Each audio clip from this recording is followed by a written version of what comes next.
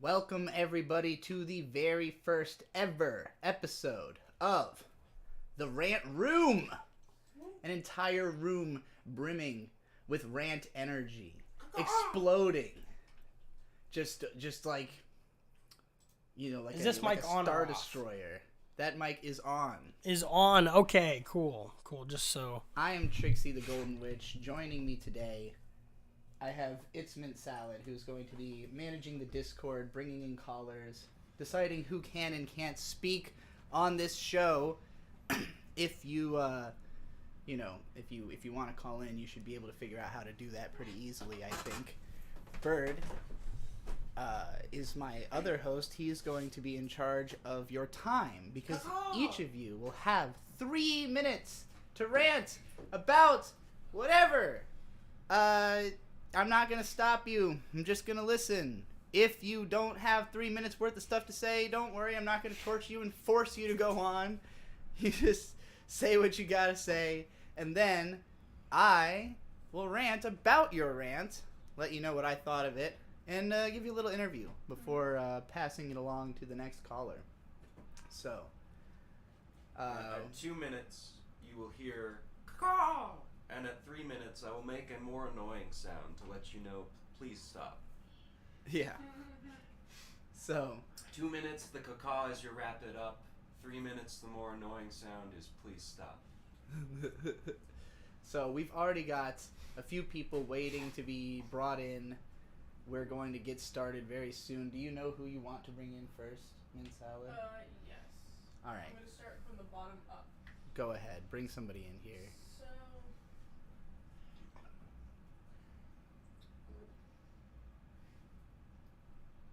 We're giving them the roles that allow them to speak. yes. In the Discord here, you can see on screen everybody who's waiting in the call-in room.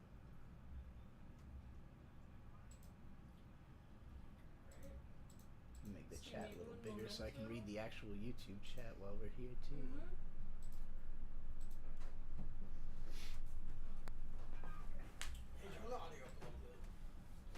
Audio Right.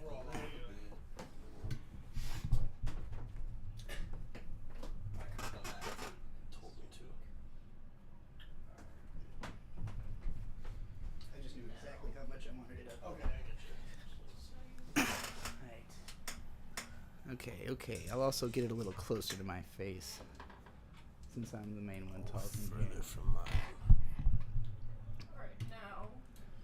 Honestly, I'm just gonna take this mic out. Alright.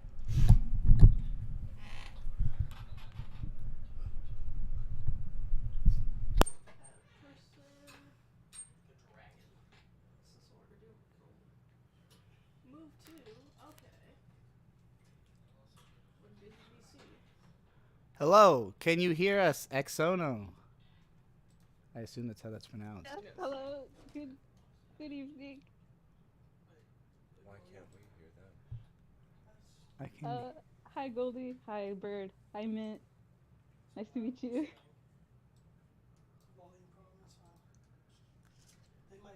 Give us just a second. We can't hear you yet, but I think we've just got you quiet. Yeah, I can hang on. Hang on. All right, say what? Can you say one more thing for me? Can you guys call me Albany? Albany. Yes, we can finally hear you now. Thank you. What do you? Go ahead. Give us your rant. Just launch right into it. That's the way we're doing this. Well, I'm really nervous and I've been wanting to talk to you for like years, but like I couldn't because you're an online persona and I can't do much because I'm in the Bay Area. I'm in California and you're in Virginia, so can't really I've tried contact I've tried getting in touch with you like on Twitter and on Instagram and stuff. But, Is this your rant? Because you have 3 minutes to rant, so I'm going to cut off your desire to talk to me and force you to rant, and we'll have a conversation with you afterwards. Okay. It's okay if I bleed into my 3 minutes. No, it's fine. I believe in you. You're the very first caller on this show, so I'm just trying to set the standards. I want to rant about Boogie Pop Duo and the album of the Acid Girl and the Golden Witch. Oh, amazing. You want to rant about my album? Yeah, go for it. Go. Oh, sorry. I'm like fangirling hardcore right now. Okay. So my favorite track is I'm Ethereal. Uh, I've been screaming like I'm Ethereal like every like evening I get to stream the album. I go to Spotify mostly to listen to it. Um, my favorite part is well, I like the whole song. But I actually I do like the whole album too because it's like one of the more popular eccentric albums out there besides I guess New Jabro and I guess after I'm blanking on the other one. But I'm trying to open it. I remember one time I listened to it and I was just like drawing freehand and I posted those drawings in the Discord, uh, or maybe it's Instagram. I probably did both. Um, but I also really like the song Good Girl. Uh, I I have a baby nephew who lives with me. So I'll like try to what's the word? I'll like sing some of the chorus so that way it's like he repeats after me sometimes. Uh-huh. But other than that, I do think the last two songs of the album are a little bit what's the word I'm looking for? The flow is a little bit off, or not off, but I feel like if they switched places in the track list, then it would flow better because I think one of them is more soothing versus the very last track. It's like very poppy, like what's the I want to bomb, I want to bomb, like Yeah. that. It like to close with that one, it gives the album kind of uh like a strong finish. I guess you could argue that Mm. that's like a good thing, but I guess I would prefer if the album ended with like the second to last track. Yeah. Let You me still see. have a whole minute left if you want, if you have any more to rant on this. Yeah. I use it for my shower playlist. I try to shower in like 18 minutes, and I think the album is a good uh chunk of time to like how I time my shower. Like, okay, if I finish with the last song still playing, then that's a good sign. If I stay in there for too long and the album finishes, well then I spent too long. uh, let me see. Um, oh God, what else can I say? I think my phone froze on me. Oh Okay, no. screw that. I do also really like your other albums. My favorite the Chips and Salsa song. What album did that come from? Devil Lady That one's Dance my Classics. dude. I fucking love that album, dude. Yeah, Chips and Salsa is one of my favorite songs off that album. Um, and oh God, now I just feel like naming singles. Long Skirt Energy is a good album. It's a good song too. And One I of my was favorites. like, baby, baby, baby, oh, like, baby, That's your baby, timer going baby. off No, I of told you the it'd be more official. annoying.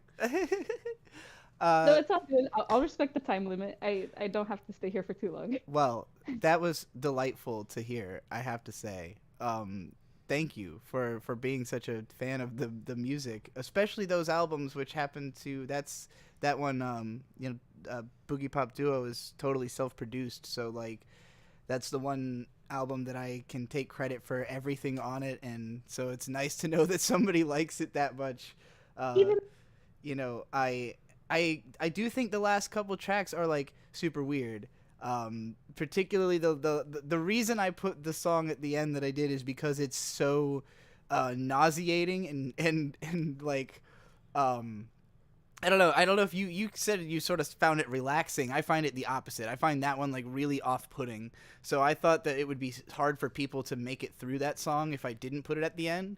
And I figured like people are just gonna stop listening to it halfway through because, like I said, I found it really like the eat my head out bit particularly to be like, okay, this makes me feel weird you're when I listen absolutely to right. it. I thought Brackish was the last on the track list, but it's not. It's Eat My Head Out. No, Eat My Head Out is a good ending. Yeah, I Okay. take back. That's a So good your ending. argument was actually based on thinking that they were the opposite of what they were. Yeah, That's I just funny. got lost in That's my the only excitement. criticism you had, but it was actually not a criticism because it was actually the way it is. That's excellent. Now I feel even better about it. Uh, but yeah, the I'm glad you like I'm glad you like Good Girl, and I'm Ethereal is my favorite song I've ever made. It's the most that feels like an actual song to me, because it's like, you know, it's fully structured and everything. I guess I don't want to rant too much about your rant, only because I just feel like I'm going back over praise I just got effusively. So instead, I'm going to ask you some questions about yourself.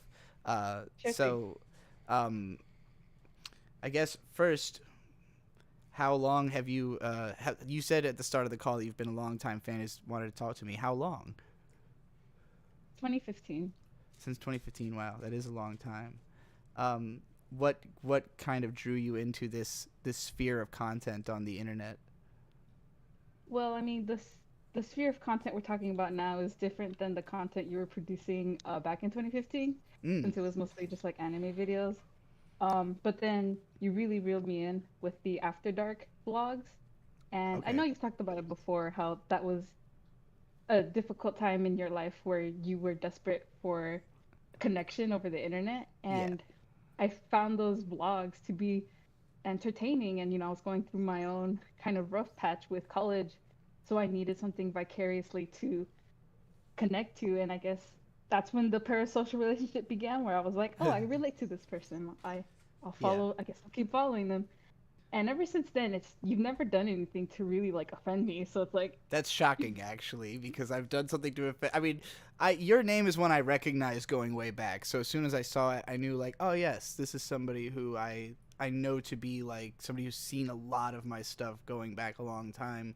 But there are a lot of people who fall into that category who've fallen off somewhere along the line for one reason or another. So I'm glad to hear that somehow I haven't I haven't repelled you away. Um, what sort of I guess like what type of videos were you watching that like led you to me is sort of what I mean by like how did you get into this sphere? um, anime, the anime videos. Like, well, I mean like did you find me through like recommendations on the side of a mother's basement video or something like that, or Oh, I can't remember that far back, but I do okay. remember being there for when the Sword Art Online videos popped off, and Okay. I was there before the Asterix War video So series. pretty much just like as soon as I started talking about anime, you managed to find my channel, it seems like. That's Yeah. interesting. Yeah. So like you said that the category of like what this part of the internet is now is different from back then. So what would you say that it is now? Like what would you categorize this part of the internet as? Do you mean in terms of the projects you work on now? I guess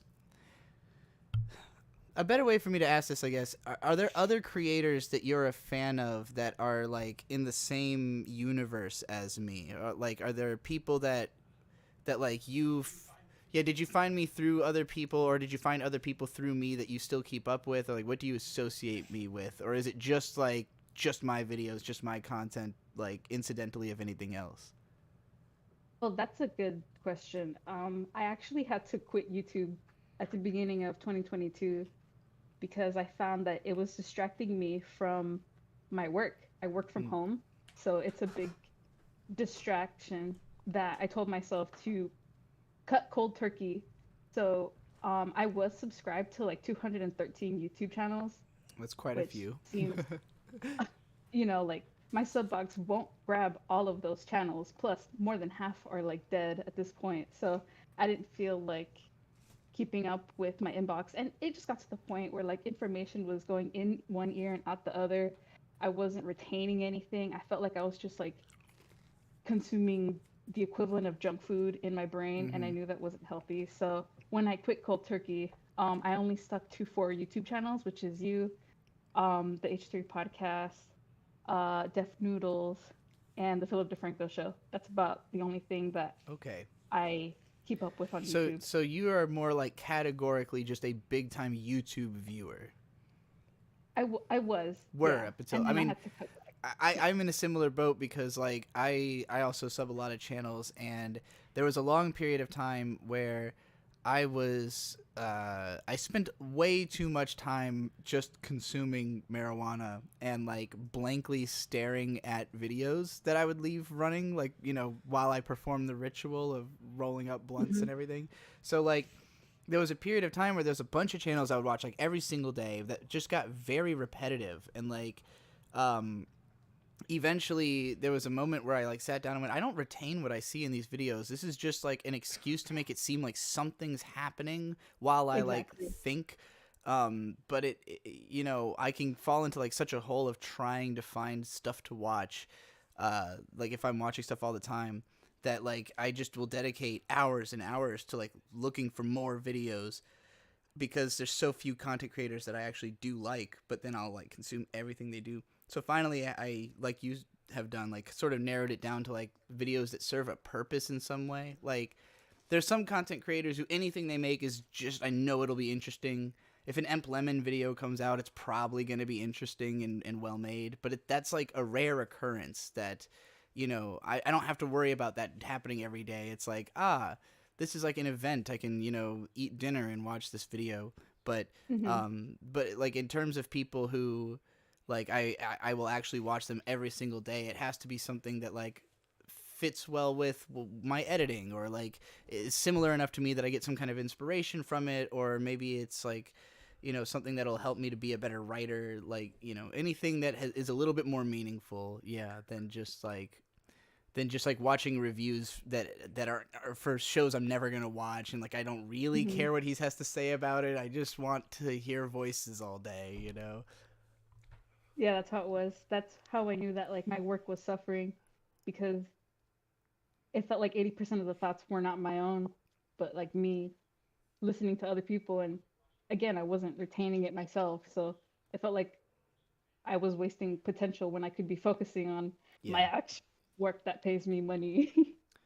Well, you know, at the risk of burning away any people who are YouTube addicts that are subscribed to this channel and helping to prop up my existence, I do hope more people hear our story and you know, use their time better as well. Just cut down some of the YouTube stuff that's not necessary, even if that includes me. You know, I don't need the empty subs. I've got people who sub and don't watch anything, and it's not a good look for me. Just go watch YouTube videos outside. Yeah, get some sunlight. Just watch YouTube videos while you're out there. Go out on like a walk, and if the video's not interesting enough to like hold your attention while you're on a walk, or like even on a treadmill or whatever, it's probably not that interesting. You're good. Yeah. All right. Well, this was a really interesting call, and we're going to let you go now. Do you have any social media you want to promote, or anything you want to say before I bring somebody else in?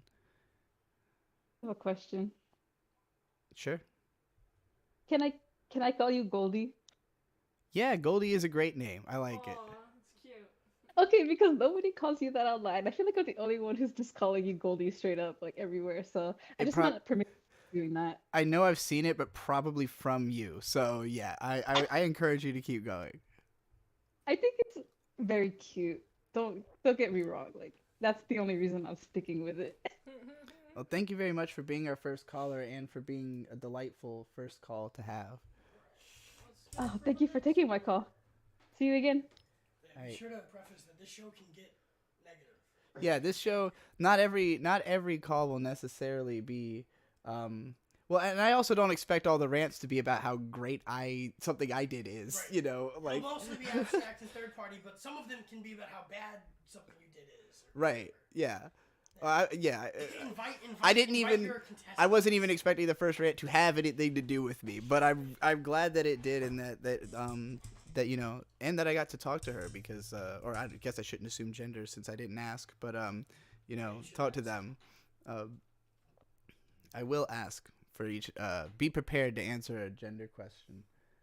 Oof, that's hilarious. Hold on. Let me adjust your audio really quick, because you're coming in super loud for me. Could you say something really fast? Peter Piper Piper Peppers. All right, perfect. I've got you. Okay. What do you want to be called, and what pronouns do you want me to use? Sweet. And I guess since I'm putting it out there, any all for whatever works for people. Fair enough. Sweet. I honestly can't even pick, so I'll just go with whatever comes out of my mouth. Go ahead and launch into your rant if you're ready. Okay. Well, okay. First, I have to preface.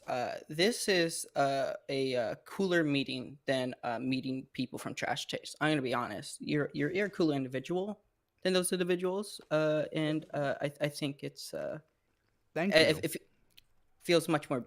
It's not a contest. Those guys are cool too, but thank you.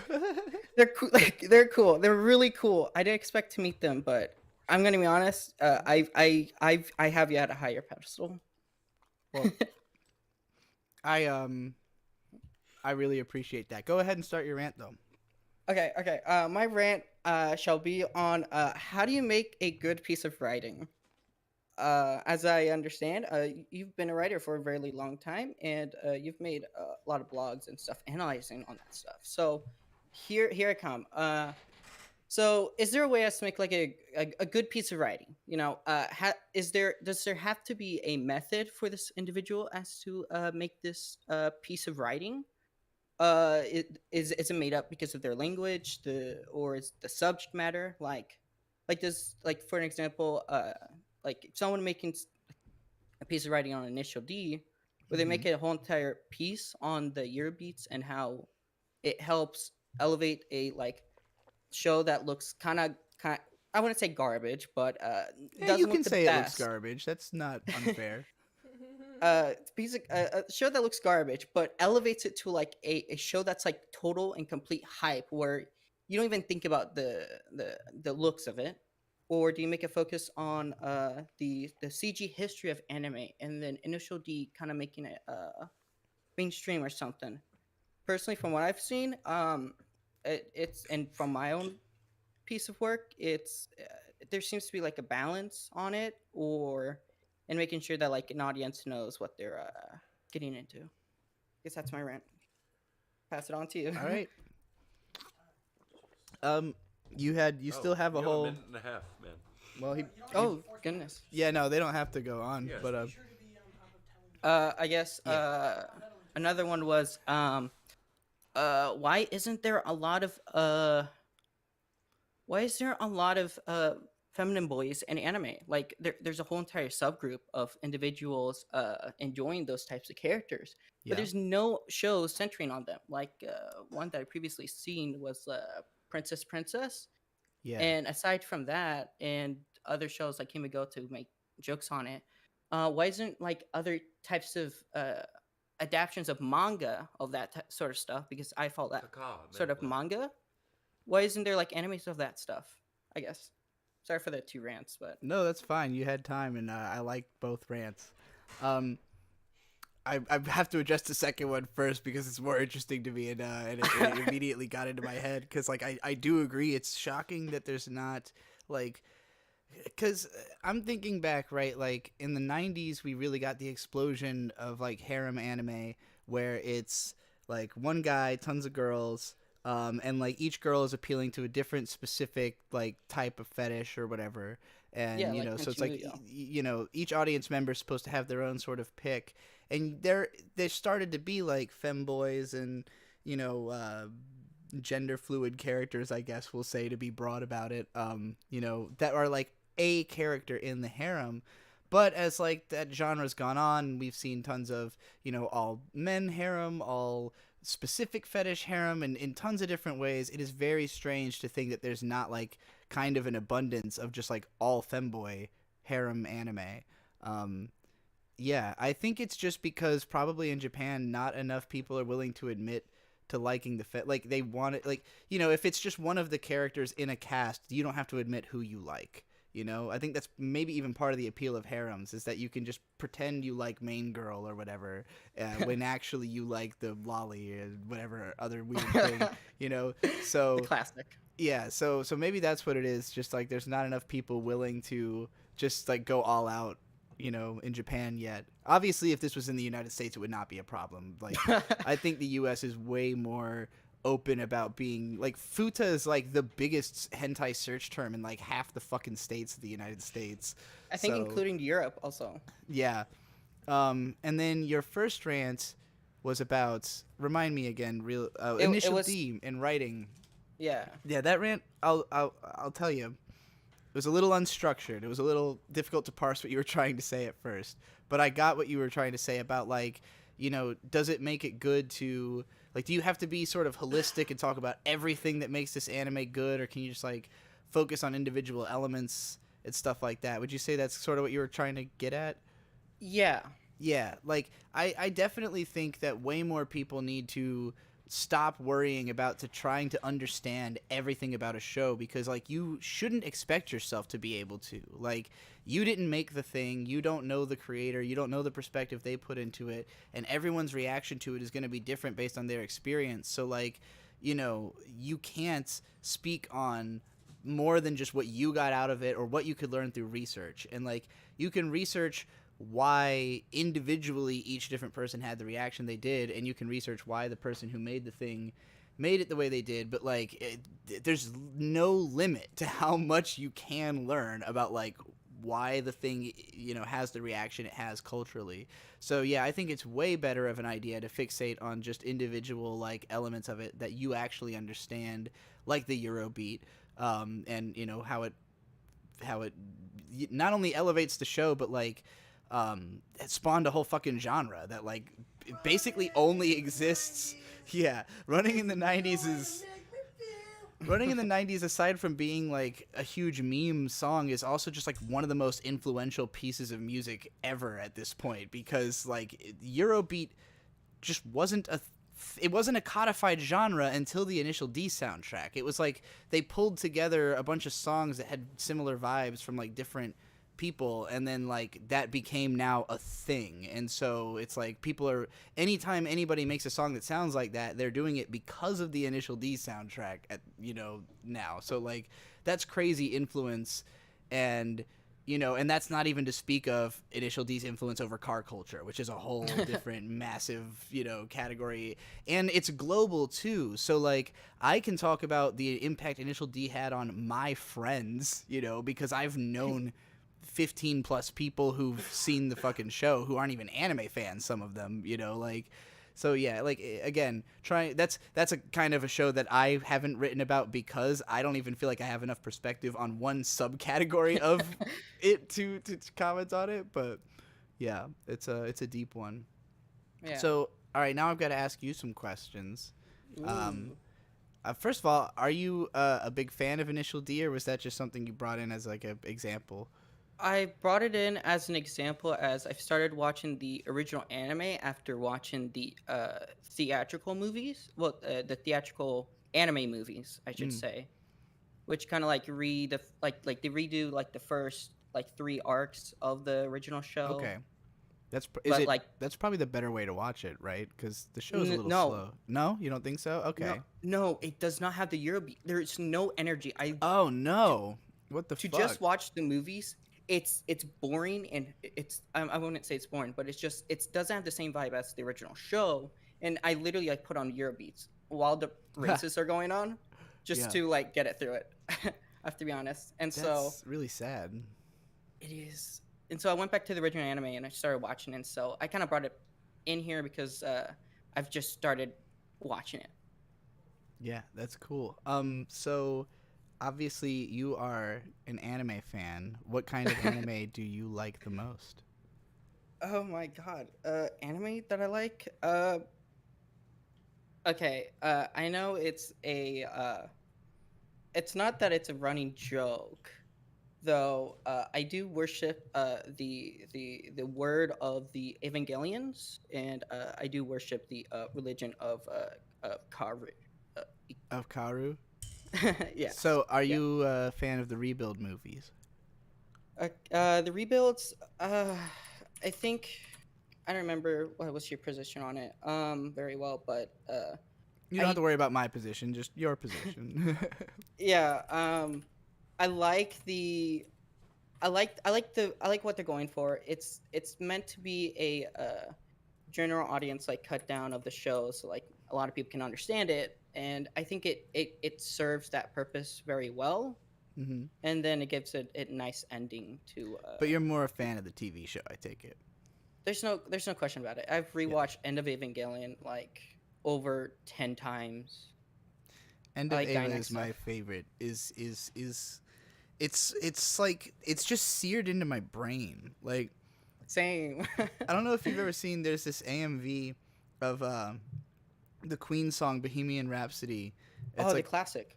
yeah, it's the live performance with set to the Ava like set to just basically all of like as much imagery from the show as you could cram into 6.5 minutes, and I watched that like probably hundreds of times. So like it for me, even though I haven't actually watched the show that many times, I've seen the movie maybe 5 or 6, but like I've seen that AMV enough that anything that's in there is like permanently deeply burned into my psyche, and it's just so goddamn epic. Like it's been, I think it's been hard for anime to like even have a similar idea without having to crib the imagery from it. You know, like we watched Eureka 7, and there's lots of stuff where it's like, oh hey, it's end of Evangelion. You know. Also, shout out to Kira Lu for the $2 super chat. Ooh. Anyway, we've got. I'm sorry. Oh no, what were you about to say? Oh no. For me, the AMV that which is ingrained to my mind is like Nominus with the Rebuild movies, and then Fullmetal Alchemist stuff that they toss in. Yeah. So, okay, switching gears a little bit. Yes. I'm also curious about your experience as a YouTube fan. Are you a big YouTube viewer in general, or more of a Trixie the Golden Witch viewer? Okay, I am a YouTube nut. I've been doing it and watching it for over 10 years now. Wow. And there's no question about it. I'm a fan of you. There's no So question wait, about it. You said you've been doing it, so that means you have a YouTube channel, right? Do you want to promote that? Okay, yeah. I wouldn't mind promoting it. It's Asaweeb. Spell that, please. O S so SO, and then Weeb, WEEB.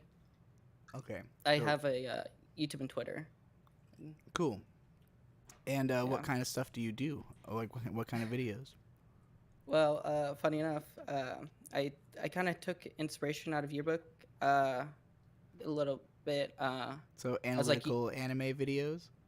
Yeah, after the Neurocord or whatever, and I knew stuff was going on, I just decided, hey, it's time to do it. It's time to switch gears. And So I started doing that. What do you consider to be your best video? I think it's I don't want to say it's Watch Gundam. That's probably my best work. It's been referenced by one of my friends and recommended to you could say other people in the AnyTube sphere. I get the feeling it's a video telling you to watch Gundam. It is, but it's like it's more of a indirect like AMV style, you know. Oh, interesting. Okay. Yeah.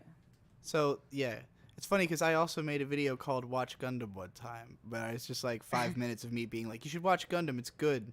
I think yours is probably be more successful. It sounds like in terms of ability to make someone want to watch Gundam, because like I find that people like can't like explaining to someone why something is good is really hard, and like people are really people don't like to be spoiled a lot of the time, but anybody who like is willing to be spoiled at all, the best way to get them to watch something is just spoil them to something cool. You know, just like show them a cool thing, and they'll be like, oh well, now I have to see like what led to that, you know. So but yeah, Gundam, everybody should watch Gundam and go watch the video on Gundam. Or How I Fell in Love with Sunny Boy, which that's another one that's been Sunboy. What is Sunboy? I mean Sunny Boy. Sunny Boy. Oh, that, yeah. I still haven't seen Sunny Boy. So Wow. yeah, Dang.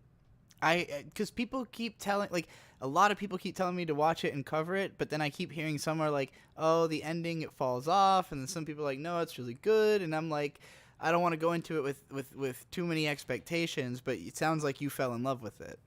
It's just I did. It's just essentially I would put it as essentially what would happen after Evangelion with Shinji Ikari after Third Impact, I would say. Okay. And then him, yeah. Interesting. And it Well, has the designs by the guy who did Stop Bodykin, if that's anything. oh yeah, that's right. Oh wow. Well, that definitely makes me want to watch it. Eguchi Higashi, I think is his name, something like that. Yeah. Yeah. All right. Well, it's been nice talking to you. We're going You to too. pull you out once again. That was Also Weeb. You can find his YouTube channel, their YouTube channel.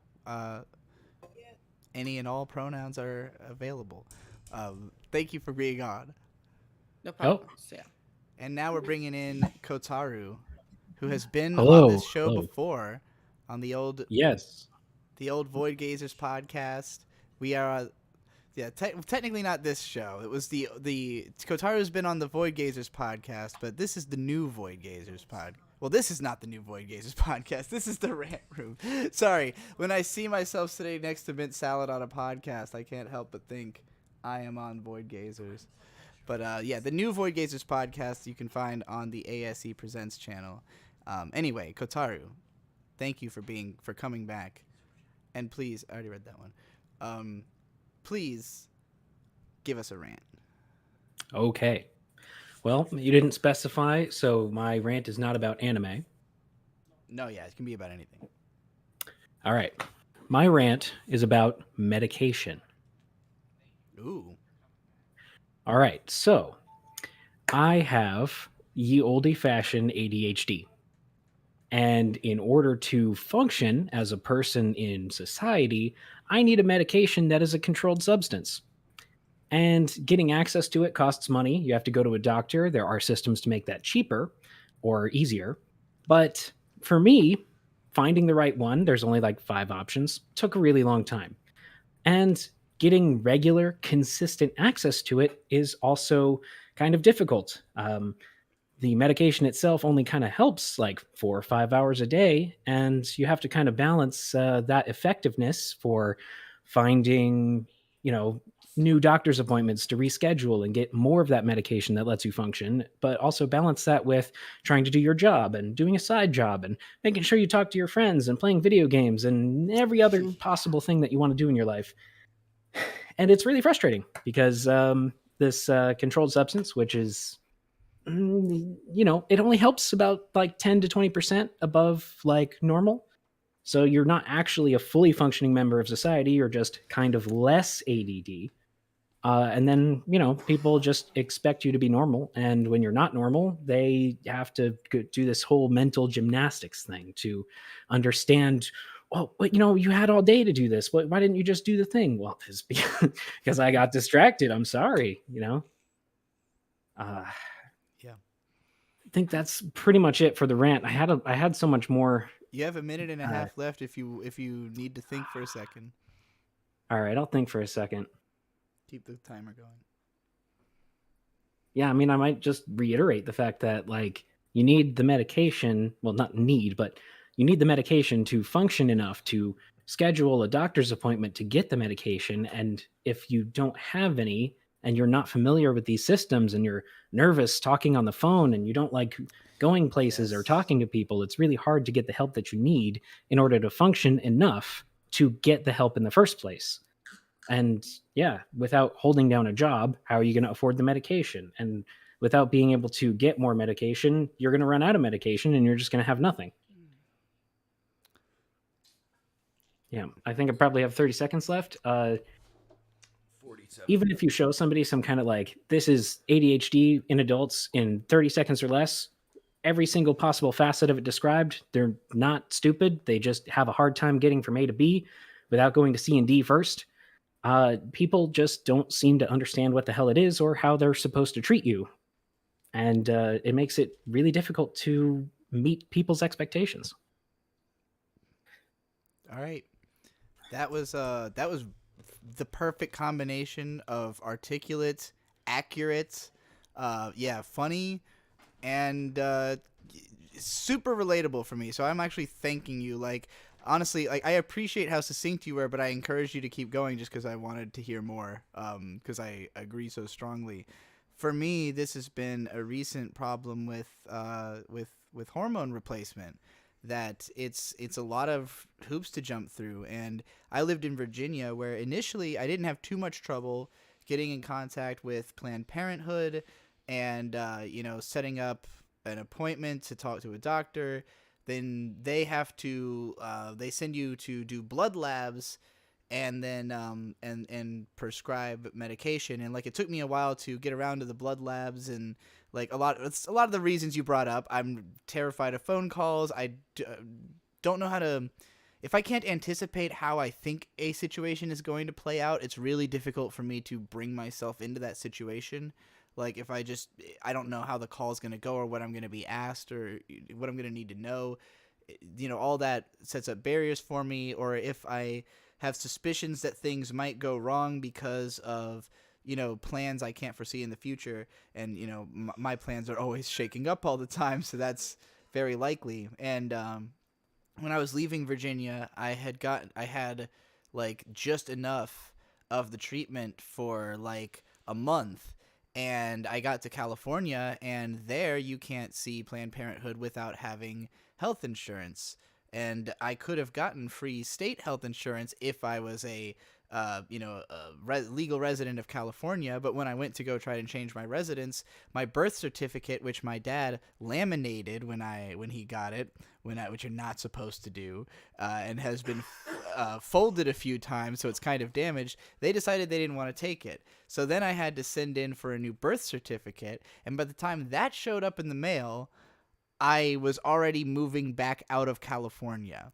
So like, it's just this huge gap, and like, I had already completely like, lost, not that I like lost all the effects of the hormones, but like, I'd already reverted to, like not be like, I would have to be restarting basically from scratch. Like, the 3 months I had been on the hormones, the effectiveness of that had already reset to where it would just be starting over again.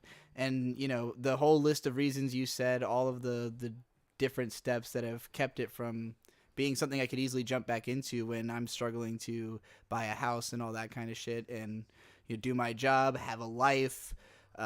Yeah, it's rough. It's rough out there for anybody who needs that kind of medication. So again, thank you for representing the struggle very well, Kotaru. Do you have anything you are particularly interested in asking me about, actually, while you're here? Oh, man. I'm going to ask an interesting question. So you're not directly related to that many people in the anime YouTube community anymore. Mm-hmm. And I mean, like, for you, it's it's like a regular revenue. It's your day job. It's what you do. But there's a lot of people that were from kind of that same time period, 2014-ish, 20 to like 2016-ish, that just kind of disappeared and gave up. And I'm wondering what you think about that. Like, shout out to is it that Subsonic Sparkle in the chat. He's one of those people you mentioned, I think. Yeah. Specifically, I'm thinking of like Demo D, who, yeah, I mean, like, he's still around, he still streams, but Yes. like, do you think people just like I've said my piece and like that's enough? Or maybe that working for YouTube is just so much of a slog that some people just kind of don't think it's worth it? I'll tell you specifically in the case of Demolition D, because I heard him talk on these subjects at the time. His stuff would just get ripped off YouTube so often. Like, he dealt with the content ID issues, and his channel would get wholly taken down, like, twice a year or something. And he wasn't trying to be a career YouTuber. He didn't really respect YouTubing as a platformer. He is an editor for fiction novels. Like, by trade, he edits. He's written his own dark fiction story that you can buy on Amazon. And like, so he's more in the realm of like the creative writing, and looks at YouTube as like just a side gig he was doing for fun. And I think he's incredibly naturally proficient at doing it. That like, he wasn't writing scripts for his videos. He would just kind of sit down for a while and, you know, come up with stuff to say, and that's why it has such a smooth, natural, casual delivery. And like then he, you know, it's just has lots of memes in lots of folders on his computer, so it's, you know, he can figure out what stuff matches the emotions he's talking about. So like it's not like these videos are these springing out of the ether as like he has to do all the work every time. It's like a natural process that flows from the way that he lives, you know? So I understand why it would be so much fun for him to make that type of content, and why the second that YouTube was like, yeah, you can't do that, then he's just like, well, then fuck it, I'm not going. Like, it's not worth the struggle if I'm not trying to be a career YouTuber and make money off of it. And like, even for me as a career YouTuber, I've spent my whole career taking every opportunity to try to escape YouTube itself, because the mechanism is so bad, you know. And right now Odyssey is the best bet. I'm actually transporting my channel over to Odyssey, like literally in another tab right now. So like, cause that's a place where I can post my Eureka 7 video that I've uploaded 16 times this week. Oh my God. And have not been able to get it past Content ID for unpredictable reasons every single time. And like, I've done so much to try to get around it. It's crazy. And like, it's at a point now where I'm just going to have to reconsider the way I edit for YouTube. Like, I'm going to have like, you know, if you want to see the old school editing style, it would have to be like Odyssey exclusive, because it just can't function on YouTube at this rate. Like, my videos are always getting taken down. I get channel strikes, and like, it's going to have to go back to that 2015 picture-in-picture on a TV shit, because that's just all that's left. And like, I think that will slowly drain YouTube, you know, unless it can. For a while, it seemed like they had fixed this problem, and now it's getting worse again. So it's really weird that like that. It just seems like they don't know what the fuck they're doing. And the first chance anybody get, you know, the first chance we all get to move platforms, it'll happen. But yeah, I think that's what killed a lot of them. Is just like, it's such an uphill battle to get big on YouTube that if you don't blow up within a couple years, or if it stops being fun for you, then it's just like, you know, it's more satisfying to just be on Twitter. And it also helps that I think a lot of those people who start making those videos, part of the motivation is to get to talk to the other people who make videos like that. Because I'll say this about YouTube creators, we are such workaholics that a lot of the time we only ever talk to people that we work with. So it's like, if you're not also a YouTube creator I could collaborate with or swap ideas with, you know, you might not get the opportunity to talk to me. But once you've talked to those people, you don't stop knowing them or stop being able to talk to them just because you stopped making YouTube videos, you know, like necessarily. So I do think some of those people just kind of make the connections they were looking for, and then you know, are like, yeah, they're just satisfied to know those people now. And like, it's not even as much about like having to have a career as it was about like just being friends with people who think similarly to you. But yeah, I guess that would be my answer to that. And that was an interesting question. Kotaru, That was an interesting response. do you have anything you want to promote or plug while you're here? I super don't. Maybe I'll drop my Twitter page in the chat or something like that. But I haven't even drawn anything in like over a month, so I might get back to you on that at some date. Do you have a question for Kotaru before we send him away? How's life? You doing okay? Based on this rant, I'm not. Yeah, sorry. Aside from the rant, I don't know.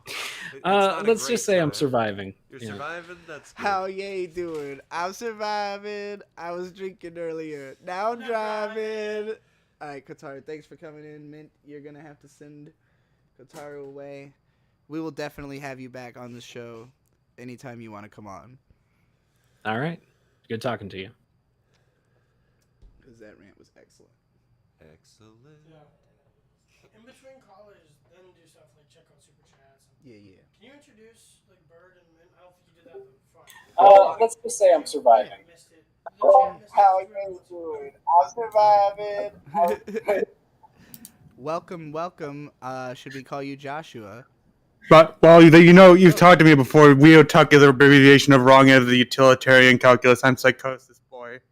Um, I don't know if you remember. I do. I donated a bunch of like money on one stream and was saying, No, yeah. uh, How do you want to go by on this show? my YouTube channel is Joshua Anthemic Lullaby, so is my Twitch. Okay. I've been starting to YouTube and Twitch in the past week. I've been incredibly content for the past 2 weeks. That's good. I had sort of like a pseudo, I don't know, spiritual maybe experience where I, kind of fleshed myself out. I increased my dose of medication. I'm Okay. not anhedonic at all, not psychotic at all. I'm just content with life. I mean, I had a bad thing yesterday with like a friend because I was trying to be like confrontational, but I kind of recovered from that. Are you ready to start ranting? Sure. All right, we're gonna start your timer. So go ahead and rant. Okay. So I've been trying to get I've been like streaming me reading like dry, well, not really dryly reading, but long Twitch, long Wikipedia and other articles about genocide. That's one of the gimmicks of my YouTube channel. And I've also been, what's it called? I bought a guitar that I don't know how to play, and I made an album, sort of, if you want to even call it an album, the same day I bought the guitar. Wow. Which is kind of, and I've been trying to make songs for like a friend that I care about, or a song. And I have some other friends that like make music, but they said they can't like make me a like instrumental for it. I already have like the lyrics and the vocals. I just have I don't know how to play guitar, so it's never a consistent thing. When I play the guitar, it's just me, just playing random notes, and then me singing over it. I can sing all pretty decently, I think. Some people have told me that I can. I don't know. Maybe I'm biased. But in terms of, so I guess I want to know if maybe some advice on making music and trying to make connections to make better, more like structured, I guess, music, better pop songs, and also like advice for me to like spread my, I guess, weird genocide reading stream. It's probably that they're just readings is already kind of problematic because probably people don't want to hear people just read something. I have actually made more formal video, I guess, sort of essays that are not really edited. They're just still images with me reading old Quora posts I've written about genocides in history. Those are some of my earlier videos on my channel. I also re-uploaded some my big psychotic Dragon Ball video essay about cancer and entropy. I remember that. That I re-uploaded that because I'm not really ashamed of it anymore, like it used to be. I just changed the name of it and that thing. Okay, I literally cured cancer, like I thought I did during my psychosis, but I still have that video up there. So, how much more time do I got? You have about 50 seconds. All right. So I guess my two like sort of. Or you can, if you don't have time to do both, and one is like to help making more formal music. I make poetry, and then I try to just translate that into music. Right. And the other is how do I like better promote my, I guess, weird genocide streams on Twitch and YouTube. Okay. All right. Well, cool. I'll answer both of them. So the genocide streams, I mean, I feel like that should be inherently really interesting to a lot of people. Because I'm kind of interested in it. I don't really know how to promote a Twitch stream. I mean, as far as YouTube streams go, like I usually focus on the title and thumbnail a lot. So if your title is something like, reading the most shocking genocide stories or something like that, like something that might get people's attention to be like, whoa, I gotta hear about these shocking genocide stories. And then the thumbnail, something that's like not like too gruesome that people would be like disgusted with it, but like at least kind of scary, like a little dark. Like my most successful thumbnails are either extremely cute girls or something that's like borderline gore. Like something that looks like a dead body. So, yeah, those are usually good bets for promoting something. And then, as for the question about structuring your music, listening to a lot of like the most successful songs, the most like popular music will definitely help. Like I grew up with I listened to mostly Linkin Park growing up, and they had very straightforward song structure where like every song is between about 2.5 and 3 minutes. It's pretty much always like 4 bar intro and then like a 16 bar chorus, or rather 16 bar verse, a 4 bar chorus, 16 bar verse, 4 bar chorus, 8 bar breakdown, 4 bar chorus, and then 4 bar outro or something like that. Like just very straightforward structure, which like most pop music uses some variation of that, just like moving the elements around a little bit to fit the tone of the song. But you know, like the main thing with pop music is just getting is being as repetitive as you can without being annoying, so that people will remember it easily. You know, like the catchier the song is, the faster they get it stuck in their head, the faster they become familiar with it. And even like when people have a knee-jerk negative reaction to something and they're like, oh, I hate that thing, but then they remember it, then eventually they'll say they hate it, but like they'll get used to it, and then 5 years later they'll remember it fondly as like a thing that, you know, just like a cultural event that happened. So yeah, I think a lot of it is trying to be somewhat repetitive. So that's my rant to your rant. I hope that's helpful. Maybe briefly, I don't know, respond maybe like maybe in like a minute or something. I don't know. Well, I've been for the streams. I've been like I've basically take like a historical photo for the YouTube mirrors, and then I also I've been doing like 10 streams or whatever. Like top the whole that used to be a big meme on YouTube, the top tens, Right. or whatever. So I didn't say top 10. I just say 10, and then genocides in this region of the world. Right. And then for the music, I know how to the whole repetition thing. I've done like repetitive songs. I just like getting the instrumentals to go with it. Yeah. Like I like made like songs like so. Yeah, thank you for the help.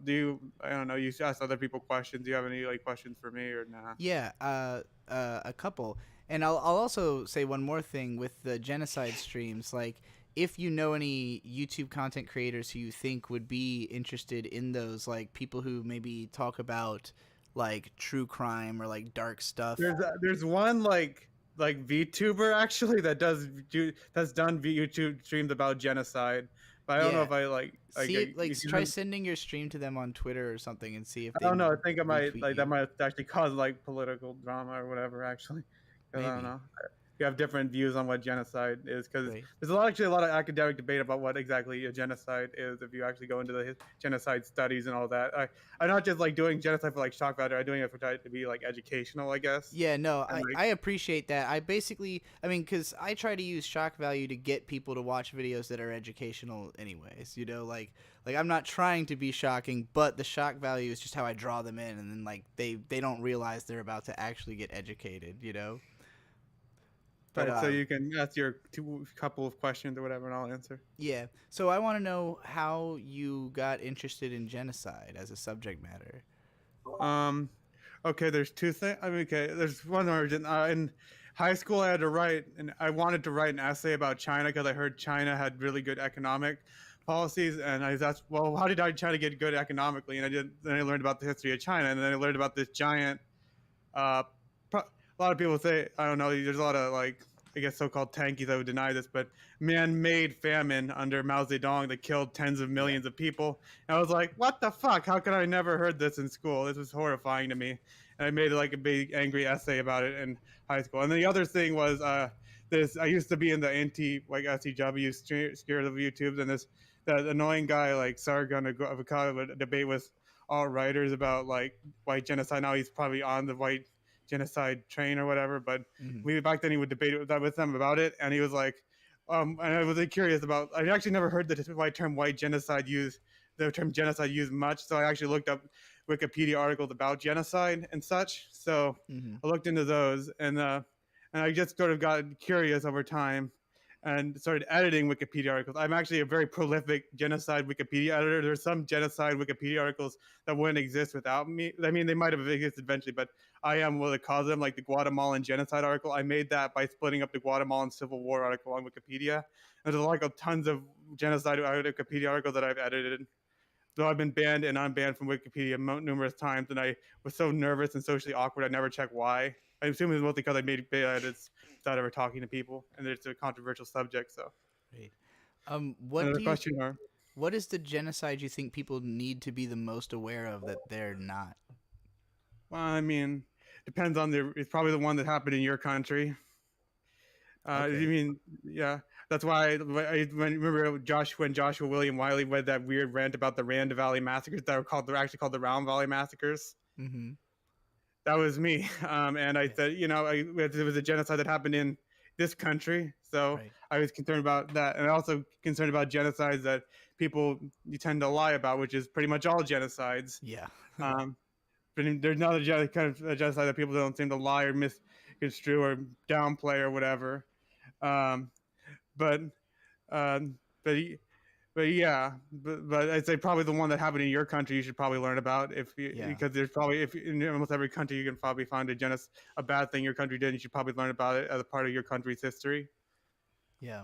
And I also think there's some genocide that understudied because that compared to like the relative sort of geopolitical significance of the region. Like there's this ethnic group in Afghanistan called the Hazaras that they don't have like even. I've looked through genocide like encyclopedias, and they don't really mention the genocide of the Hazaras in the 19th century, even though it's very relevant to modern Afghanistan, which is a very politically relevant country. The Hazaras, the Shia minority in Afghanistan that were victims of a genocide by the Pashtuns after a series of uprisings against the Afghan king Abdurrahman Khan. This sort of anti-Hazara ideology still persists in Afghanistan to this day. There was another genocide against them by the Taliban in 1998 in Mazar-e-Sharif, where about 2,000 to 20,000 were killed. I'm going to go ahead and encourage people to listen to your stream because I'm already interested and I want more people to know about this subject. I don't think nearly enough people I actually did one on the 3 forgotten genocides where I talk about the Hazara genocides. Perfect. Tell us where we can find that live stream. What's the link? What's the title of it? It's called 3 Forgotten Genocides Episode 1 Stream Highlight has 17 views. I also talk about the Yaqui genocide in Mexico, and the other one I talked about, I believe it was the persecution of the Montagnard in Vietnam. And tell us the name of your channel again. Joshua Anthemic Lullaby /Joshua / All right, thank you. I can link it in the Void Gazer, my channel in the Void Gazers stream or whatever. Excellent. Yeah, please do that. All right, thanks for calling in. We're gonna let you go now. Thank you. Thanks for letting me talk. I'm gonna do other stuff. It was really interesting. You're welcome. I guess. Thank you.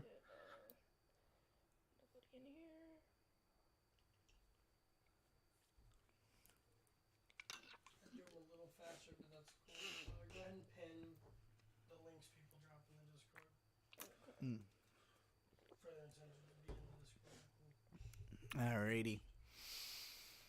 We're bringing in nobody. Hello. Sorry, I gotta mute you on YouTube. Second. Yeah, you came in really loud for me, but that's okay. I'm sorry. I didn't realize. No, it's all good. Nobody realizes. Yeah, no one ever does. Nobody ever does. Yeah. Is that how you want to be referred to, as nobody? Yeah, or Nobby, whatever's easy to say, I suppose. All right. Do you have a pronoun preference? I would say they them, but also whatever works, because I don't care. They them always works, luckily. So that's the easiest one to go with. All right. If you're ready, go ahead and launch into your rant. Do you mind if I get a little political? You can rant about anything on this. We just had a long discussion about genocide. I think we're past the point of worried about being political. No, genocides are like entirely non-political. Only a political subject on the planet, honestly. All right, go for it. All right. So I brought up the subject a lot with my friends, like almost recurrently, because it's like something that's stuck in my head for many, many years now. Have you seen that channel on YouTube? That's like the guy, he turns things into sausages. I have. I know what you're talking about. I haven't watched the videos, but yeah. Well, for like a week, I couldn't stop watching his videos on repeat, and it was like I obsessed over them, and like the thought process of like sausages just really stuck in my head for some reason, and I become thinking like, what are sausage casings made out of, right? For the most part, Yeah. they're like generally animal byproduct now. It's probably synthetic at this point, but like historically, they've been made out of intestines, right? Mm-hmm. And like, I started thinking like, I have as a person intestines. What is keeping that from being a sausage? And I thought about it, and I was like, no, I'm serious. I know this sounds like a joke, but it's like, I'm thinking it's the poop. It has to be the poop, right? Because like intestines hold poop. That's the main thing they're for, right? They're like draining nutrients from the food that is now turning into poop. So if we get rid of that, we get rid of all the poop. If we like purge an entire human body of all feces, and then they consume something, would they then become part sausage? I'm convinced that they would be. I'm very much convinced that they would be. And furthermore, I think that half sausage, half human people would be like physically superior to normal people. Not only because they're like empty of feces, but I think it's like an achievement unlocked type of thing where it's like it sounds like I'm joking, but it's like in my heart of hearts, I feel like if I could just get the shit, like all of the shit out of my body, and then I just put more food in it, I become a sausage, and then I can go beat up whoever I want. How much time does he have left? Sorry, responding to an egregious You have 30 seconds allegation. left. Yeah. You can laugh. It's just no. I have a really bad runny nose right now, Yeah, so I've got a piece of paper towel right here that I've been breaking apart and stuffing up my nose so that I don't have to constantly keep going. Being accused of being Nick Fuentes. We can't stand for this. Yeah, to clarify, we received a super chat during your rant that told Bird to stop picking his nose, and so he stopped looking at the timer and started responding to the accusations. Anyways, the rant. You know what I have to we say? just heard. You stop picking your nose. Yes. What if we could use 100% of our intestines? That guy gets it. Hentai warlord, you get it. You know what's up. Yeah. Do you want to use your last 30 seconds, or were you done? No, I think I'm right. I think that's the entire rant. I'm right. There's no dissenting opinion here. To clarify, your argument is that, like, when you eat, you are on the inside a sausage, right? Only once you have emptied your body of all feces. I would argue not even all feces, because back in the day, they probably didn't clear those intestines out fully from the pig's intestines, right? Okay. So, like, there's a certain amount of poop that you can, I guess, okay, so my first question is, I don't really understand why the poop precludes the sausage status, because to me it just sounds like a shit sausage, like a poop, big... No, because it's just an intestine at that point, right? But what is the difference? I mean, because you basically said, like, what's the difference between an intestine and a sausage? It's that an intestine has poop in it, and to me, that doesn't make it different. There is no actual difference. The answer is no, it's just a poop sausage. Your intestines are a poop sausage. You're arguing that currently I am a sausage. Yeah, we're all sausages. We're all sausage parties on the inside. We're all full of shit sausages. I don't have superpowers. I've had this thought. I agree with you. I've always, when I see a sausage link, like, you know, the old cartoony big, like, row of sausages all linked together, I think, oh, that's just what my intestines are. I guess the difference is that the intestines are pushing stuff through them and not meant to just contain it and stationarily, you know, like intestines have all those little things that push the stuff through.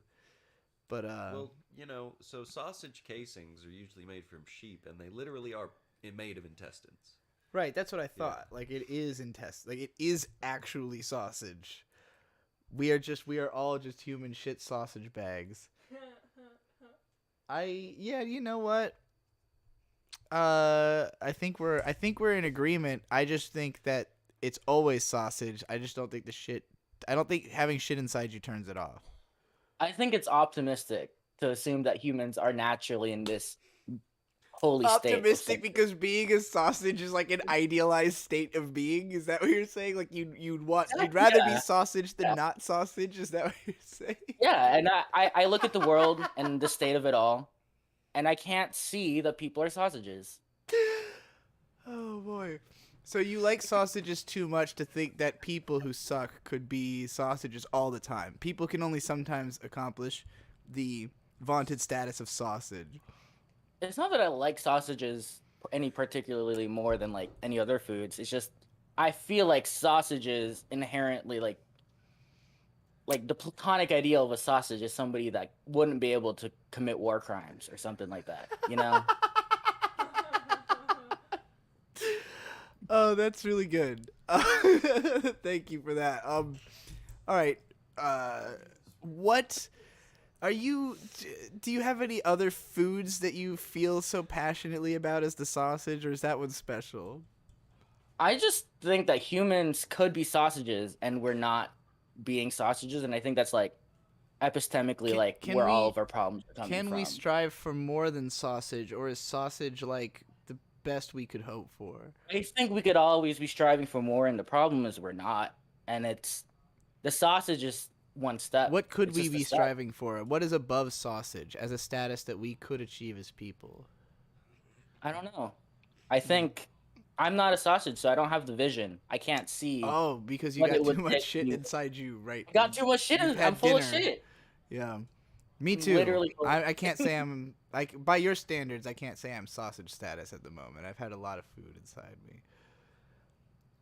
But it's something I bring up often. So I wanted to like share it with the world because I thought about like making a video, but I was like, I don't want to animate this shit. It's a pain in the ass. You should make that video still. That would be really good. People who watch this are gonna want to see that video now. This whole people should just be sausages thing is really reminiscent to me of the movie Tusk, but except man is a walrus instead of sausages. So I don't know. You want to be a sausage? You want to be a walrus? Just live your dream, you know? Nobody.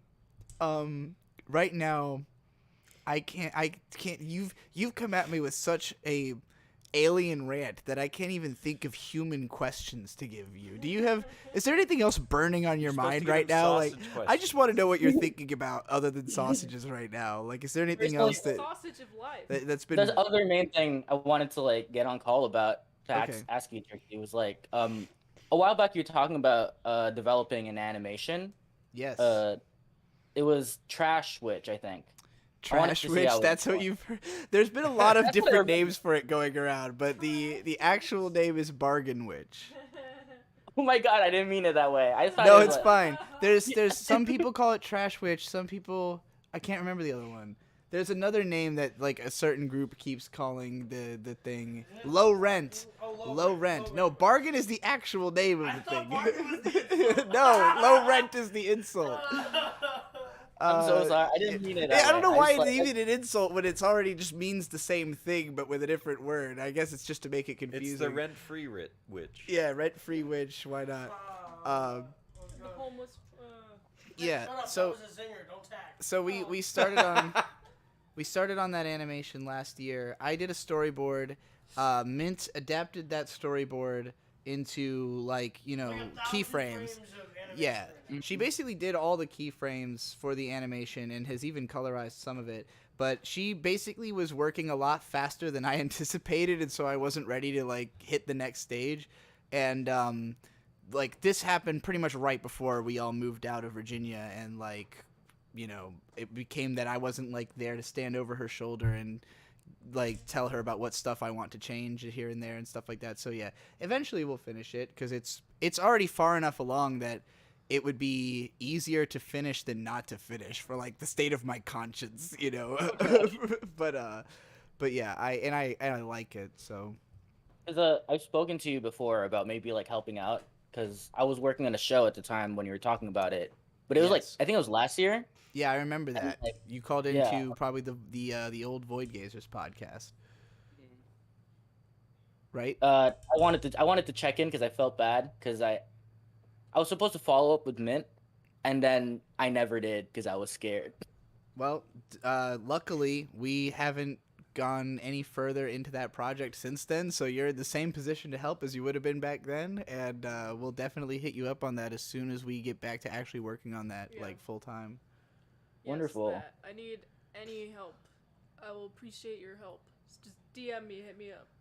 Yeah, for sure. I'm a workhorse. I'll just do whatever.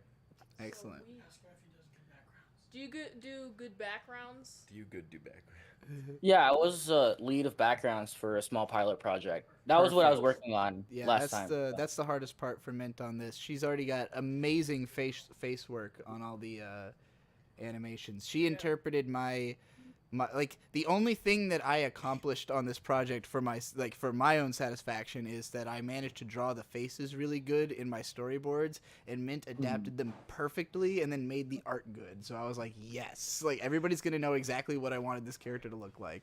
It's been so fast. How come she couldn't catch Sonic the Hedgehog? It's because I wasn't allowed to go fast. Yeah, they were holding her back. All right, nobody. We're going to move on to the next caller. Thank you. Do you have anything you want to promote while you're here? Yeah, I've been making porn lately. Follow my Twitter. It's at buttheadpoopoo. Butthead Boo Boo. That's a great name. All right. After you bring nobody out, wait a second so I can go pee and then bring in the next person. I'm gonna Speaking go to with the you guys. bathroom. Bye. In people. Yeah, before you brought them out. No, or just before you say, all right, now. You just sort of have awkward conversations with random people. Tell everybody it's a quick bathroom. I'm gonna go piss off the back porch, and I don't mean make it mad.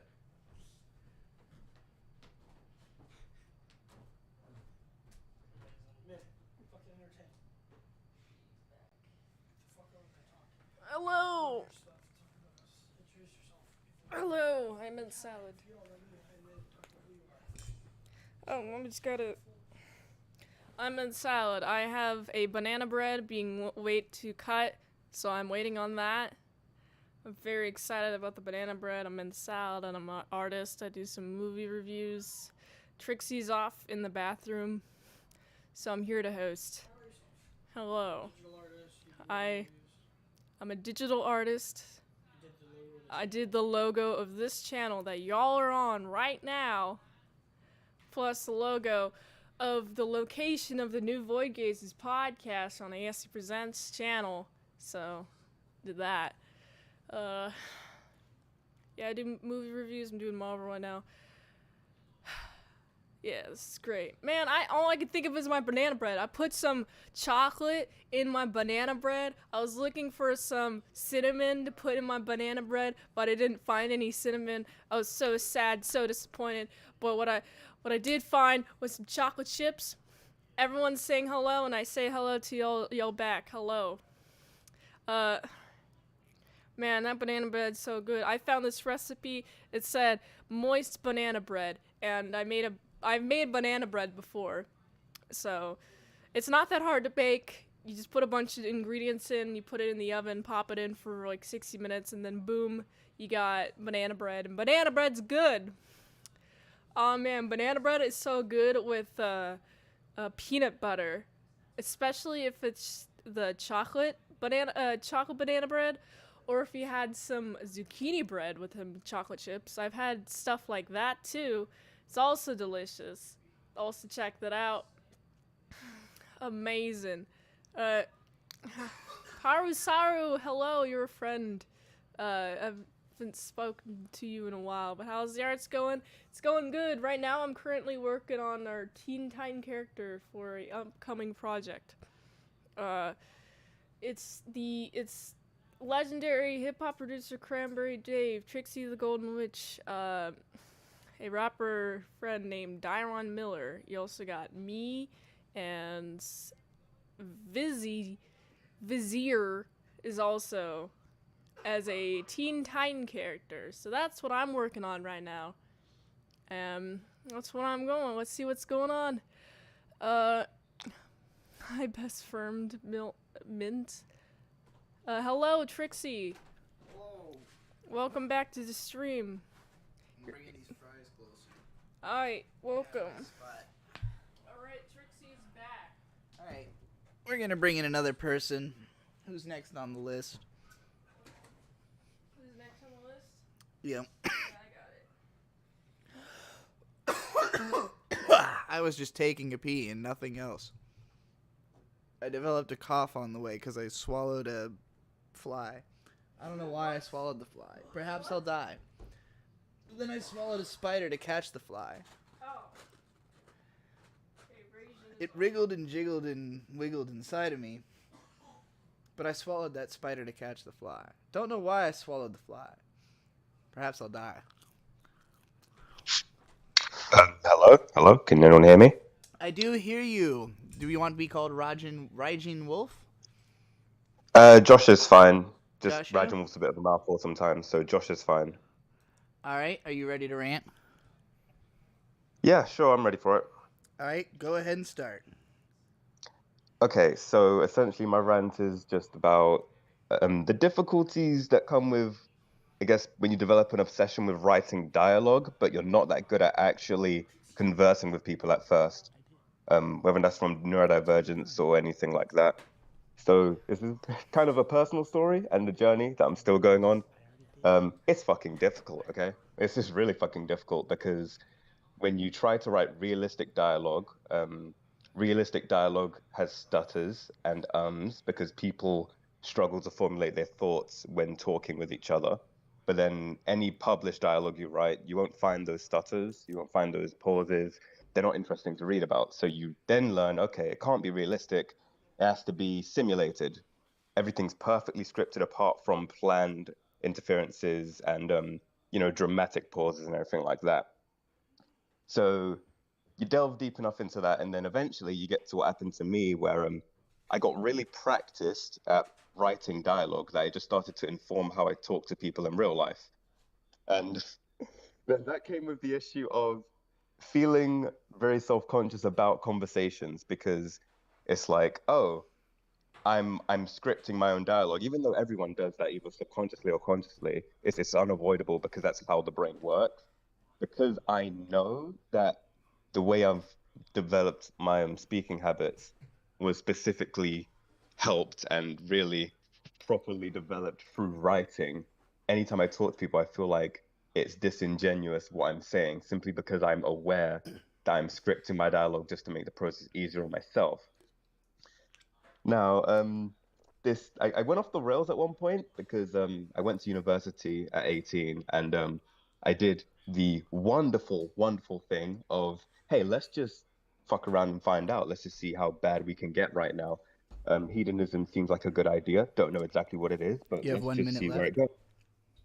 All right, brilliant. So I dipped into that and it went exactly how I expected. I went completely off the rails and I became quite manipulative because when you study dialogue for so long and you don't interact with most, you don't interact with people who are trying very hard to be nuanced with dialogue, or if they're very surface level with their intentions, it became unintentional. It was unintentional at first, manipulating, and then it became something like, oh, how easy is it to get people to follow my script? And after that, it was just a year spent off the rails and a lot of introspection later. I realized, okay, maybe tone down on all of that. So that's where I'm at now. 5 years down the line, 23 years of age. It's a rocky road, but yeah, writing dialogue it's amazing. It's a passion. I That's time. absolutely idolize. Thank you. All right, that was a great rant. I really appreciated what you had to say there as somebody who also writes dialogue. And I would say that for me, it almost flows out of already having been manipulative because I grew up with two younger brothers that I could kind of use as my personal tools to accomplish my needs. So I am used to the idea of like language as a tool to get what you want. And like and you know, like in writing, it's the tool you use to get what you want out of the audience. So it's inherently deeply manipulative. But yeah, it translates into real life. And it kind of comes down to like a with great power comes great responsibility situation where like you just have to look at it like, yeah, every interaction I have is manipulative, and I'm better at manipulating than the person I'm talking to. So I have to decide how much manipulation I think they like, I don't know, need in order to be able for you to work with them, you know, or like it is a weird position to be in when you because I have one person who's in my life who's sort of like this, where they are at such a low level of thinking about what they say or how language works because they're not very good with language. I have to think really, really, really hard about what I say to them in a way that I wouldn't with people who are great at language because they know implicitly what I'm saying, and like I can't accidentally trick them into believing like something, you know, because I said the wrong thing. Like it's weird almost talking to somebody who just can't understand language unless you dumb it down to like a level that wouldn't be helpful for you to like. There's no conversation you can have with them that's going to do anything for you, you know, at that low of a level. So it's hard to be around that kind of person and like feel that sense of responsibility towards not fucking with them because you don't like them or something, you know. But yeah, I know what you mean. And yeah, I would say I would trust that you probably do write good dialogue given the how well spoken that rant was. So I have to ask, do you have writing that you want people to find online that we can read? Absolutely not. Oh my gosh, Are you absolutely working on not. something Maybe that the other we day, that you have anything you would say about? Um, writing fantasy where you make a magic system is hell. Don't try it. It's not worth the struggle. Planning documents are a bitch. Just pants it. Mm. That is my honest opinion on writing fantasy with magic systems. It's not worth the struggle. The second book of my Kusomega series is like mostly about making up the dumbest, most complicated magic systems possible because that was the first thing people I've asked listened to it about. on loop. I've listened to it on loop. It's absolutely amazing, mate. I Thank love you. it. I love it so much. Thank you. Are you hopeful to make something that we will read, or are you just is writing something that you just do for yourself and you're not as interested in sharing it, or what? Writing's mostly a creative outlet and cathartic outlet for me right now. Okay. Is there something you do outside of writing that you want to talk about at all? Uh, oh gosh, my head went straight to my job, and that's just sad in and of itself. I'll pass on that one, but All I right. will say, absolutely love your stuff. I've been Oh, thank with you. it for quite a few years, and it did formulate quite a lot of what I consider my critique now and my analysis of things. Hmm. So yes, much appreciated for that. I'm glad to hear it, and I liked your rant a lot. So we'll definitely have you on another show if you have another rant to give. But we're going to try to speed things along a little more, and I'm gonna say goodbye. So if you have anything to plug before we kick you, do it right now. The channel nobody was talking about was Ordinary Sausage. It's worth it. Go do the binge. Join us. Ordinary sausage. All right, go do the binge. All All right, right, see you thanks later. everyone. Bye. Oh, before you bring in the next person, I have to read the super chat from Pony Panda with Australian $5. Women sense my power and they seek the life essence. I do not avoid women, but I do deny them my essence. I'm the same way with fish. Thank you very much, Pony Panda, for that. Who are we bringing in next? Liam. Liam? Go ahead and give him unmute. Hello? Millennial Model Mayhem. Hi, can you hear me all right? Yes, you sound perfect. Cool. Do you have are you ready? Oh, what do you want us to call you? Liam's fine. Do you have any preferred pronouns? He, him is cool. Is it okay if I call you Yeah, I mean, you can say mayhem, I guess. Mayhem. Sure, okay, sure. All right, go ahead and start ranting. All right, you'll probably have to cut me off because I could probably rant about this for hours. I Which will. is Don't worry. YouTube. So real quick, before you begin, I just want to make something clear. We are going to Yeah. stop doing the caca at 2 minutes, and I'm just going to caca at 3 minutes. When you hear the caca, your time is up. Cool. Cool. Yeah. All right. I'm going to start the timer now. All right, so I feel like there's two kind of sides to YouTube. You could say this rant's going to be a little unstructured, I suppose. You know, there's the corporate side of YouTube that seems to just be completely out of touch, claims they're listening and making changes that the users and creators on YouTube want to see. But, you know, we all know that they've got a pretty rough track record of that. And we all know the whole copyright system is fucked. I've been like getting my jimmies rustled, seeing your tweets about your Eureka 7 video and all that. Yeah. And yeah, you mentioned like the platform alternatives, like Odyssey earlier. And, you know, I've heard about alternatives to YouTube, I feel like since 2015, but like no one, as far as I know, I don't like, no one can really has the infrastructure to handle the just like sheer raw data that goes through all those internet tubes that gets uploaded to YouTube all the time. And as far as I know, YouTube is still like in the red as a business just because it is such like a monumental task to handle all the raw data that's getting uploaded, whether that data is, you know, has fair use anime clips or not, or whether it's someone making random shit into a sausage. So, and I guess it feels like, I mean, no surprise to me. It feels like the direction things are going is like more in favor of the corporations. Just kind of that's how things go. Like if you have the power already, it's really easy to consolidate and get more power and take it away from the underlings, so to speak. So I guess I'm just ranting about that this dilemma with seemingly no solution. I feel like lots of the people working at YouTube, you know, they aren't malicious and want the creators to have a good time, obviously.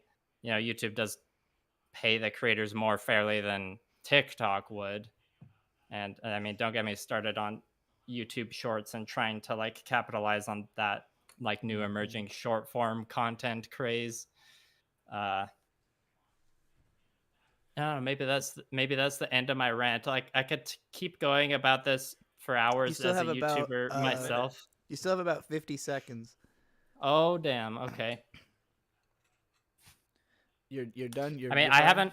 All right. I haven't run into too many problems with copyright, like content ID, I should say, because I've only had to use like 1 or 2 seconds of clips from anime in my videos.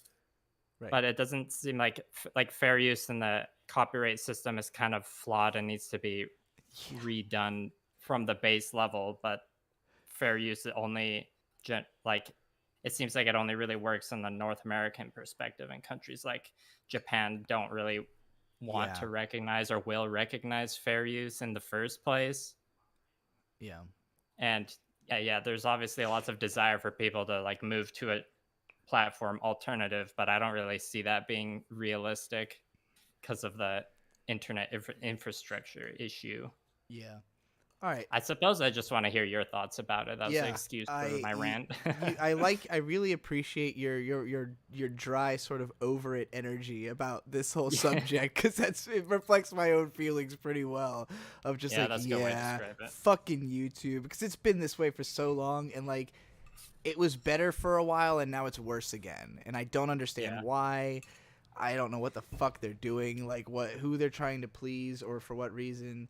There's a few things I took notes during your rant because it was sort of all over the place. But oh, I'm honored. You mentioned that YouTube's in the red as a business, and I really think that's just a fucking thing they say so that they can get away with being the way they are. Because like the benefit of YouTube to Google isn't the money that it makes directly. It's that it gives them user data, which they then sell. But that doesn't, like, if they're not counting that as YouTube profit, then they're just like, obviating the actual point of YouTube. Like, they're basically suggesting, oh, we don't make enough money to pay you guys better, when actually the benefit of what we do for them is not that they get to serve ads on it. That's like just the benefit to us, you know?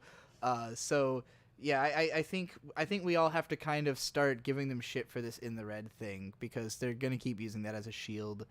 The YouTube Shorts, I think it's fucking insane that there is not a separate video feed on your channel for the Shorts. Why Right. is that? That's just baffling. Like, I really tried to jump into Shorts. I think they're a great idea. Bird doesn't like TikTok, does watch tons of YouTube Shorts. Yeah. Which are mostly the same Which are things that are on mostly just TikToks. TikToks, Yeah. yeah. But, Yeah. you know, it makes perfect sense to have this thing within the infrastructure of the website I already use. I would love to dive into Shorts, but they show up on my videos tab, and like, to me, the ideal way to do it is to have one every day. And I did this a little bit in the fall anime season. I was covering covering episodically all of the seasonal shows, and it's a Yeah. pretty quick turnaround. Like, I can watch a show, record a video, and record a short and edit it in inside of an hour, you know? So that's a fun thing to have. And they do decent even on TikTok. All of them got at least 250 views. Like, you know, it felt like, people are interested in this being on this platform. But the fact that it just clogged my videos tab was so ugly and so bad for my career, and so many people complained about it. People hate that it shows up in the regular sub feed instead of only showing up in the Shorts feed. I don't understand why there is not a sub feed for Shorts. It just doesn't make sense, and I can't fathom, like, none of these can be technological issues. It's just shit nobody brought up at YouTube, and somehow nobody's still thought of. Like, I'm sure they can hear us complaining, but they haven't done anything. It's baffling. Odyssey is a platform I am hopeful about. It functions pretty similarly to DTube, which was a platform I was hopeful about back in 2018. That one couldn't handle the load of the amount of people who tried to use it. But the difference there was DTube was like an experiment. It was people who were just interested in seeing if it could work, whereas Odyssey is actually trying to compete with YouTube, and they do a great job of making lots of like deals with creators and stuff. They are extreme free speech absolutists, which I appreciate. I think that's going to make them controversial, but you know, I'm gonna make a video about me porting my videos over there soon, and to the, you know, somebody who I have a huge problem with, a internet content creator I can safely say that I hate, a guy called Ethan Ralph, is on Odyssey, and he had deals with the creators of the site that eventually led to him like doxing them and blackmailing them and like fucking with the creators of the site. And they said of this, hey, we won't even ban that guy. Even though he did all that, like, we are so absolute that everyone can use this platform, we won't even ban Ethan Ralph. And I was like, you know, that's actually something I want to hear. Even though I hate that guy more than anything, I want to know that this platform will protect anything I say on it, even if I was blackmailing the fucking creators of the website, you know? So to me, that was a great power move to give me a little bit of faith in it. But yeah. I obviously it hasn't received like a huge heavy load of traffic yet, but it has some big channels. It's got Cinemassacre. I love those people, so I like that they are on there too. But yeah, those are sort of my notes about your rant. I take it you are a big time viewer of YouTube. Oh yeah, definitely. What's what would you say is your favorite like category, I guess, of YouTube content? Are you big into like the analysis sphere? Do you watch all kinds of stuff? Yeah, I mean, I go all over the place, being like of the millennial generation. It's mostly like all the content I watch is on YouTube. I'd say probably the majority of it has been the like long form analysis essay stuff. Like obviously So, lots like, of your stuff. YMS, You know, lots of what Noah Caldwell Gervais, that type. yeah, YMS for sure. You know, Red Letter Media gets me all the time, or like a lot of what you would call left tube as well. Okay.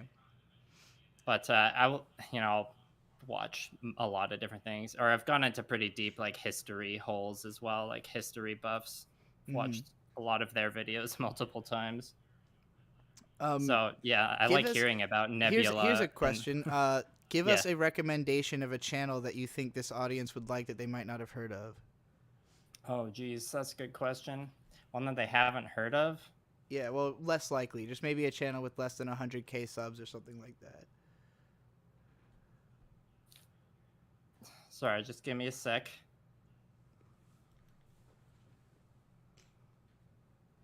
I'm guessing that you're currently scrolling through your subscriptions tab on YouTube. No, I'm just staring into the middle distance. Oh, okay. Because I could- have a lot of times where I'm trying to tell somebody about a channel and I have to like go to okay, my I thought of subs one. and just start scrolling infinitely. You got one? I mean, a lot of your audience might like know about him already, but like Action Button, Tim Rogers video game reviews. I'm like, yeah, currently okay. I've heard of him. rewatching his like, it's like 8 or 9 hour long Cyberpunk review. I've watched all of his videos now, so I'm just like rewatching some of them because I have to sit down and paint for really long hours, and just hearing Tim Rogers' voice in the background is good content for that. But the video production quality is really up there as well. You're talking about this channel that only has 6 videos, right? But they're all extremely long.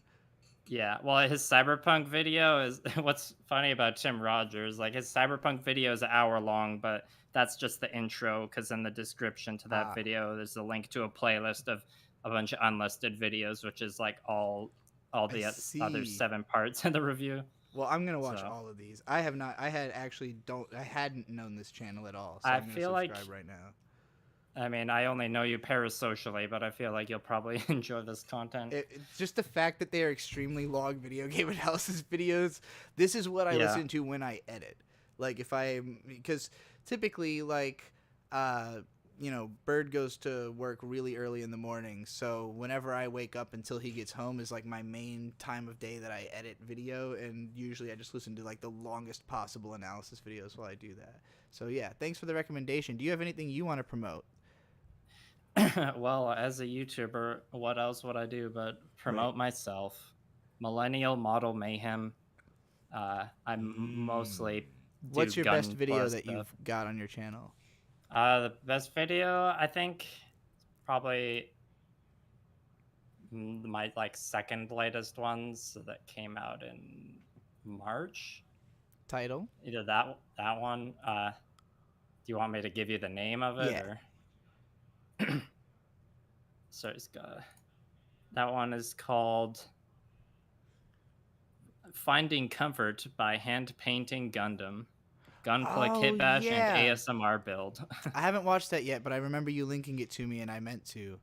But Oh, I did will I? check that out. Well, maybe you didn't, and somebody else did. Someone linked me that video. I mean, that one has done pretty well recently, so maybe some people shared it around. Yeah, maybe so. If you didn't send it to me, then somebody else did. So you're That's getting whack. recommended to me by somebody who likes your stuff. All right, we're Damn. gonna send you along. I have to go to the bathroom again, so I'm gonna get up for just a second. I had Thanks for 2 having me. beers, so. Man, you're gonna have to talk to people again. Have a good one. It was a pleasure. Pleasure talking to you too, sir.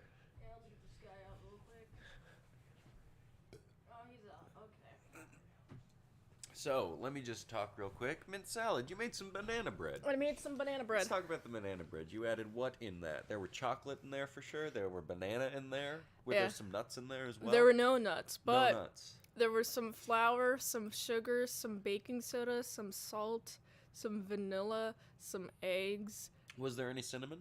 There was no cinnamon. That doesn't sound like real banana bread. Man, I'm so sad there's no cinnamon. It was a sin to leave out the cinnamon and cinnamon banana bread. You know that works. Anyway, Very funny joke. Very funny joke. You had it. It was very good banana bread. How I moist? actually thought there was nuts in it for some reason. It was very moist. It was, I ate it while it was still pretty warm. Good. The chocolate, I feel like there could have been just a little bit more chocolate in it. I put the entire bag in there. See, just a little bit more. Do you want me to have the bag have like some sort of magical portal that leads to a magical chocolate dimension No, that I gives just me want the you to have chocolate. bought 2 bags of chocolate chips. You want 2 bags of chocolate chip You with don't it? have to use all 2 I bags. thought there's already a lot of chocolate chips in that banana Or bread. A really fun way to add chocolate to things is to buy good chocolate bars and cut them up, and then throw them in that. I do chocolate chip cookies like that, actually. Yes. All right. If you're not doing chocolate chip cookies with dark chocolate, you're wrong.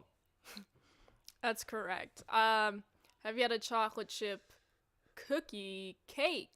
Like, it's just like a... Like BJ's Pizookie? Is that what you're talking about here? I don't know what you're talking about. I'm talking about a big old chocolate chip cookie that's as big as a pie. So there's a restaurant called BJ's, and their specialty is a Pizookie, a pizza cookie. And so it's a big cookie. BJ's, which restaurant chain? Are you talking about the one in Washington BJ's, State, or are you talking about the grocery chain? There's a lot of BJ's. It's a restaurant. It's a restaurant. It's like a brewery. There's burgers. There's pizza. They make their own beer. Is the logo red? It says B and J's on it. Yeah, but is the logo red? It's kind of like a diamond. It's probably orange and red. Okay. Let's get our best experts on this. I'm And trying by to that, think I of. mean me. There's just like a lot of different names within chains. Could you ever figure that out? It's crazy. What's This place? Oh, It's a triangle. BJ's. Yeah. Okay, yes. Oh, BJ's. Yeah. The Okay, restaurant. yes, the restaurant. Yeah, I understand. I've never actually had their place. I have a couple of memories every time we go to the mall. We go through the BJ's, but They we have never good actually beer. went to the BJ's for whatever reason. My mom likes more of like pasta place, like Rams. Rams? Yeah, have you been to a Ram? It's RAM? RAM. Rams. It's the specific place. I don't know. Italian food? I think it's just like a bar, it's like a sports bar, but it's also a restaurant. Their food is decent. It's been a while, but it's like the place I'm thinking of is in Kent, Washington. Okay. Oh, I've been to Kent. When I visited Seattle, I stayed in Kent. Oh, you did? Yeah, Kent is a shithole. But, Oh, yes, correct. We stayed next to. Kent Station is pretty nice though. There's a lot of decent food. Our hotel was directly next to an Amazon distribution facility. Oh, I know which one you're talking and about. also a gas station. And so I was in California at the time, and you couldn't buy cigarettes until you were 21. I was probably 18, and I was there with my mom. And I didn't want my mom to know that I smoked cigarettes. And for the life of me, I can't remember why. She got me my own hotel room, so I just went and bought cigarettes and then walked around for a while and smoked cigarettes. Amazing. It was fine, you know? It was a fun little night, but it was also spooky, you know? It's not... doesn't feel dangerous. It just feels spooky. Yeah, that's kind of the entire vibe of Washington. It doesn't feel dangerous. It just feels spooky. It's cool, though. I love Washington. It is, especially when it's raining. It's nice. I don't think I agree with that, just because I like to walk around outside. I like to walk around outside when it's raining. Then, That's pretty because cool then of it's like the moodiest time you can walk around, because you feel, oh, I can just like kind of slump into the sad vibes of it all and just be sad. But it's gonna be great. Also, Trixie's here. Or you could be happy. Yeah, happy in this rain. Yeah, That exactly. too. Now, I'm gonna disappear for a second. I'm back. Hello, everybody. We didn't get any super chats I missed, did we? No. Okay. Feel free to super chat, and we'll read them in between bringing in callers. Who's coming in next?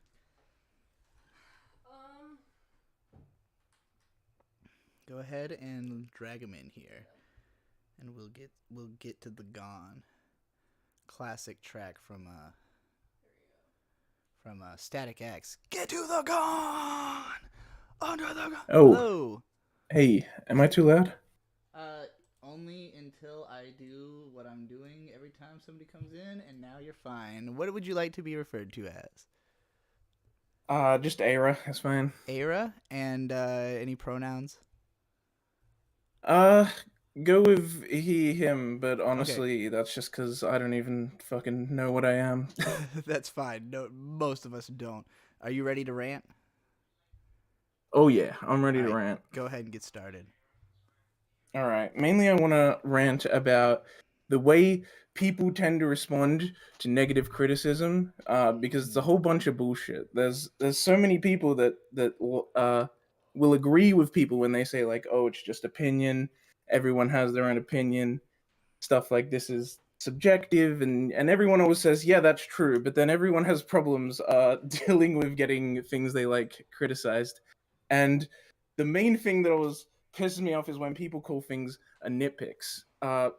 And they're just doing it to try and dissuade negative criticism, because you never see someone call a positive thing a nitpick. They're never like, oh, all those good things you said about this, those are fucking nitpicks. They don't count. They only say it to negative things. It's just such a weird thing to call any criticism a nitpick, because I feel like what it really is it's about priorities. And what people probably really mean is, I agree that that thing is bad, but I don't, that aspect of it is bad or not done well, but I don't want to acknowledge it because it's not a big deal for me, and so I have to find a way to completely disagree with you because you dislike the thing and I like the thing. I'm being a bit simplistic here, but I only have 3 minutes. You still have And a it's minute just and like 45 seconds. but yeah, it's like it's about priorities, like the way that people would say that, like, this is a nitpick, that doesn't count. But then for the person who's saying it, it probably did matter, and it probably did affect their view, which is why they're even bringing it up. Like, I know YMS gets a lot of shit for nitpicking horror movies, but then he says like, well, I can't get into them unless the characters aren't being complete idiots. And then everyone else is like, oh, that's nitpicks, thinking about what you would do in that situation, yada yada. And I don't know, there's just a lot of ways that people try to dissuade negative criticism despite always saying that they agree about opinions, and I just think it's really annoying. Maybe this is less of a rant and more of me getting on a No, soap and this is a soap rant. related product box. I think you're onto something that a lot of people are going to agree with. You still have a minute left if you have more to say. Not really. It's just like, yeah, it's like a thing that like everyone agrees with, but they seem to have a problem with negative. Oh, right. What I should say actually is I think more people just need to be like, I agree that you're right about this one part of this one thing being bad, but it just doesn't bother me as much because I care about the things this thing does right more. And people need to be more like willing to pick and choose what they agree with instead of just being blanket disagree or agree entirely. Yep. All right.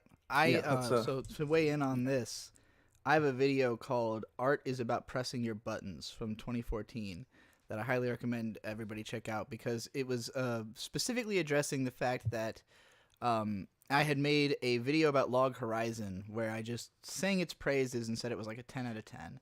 And then I made my SAO video where I ripped into it horribly and, deliberately nitpicked every single thing that was wrong with it. And there were people who accused me, and they said, well, some of the things that were negative about SAO that you pointed out were also true of Log Horizon, and you just didn't bother talking about it. And ultimately my answer was, well, the show put me in a positive state of mind. I wasn't looking to figure out why I didn't like this show. I was looking to figure out why I did like this show.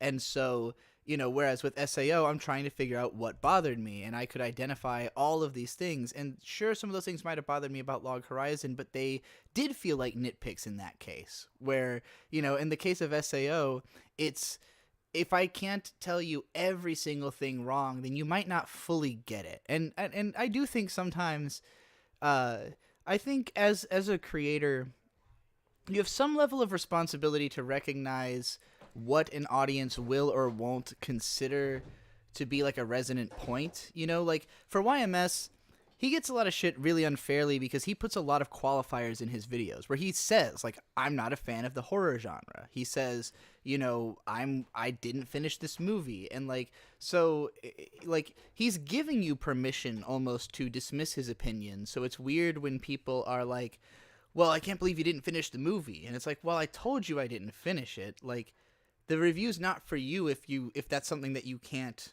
put up with as an element of it. It's like people are complaining about the very nature of what the thing is, which is his opinion. They want it to be more than that. But on some level also, I have to be able to acknowledge that, this is going to sound like nothing to some people. And so I've tried to the best example for me would be if in the Asterisk War Sucks series, I consider part 3 specifically to be almost all nitpicks because I had already made the point. Like, I had already broken down so much of what was bad about the first episode that going that extra 15 minutes of depth, some of the points I made just weren't that strong. They've been sort of refuted, or like, people have better counter arguments against the stuff I said in that video. And basically, if you cut that part out, you would still get most of the same point of the whole thing. So I do try to trim down on stuff that I just think isn't such a big deal that it's like the reason this thing sucks, you know? And more so try to focus on the bigger elements. And you can kind of work those nitpicks in when they are a good example. Like if you're saying, oh, look, this show treats women poorly, and then you like specifically use one scene that does that, then it feels like you're not saying, oh, this scene was the problem. You're saying this scene is indicative of a way that the show is that is a problem, you know? So, and that's like more powerful. Yeah. But I totally agree with you that people really struggle when it comes to negative criticism. What is a show that you think is like that people are like maybe too defensive of, that like that you think deserves more criticism, but it's difficult because of how defensive people are of it? Ooh, jeez. I feel like the answer to that changes though, because it's usually just whatever's currently is there something like right relevant now that you think is like difficult to touch culturally? Probably Elden Ring. Ah, that's interesting. Okay, what do you have a major criticism of Elden Ring to pitch? Not too many really, but I do know there's a lot of people that have kind of mixed feelings about it or negative feelings about it, and I feel like the people who are like really into Elden Ring are kind of very against accepting that and really push back against that. I mean, there's also there was that one guy that was a whole idiot about his criticism, and obviously he deserved to get taken down for that, but like I just feel like at the moment, anyone throwing any criticism at Elden Ring, it's like such the current cultural big thing that everyone's in love with that it's really hard to have even not huge criticisms about it. Yeah. Kind of, I don't know, it's kind of hard to explain. It's really interesting for me with Elden Ring because I would say it's my favorite game I've ever played, and I'm not even like a third of the way through it, but it's like marginally my favorite game. You know what I mean? Like, I think to have the perspective that it's like untouchable would mean that like you just haven't played enough similar games to really have perspective on like what you can criticize about it. Like for me, even just like as a fan of From Software games, like I have a hard time saying that I think Elden Ring is like better laid out than Sekiro. Like the level design of Sekiro is just so fucking good. The visual design, the level design, everything. Like I feel like I have more vivid memories of that world.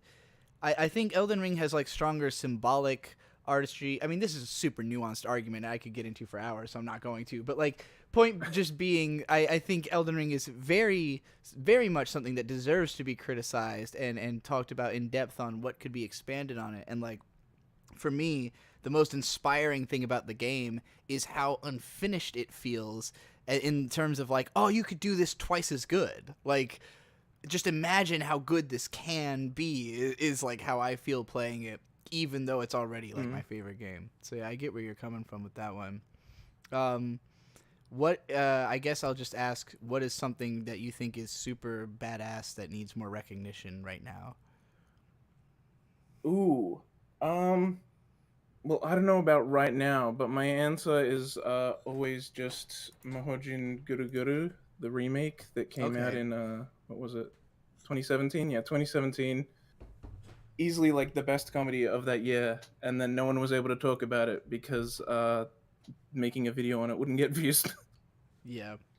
You know, I checked out that show and I didn't immediately click with it, but I've known a lot of people who are like who consider that to be one of their favorite anime of like the last decade. So I guess, can you pitch me what you think is like what makes that show so worthwhile?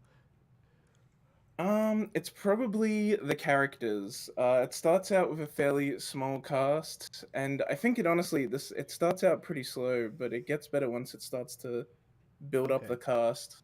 So it is just kinda get into like the first. a character development driven show, you would say.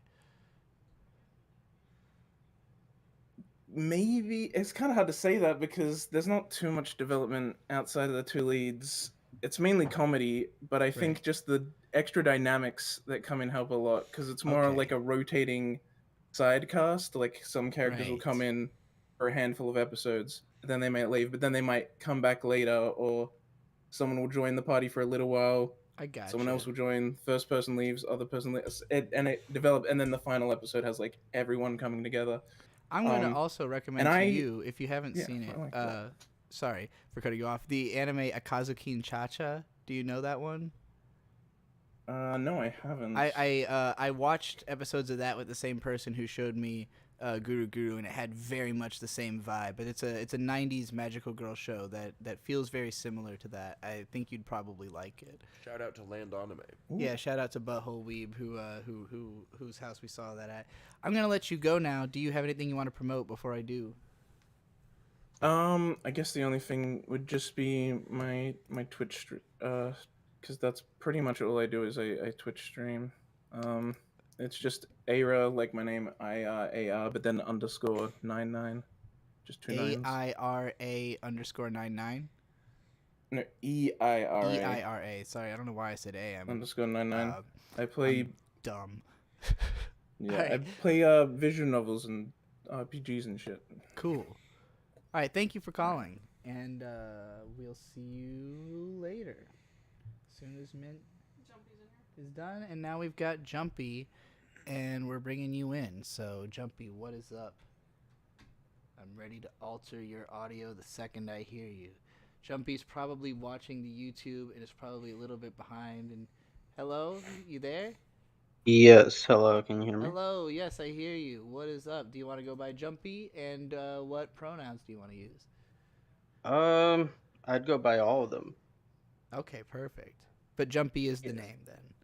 Yes. Actually, before I start your rant, I forgot to read these super chats. We had $2 from Kira Lou that said, "Yeah, Rain is the best," and $10 from Rand that had no comment under it. Okay, that was all. I hope you are ready with your rant, Jumpy. Yeah, it is wonderful to be here, to see you all again. I see you all on screen. Go ahead and Hello. launch into it. Yes, so I guess I just wanted to rant about the fact that I had animated, well, sort of animated, mostly edited a video about Evangelion, the movie and the whole journey about the whole series, and it got taken down from YouTube immediately. Unfortunately, had the little situation that you had with Eureka 7 for a while, but instead of 16 uploads, it was a little less. It's on Odyssey now, but Perfect. So you might be the first like AniTuber on Odyssey that I've heard of. What's your Odyssey channel, real quick? ECXP. ECXP. All right. Sorry for interrupting your rant. Continue. No, you're good. Yeah, so apart from that, I have been making a comic with my girlfriend. We both work on it together, and now I've been animating on it because why not? Just want to do something about it. I just want to work. I've been looking for anyone to work with in terms of films, animation, literally anything. I just can't find anyone around. Yeah. Right. It's Yeah. hard to find talent. Yeah, or anyone interested or even passionate. It's not a thing. Anyone that I find around is just into the consumerism, which is okay, but I don't know. I find it to be a little bit of a downer. You still have a minute if you want to take it in another direction before you Yes, of depress course. yourself. Oh no, I've been depressing myself. That's the whole point of this. Let's see. I did want to mention that you will love that Tim Rogers fella. please watch his videos, especially the Tokimeki Memoriam one. Great videos. Oh, I think I did actually watch some of that. Because I do remember watching some of like a super long Tokimeki Memorial video and then having to stop, and then I totally forgot about it. So I'm glad that I've this time just immediately subscribed. Yes, yeah, it's great. I did join their server on Discord, and I went to their little chat room and compared video games to heroin and got kicked out immediately, unfortunately. Oh, no. It was just an observation, you know. I don't know if that's, you know. I guess it was a little too edgy for that crowd. Yeah, I guess so. All right, what's the time left? Still got 30 seconds. I'm including your interruption. Right. Yeah. Yeah, I'm not I'll sure. go ahead and respond to your rant. Go ahead.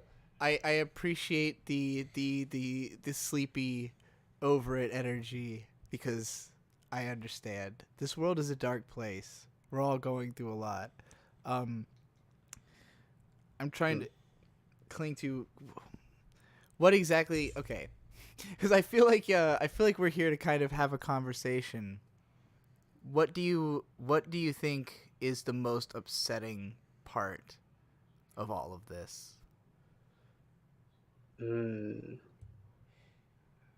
Well, I think the most upsetting part is also the most interesting, which is that we don't know what's going on really, like overall.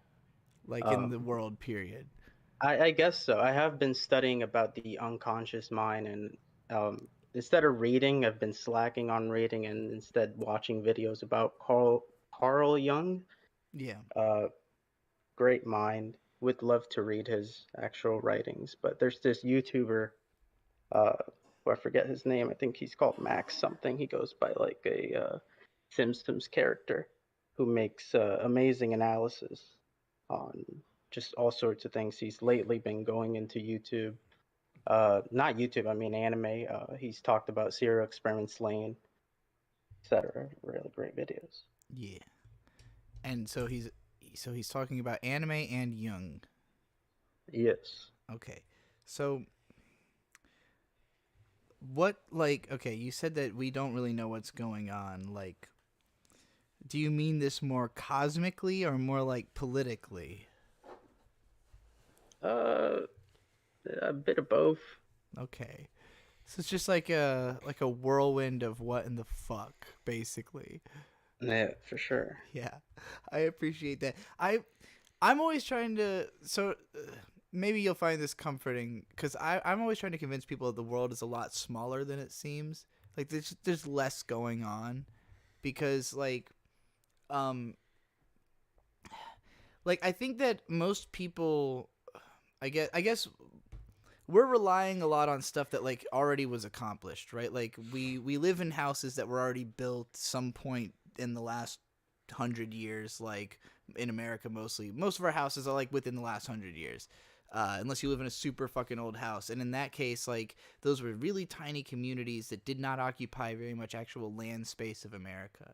And even today, like, the amount of the United States that's actually occupied by people is like 10% or something like that. So most of it is untouched wilderness. Well, not untouched, but like, you know, it's just we don't have a purpose for it because it's mountains and nothingness, badlands and stuff that takes up like a lot of the Midwest.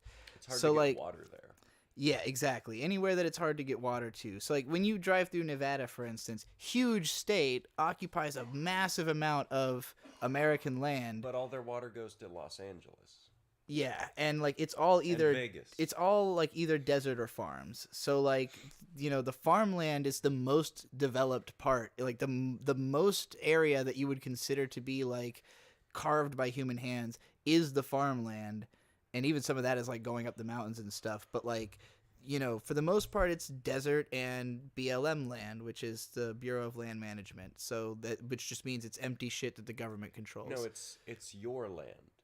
All our BLM land is our land. It's all Sure. of the citizens' land. It's not the government's land. It's our land. It's our land controlled by a committee that none of us have anything to do with because we don't give a shit. Well, you should give a shit. Unless we do. Become a part of the committee. Yeah. If you care about American unoccupied land become a part of the Bureau of Land Management. But anyway, yeah, like there's not that much actual like space where stuff is happening, and like there's certain population centers that are more dense where like it has the illusion that like a lot is going on, but the second you step outside of it, there's just nothing there, like for these massive stretches of the world. There's And so from it's like Las Vegas, Nevada to I want to say Eli, but Eli doesn't really have anything in it.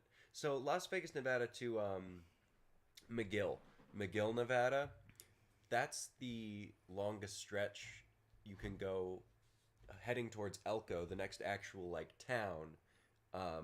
But McGill is the next gas station stop, and that's like 6 hours of nothing. Yeah. Just absolutely nothing. You're driving through solar fields. Well, I remember the time in Utah where it says next gas station 110 miles. Yeah, and I just put on fucking The Sound of Animals Fighting and drove around mountains for an hour and a half, and that was fucking awesome. But Utah's beautiful. Yeah, Utah rules. But anyways, no, like Utah rocks. Yeah, it yes, it rocks, of course. But sort of what I'm getting at here is like I'm thinking about like New York City is so fucking dense and has so many people that like a significant amount of like the power in America is actually just like centralized right there with a few really powerful people who control New York City.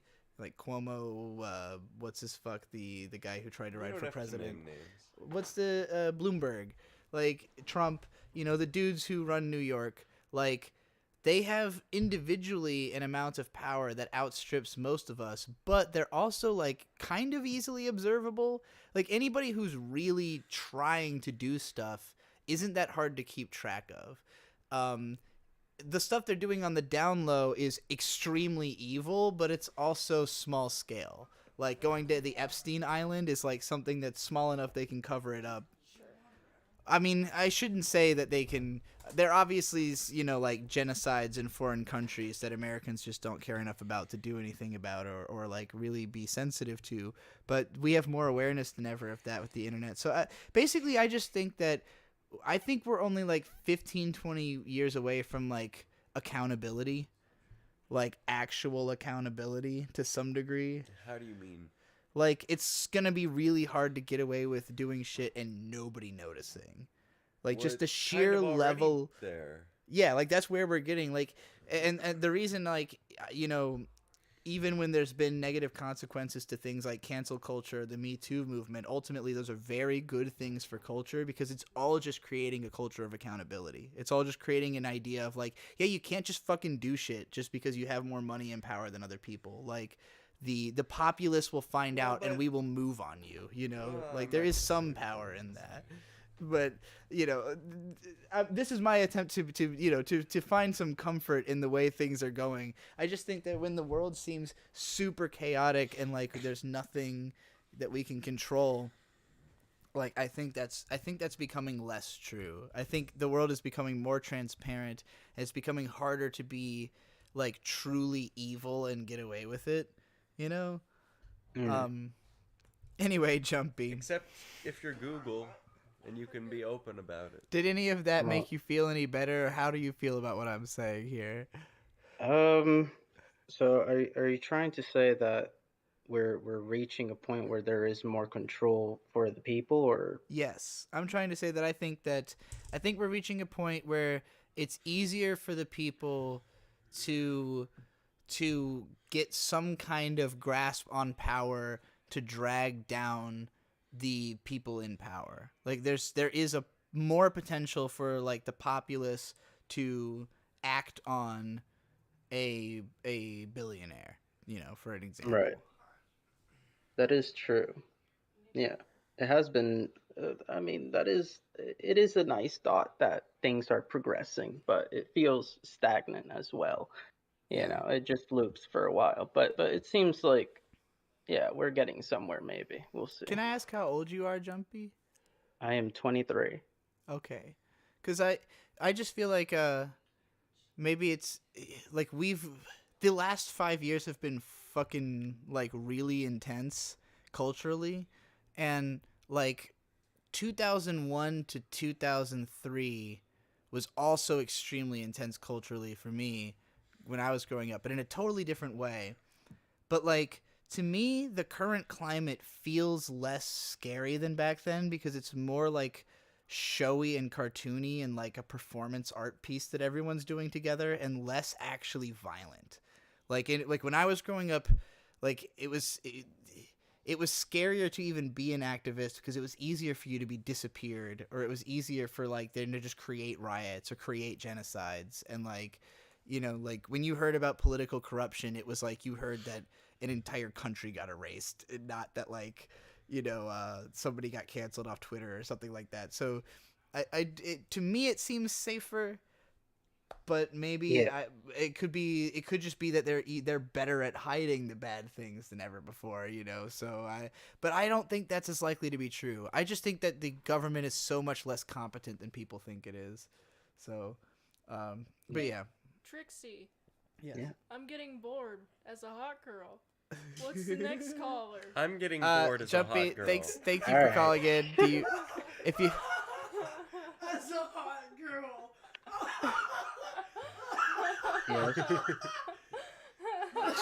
Jumpy, do you have anything to plug before we throw you out? Just the ECXP channel. It's ECXP Studios. Yes. All right, thank you for calling in. Man, you have to stop being a hot girl and be a slave to my show for a second. All right. Thank you. Have a good one. Jumpy.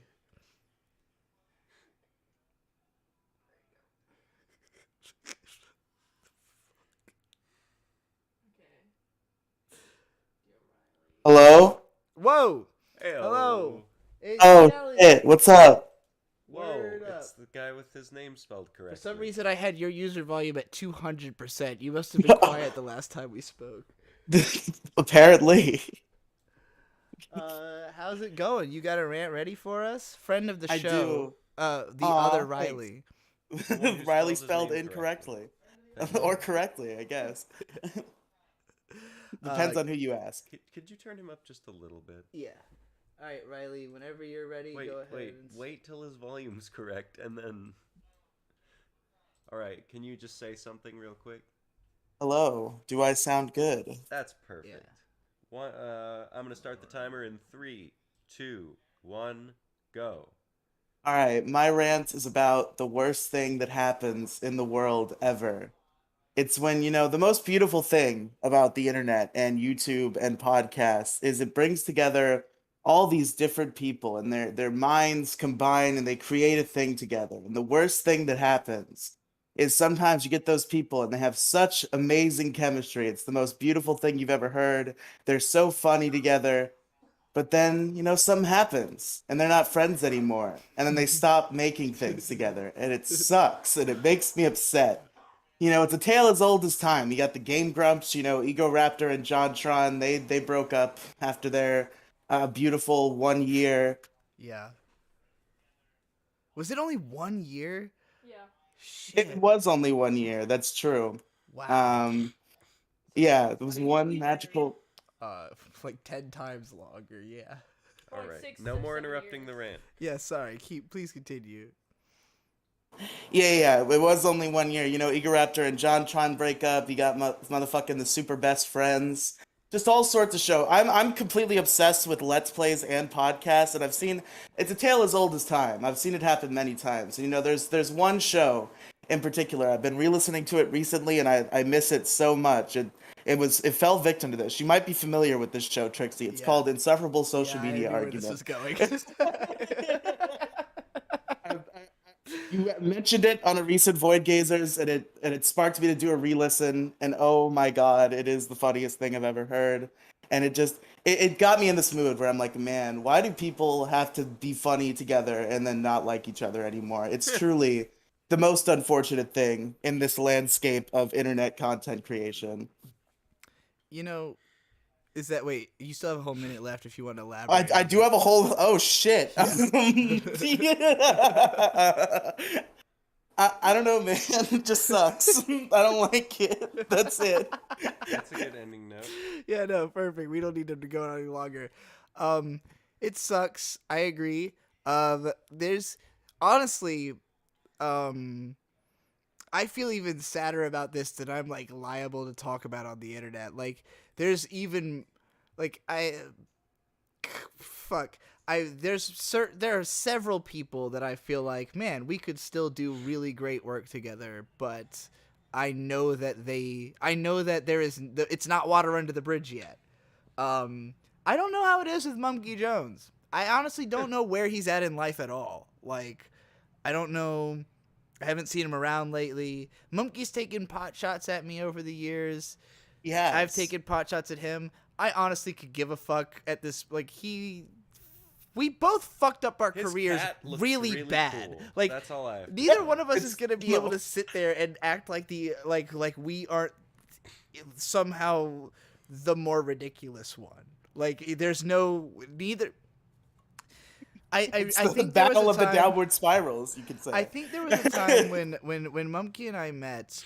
I think part of the appeal of me to him was that I was more ridiculous than him. That, like, he saw me as, like, I could be his Maddox. Like, I'm the one who's the, like, truly out there one. And then when he had his downward spiral, it kind of put him in a position where he just can't. It doesn't matter if he's more normal than me. He's less normal than 99% of everybody. So, like, we're both just trash, idiot, fucking autist, incel, gaylords. Like, Mumkey must know he's gay by now, so he must be able to do a show with me. That's my stance. Mumkey must know he's gay by now, and so we must be able to do a show together. Mumkey, balls in your court. He said on record very recently that he would only podcast with you for money. Somebody asked him a question on his show, and that's how he Why responded. would we do it not? I don't do anything not for money. What the fuck is he talking about? Like, Fair enough. Where does the money have to come from? Like, we can start a He just Patreon. needs to be paid, is what he said. Yeah, we'll split the super chats, like, because we'll like do it live. Mumkey, I know you're gonna hear about this. Get in contact with the people you know you need to get in 30 contact of his with. craziest fans are gonna DM him in a huff after they hear this. Yeah. Yeah, I'm down. I'm down to do it for money, specifically, just like he is. Just equivalent stance. I actually think last time I didn't do it for money. I think I let him keep all the money. Like, because we did private episodes you had to pay for. I'm pretty sure that I just let him have all the money. No, he gave me half. He was like, he was not the type to want to do that. He wanted us to both get paid. But yeah, let me set that record straight. Because I normally do just give other people, like, all the money on projects I do with them. But yeah, Mumkey, we'll split it 50-50. I think it would be fucking hilarious. Just remember, we're both the cringiest person on the internet, so be ready for it to be hell, you know? And that's how it should be. Riley, do you have anything you want to promote and talk about? Sure. I mean, I can promote myself. You can check out this thing called the Riley Podcast Mega Feed. That's RIELY. It's where I put all of my stupid podcasts that I do with all of my stupid friends. And also there's links to everything else I do in the description of that podcast feed. So it's kind of like my central hub is the Riley Podcast Mega Feed. Perfect. Riley, I'm definitely going to have you on this show again, so I'm going to keep you short. Hell this yeah. time. Mint, go ahead and kick his ass. All right, bye. Later. Bye.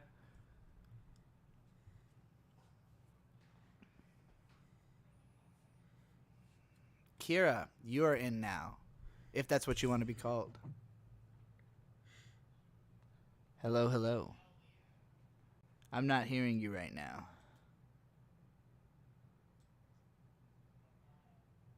Kira?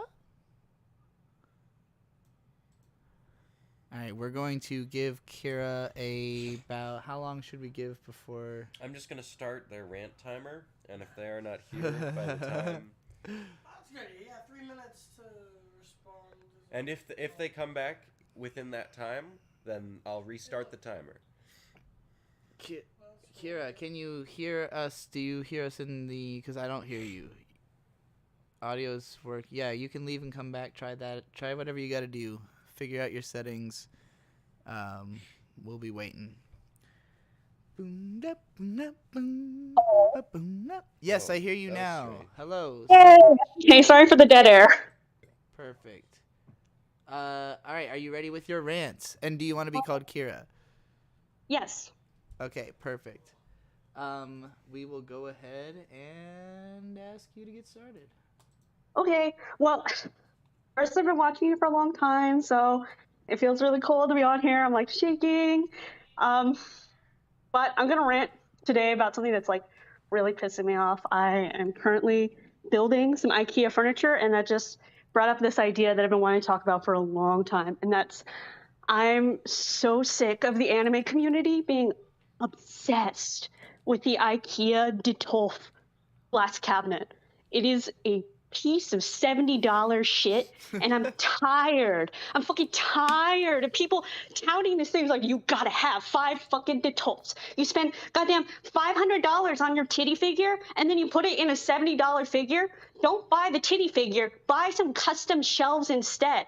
Like, I don't understand why fashion gets to move forward, gaming gets to move forward, but fucking, like, otakus are stuck in, like, this late 80s, early 90s, like, god dang, like, oh, like, just a freaking guy stuck in his room in Japan in the late 80s who decided that, oh, we should have these IKEA Detolfs, and this is going to be the pinnacle of what otaku like room fashion is going to be. It just it boggles my mind, and it makes me absolutely sick to my stomach that we haven't moved on past this, and that people still hold this as their holy grail. You still have time left if you want to keep going. You have a minute. Oh my god, I can keep going. Like, seriously, it's like the shittiest, thinnest glass. Like, it's IKEA, fellas. And you walk, okay, you go, okay, well, IKEA's accessible. That's just where I'm going. Okay, fair. You walk into the IKEA, and even in the section where Detolfs are, there are better, more cabinets that you can choose from that better match your style, more interesting, and will be a piece that you can invest in and move with later. If you're going to keep a goddamn Detolf, you have to be under 18, otherwise I have no respect for you. You're like a literal child. It's so stupid. Like, I just literally don't understand it. And maybe if someone has a perspective, I know that you don't really do much figure collecting, but it's just something that's like gotten on my nerves for so long. It's like, why do we let shitty otaku men dictate like our culture like this? It's just, oh, it pisses me off. You've still got 50 seconds. Are you? Oh my god, I still have 50 seconds. Yeah, you somehow all of that was only 40 seconds that you just said right now. You are a very fast talker. Do you have any more? Let's go. I've just really been thinking about this. So it's hella compacted. Cheap quality. I think the biggest thing too is that if you're interested in figure collecting, it's a hobby or you're spending a lot of money. So you can already invest in a nicer piece. I have multiple friends who woodwork. I've asked them to build custom pieces for me. There's so many other options. You can learn woodworking yourself. Don't build that gunpla. Learn how to build a cabinet. Like I don't understand why this has become something just because it's accessible and cheap that we've come to accept in a hobby that's very used to spending a lot of money and investing a lot of our weird, autistic, crazy time into something. And we've just laid down and let ourselves be shot out back with like the IKEA Detolf. Like, what has this stupid like cabinet grabbed our nutsacks for that we have to like bow down to it? I'm done now. That was brilliant. Thank you very much. I'm definitely going to have you come back with another rant if you come up with anything you want to come on this show again for. Because I enjoyed that a lot. So definitely my favorite rant of the night so far. Very, very good. I have a question. Are you the same Kira Lou who super chats occasionally, or is that just a coincidence? No, that's me.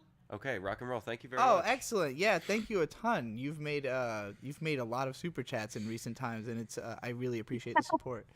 I recently bought a house too, so I feel you. Like, we gotta own homes. Congratulations. And I also appreciate where you're coming from, being a money haver. When you said, because as you're making your rant, I was thinking, obviously the response people are going to have is, well, it's IKEA, it's cheap. But yeah, if you're fucking collecting figures, you can't be cheap. Like, what are you talking about? Like, it is inherently an expression of the fact that you, like, can afford to have them to some degree. Right? I knew a lot of figure collectors back on my days in the Mega Tokyo forums who expressed similar things to you, who were like, if you're not, first of all, if it's not made of wood, then it's already kind of a joke to me. Like, glass is, so, all right, wait, hold on, let me back up. Let me be a little fair. My mom is a massive collector, so. Of everything. I grew up with these two curios, as they are called. I believe that's how you pronounce it. Yeah. Two curios. Curio. These two very expensive, like, wood frame glass doors, like magnetized doors on the side curios that have, my family has moved 22 times, so these curios have to be like very carefully taped up and carried. They're like the hardest fucking things to make sure you take care of when you move. But it's where she keeps her Sandman collection and her Alice in Wonderland collection. So my mom has every Sandman statue, she has every Sandman comic, and she has a massive collection of mostly any kind of weird Alice in Wonderland product, especially stuff tied to the American McGee game. So, I grew up with my mom's collections being there as like, that's like, if you're trying to buy my mom a birthday or Christmas present or whatever, the only monetary expression that will reach her is the purchase of a Sandman statue. She hates jewelry. She hates everything that's not a cool Sandman statue. So that's where I came from as a collector, is like growing up with collections and stuff. And I bought plenty of figures that I just didn't take care of, and that's why I've stopped. Like, I'm not somebody who takes care of their stuff. I have to buy things that are robust, that hold up to weather and wear, that I can take on the road. Like, it's just like, I appreciate figures. I think they're beautiful, and I think that they suit a lifestyle, that just isn't mine. And like, a lot of my figures are broken or in disrepair. A lot of them were fake. A lot of them have melted a little bit, so I feel like I don't deserve to own them. But if you are trying to be a person who collects treasures, you have to treasure your fucking treasure, and a big part of that is the aesthetics of how you display it. If you're an appreciator of aesthetics enough to be spending all your money on aesthetically pleasing items, then the least you can do is fucking present it well. And yeah, IKEA, really? Like, come on, right? How long have you been collecting figures for, I want to ask? Let's see. 2008. I think that's when they weren't really available when I first started getting anime, but I got my hands on the first one 2008. Were you into like blogs like Danny Chu or anything like that back then? Is it obvious?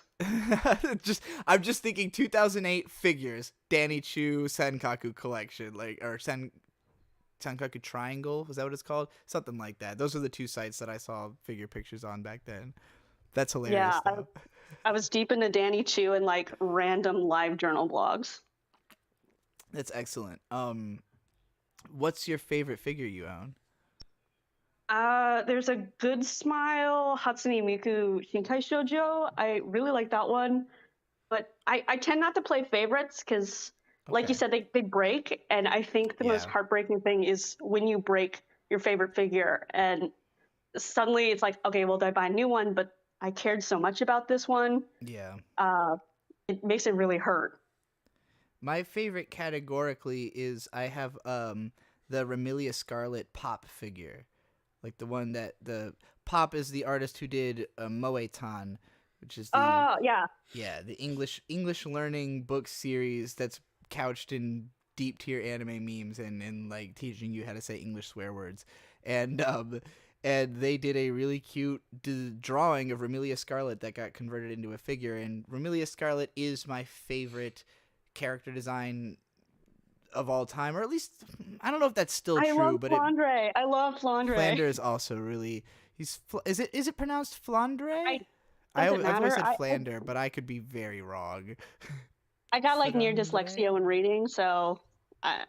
I've never looked at the Japanese text of it, so now I'm scared to find out. But yeah, I have Nendoroids of both the Scarlet Sisters, and I feel like Flandre, whatever, is probably the better design, actually, like in terms of memorability. But Ramelia was the one that just struck out to me because there were lots of illustrations on the like Boru sites on image boards of just like her in these all scarlet backgrounds, like these super bloody red moon, like gothic Like images. the Castlevania ones. Yeah, like that kind of Yeah. style. And in those games, obviously, I was also a big fan of. I actually own a physical copy of the second one, but Akumajo Dracula, that's what that's called. And you play as Sakia the Maid. So yeah, the whole embodiment of Scarlet Devil game, all the characters from that, I'm a big fan of. I have a lot of figures and dojins and stuff from that. But like that to me is like Toho is kind of the only franchise I can still see buying figures from, because to me it is just a raw expression of aesthetic appreciation. Like I don't really have any narrative reason. It's not like a personality thing. It's just purely these things are pretty and I like looking at them, you know? So like that's compelling. Is Flandre like Ned Flanders mixed with the yandere? Yeah. Actually, yeah, kinda, a little bit. She's a psycho vampire lolly who was locked in a basement for 500 years because she's got multiple personalities and she's really dangerous. And a hot And sister. her theme song was in that video you were watching of Black Beetle comics yesterday. Not Black Beetle, what's his name? Bolt. Black Bolt comics yesterday. And I was like, what the hell? That's Toho music. Huh. Well, that's interesting. Toho music's like on every corner of the internet, though. It's poison. It is a virus. Kira, while you're here, do you have anything you want to promote? Yeah, so I've been like, this was kind of like a start of a YouTube video I wanted to potentially make. So my YouTube is KIZXM, and if you want to see my art that's on Twitter, it's 777 Kira 888. It's on Twitter or Instagram? Twitter and Instagram, but I don't use that much. All right, thank you so much for calling in. We'll definitely have you again because I loved your rant, and you've been an amazing support to this entire channel and all of my endeavors. Thank you again very much. Yeah, I'm glad I got to talk thank you to for you. creating for so long. Like it's meant a lot to me in my journey as well. Thank you. All right, I'm gonna go to the bathroom again between calls because I've been having too much beer, and we're going for the long haul because a lot of people want to be on here, and I want to entertain as many as we can. Don't forget to pull it. Oh, oops. Alright. Let me do it real quick. Hey, bird, say a thing. Young man, pick up that seagull and run. I said, young man, stealing birds must be fun. I said, young man, it's just sitting right there. Seize the bird and start running anywhere. Dun, That's dun, very dun. appropriate for you, bird. The ducks at the park are free. I have 458 ducks. Yeah, didn't you know that all the ducks at the park are free? Ask me. I would know because I have 458 of all of the ducks. You just feed them bread and then boom, they're your pals. That's how that works. You just pal them up. You just kind of, it's like Pokemon, right? But instead of like Pokeballs, you just give them bread and then you capture them. That's how you get ducks. That's how you acquire ducks. You can get different levels of HP ducks in the park. Some of the bigger ducks are like higher level. Some of the smaller ducks are obviously lower in level. You know, you just go pet a duck, especially the white ones. They're the nicest of them all. The white ducks. Ducks are not nice. They're not petted ducks. They're very nice. They're so nice you can keep them as a pet. You know, that's how it works.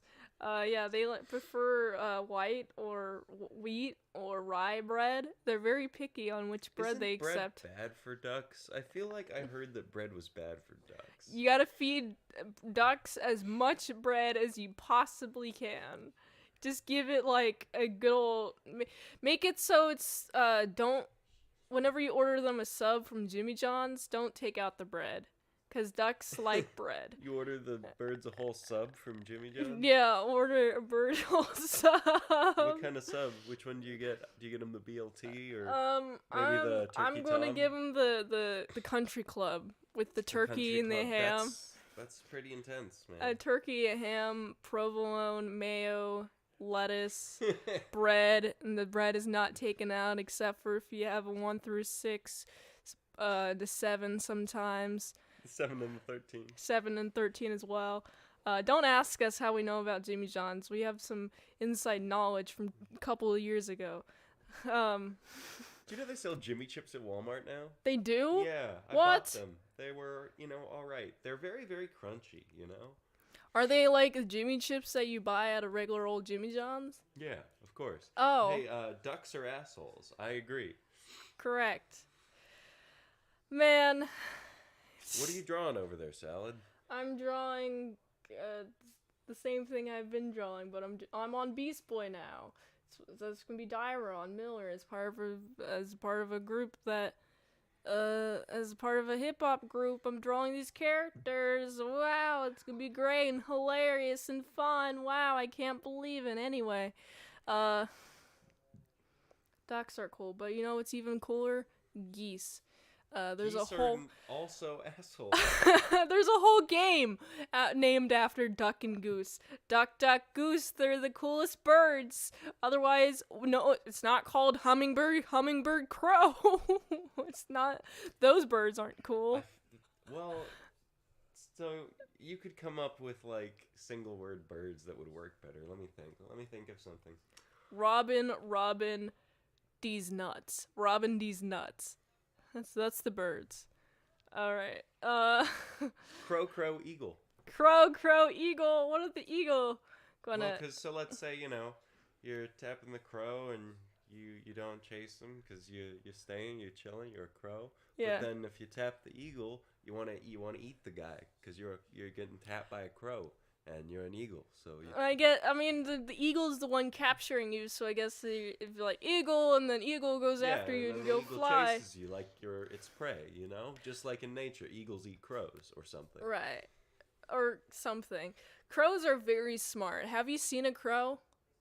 I've seen many of them. How many have you seen approximately? In my entire lifetime? Yes. 30 at least. 30, at least 30. Man, that's so many crows. I've It's seen a at lot. least 100. And that's only the low guess. I mean, it's got to be more. Okay. Well, I've seen many crows, and I think that crows are cool. How many crows have you seen over there? Hey, Trixie the Golden Witch is here to tell us how many crows she's seen in her entire lifetime. Ravens do not count. I could not possibly count Give the us a number of guess. crows. Like hundreds, thousands. They're pretty common. They're very common in I Virginia. said at least 30. My cat, my family cat, Kilala, took a crow out in mid-flight once. That's cool. Like it started flying off the deck. She jumped off the deck and fucking took it down. killed Kilala's great. Didn't she just turn 20?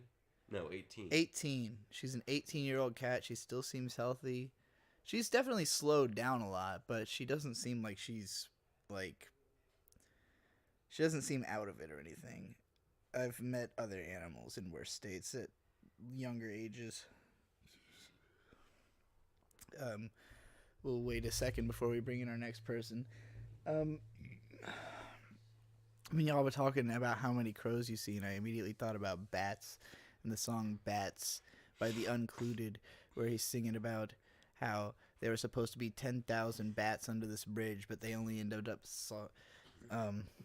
what is it? Supposed to be 10,000, but I only saw 6. Some thought it was a bust. I thought it was the shit. I think about that a lot. Where did Mint Salad go? Did she go to the bathroom? I don't know. I'll figure out the Discord Mint, thing. where'd you go? Let's see who's next. She's probably in the bathroom, I assume. It's okay. Redneck is next. Redneck? Oh, you can do it. I can try. Oh, you're back. Okay. Let's see. No problem.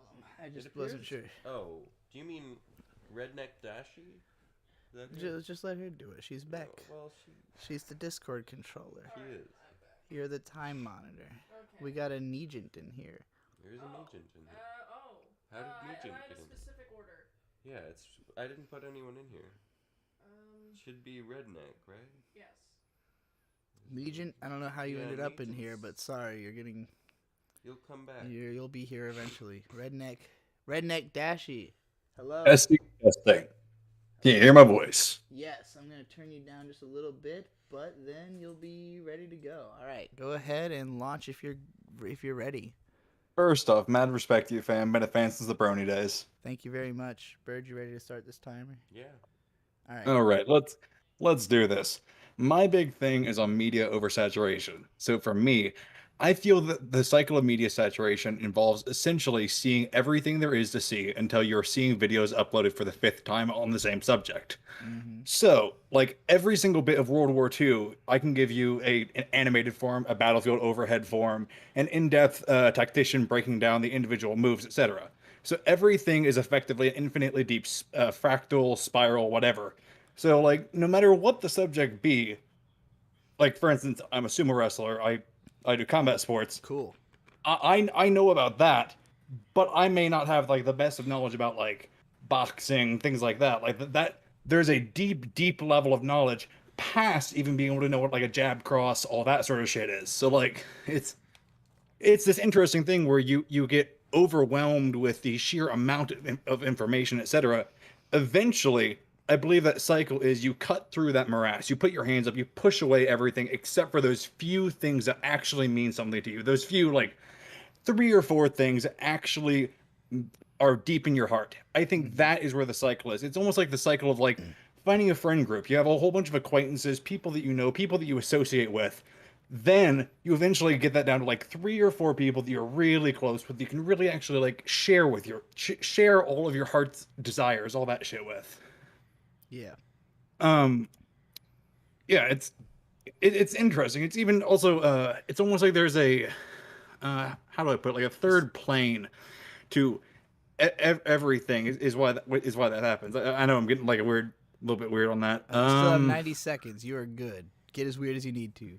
Let's see here. Did I have anything else I was gonna say?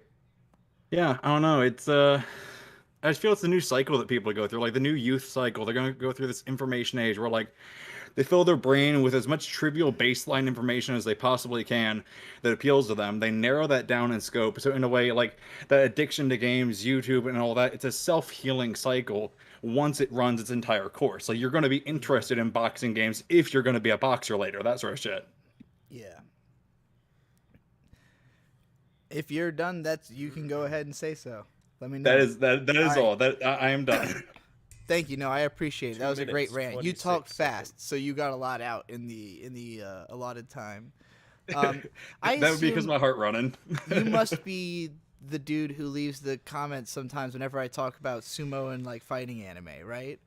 Yeah, that's probably me. I'll leave, like, book-long comments. Yes, for sure. I recognize that. As soon as you said you're a sumo, I was like, oh, this must be the sumo. There can't be that many in the audience.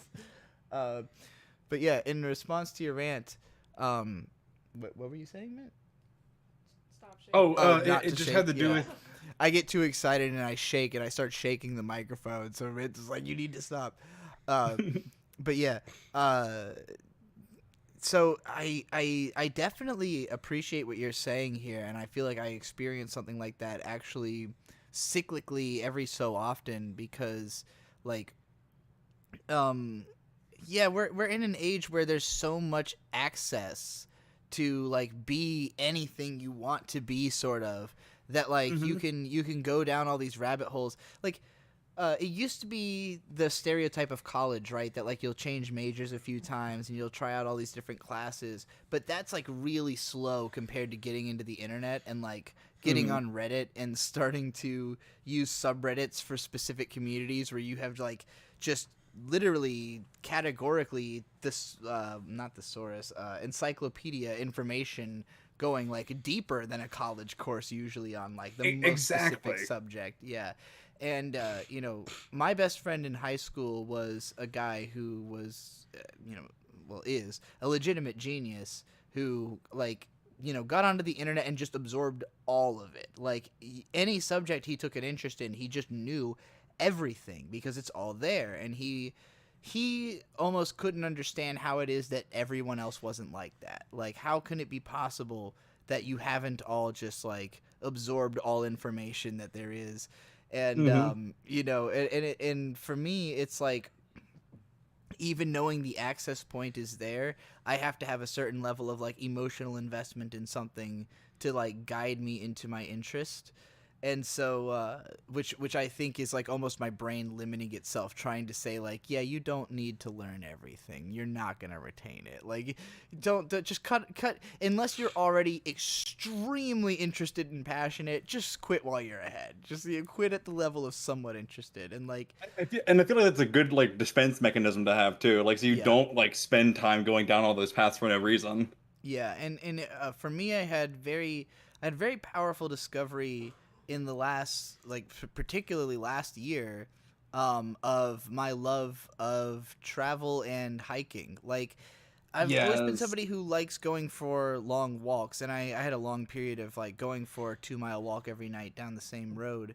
But you know, just being able to do that on a different road and see a different place, like you know, I discover so much minute detail in everything that I see that I can be fascinated with almost any unique location. But I also take it all in very quickly, and I kind of get over it quickly. You know, like it's one thing to come back to the same spot at each different time of day for 15 minutes maybe, but you know, there's only so much you can see in one spot for so long without getting too I crazy. get that. Yeah, so like I love the experience of like go to a new place, hike around, look at it, maybe see it 2 or 3 more times in different lighting, in different seasons or whatever. But ultimately, like, I just want to have like a strong visual sense of the world.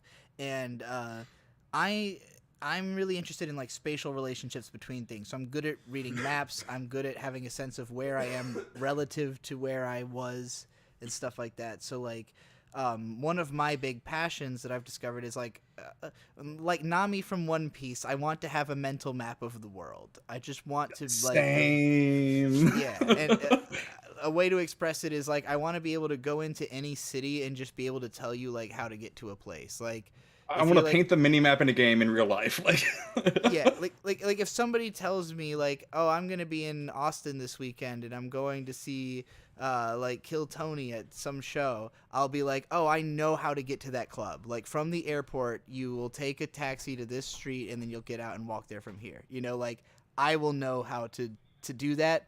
And I do actually think I could do that for some of the places I've been, like some of the cities I've lived in. And so that's one big point of intrigue. Obviously, anime analysis is my other point of intrigue, and music is my other point of intrigue. And like anime analysis for me is also sort of a vehicle to get into writing. Like I think a lot of my analysis is because of the fact that like my writing was so inaccessible when I was younger, and it's taken me so long to be able to write something that people could enjoy.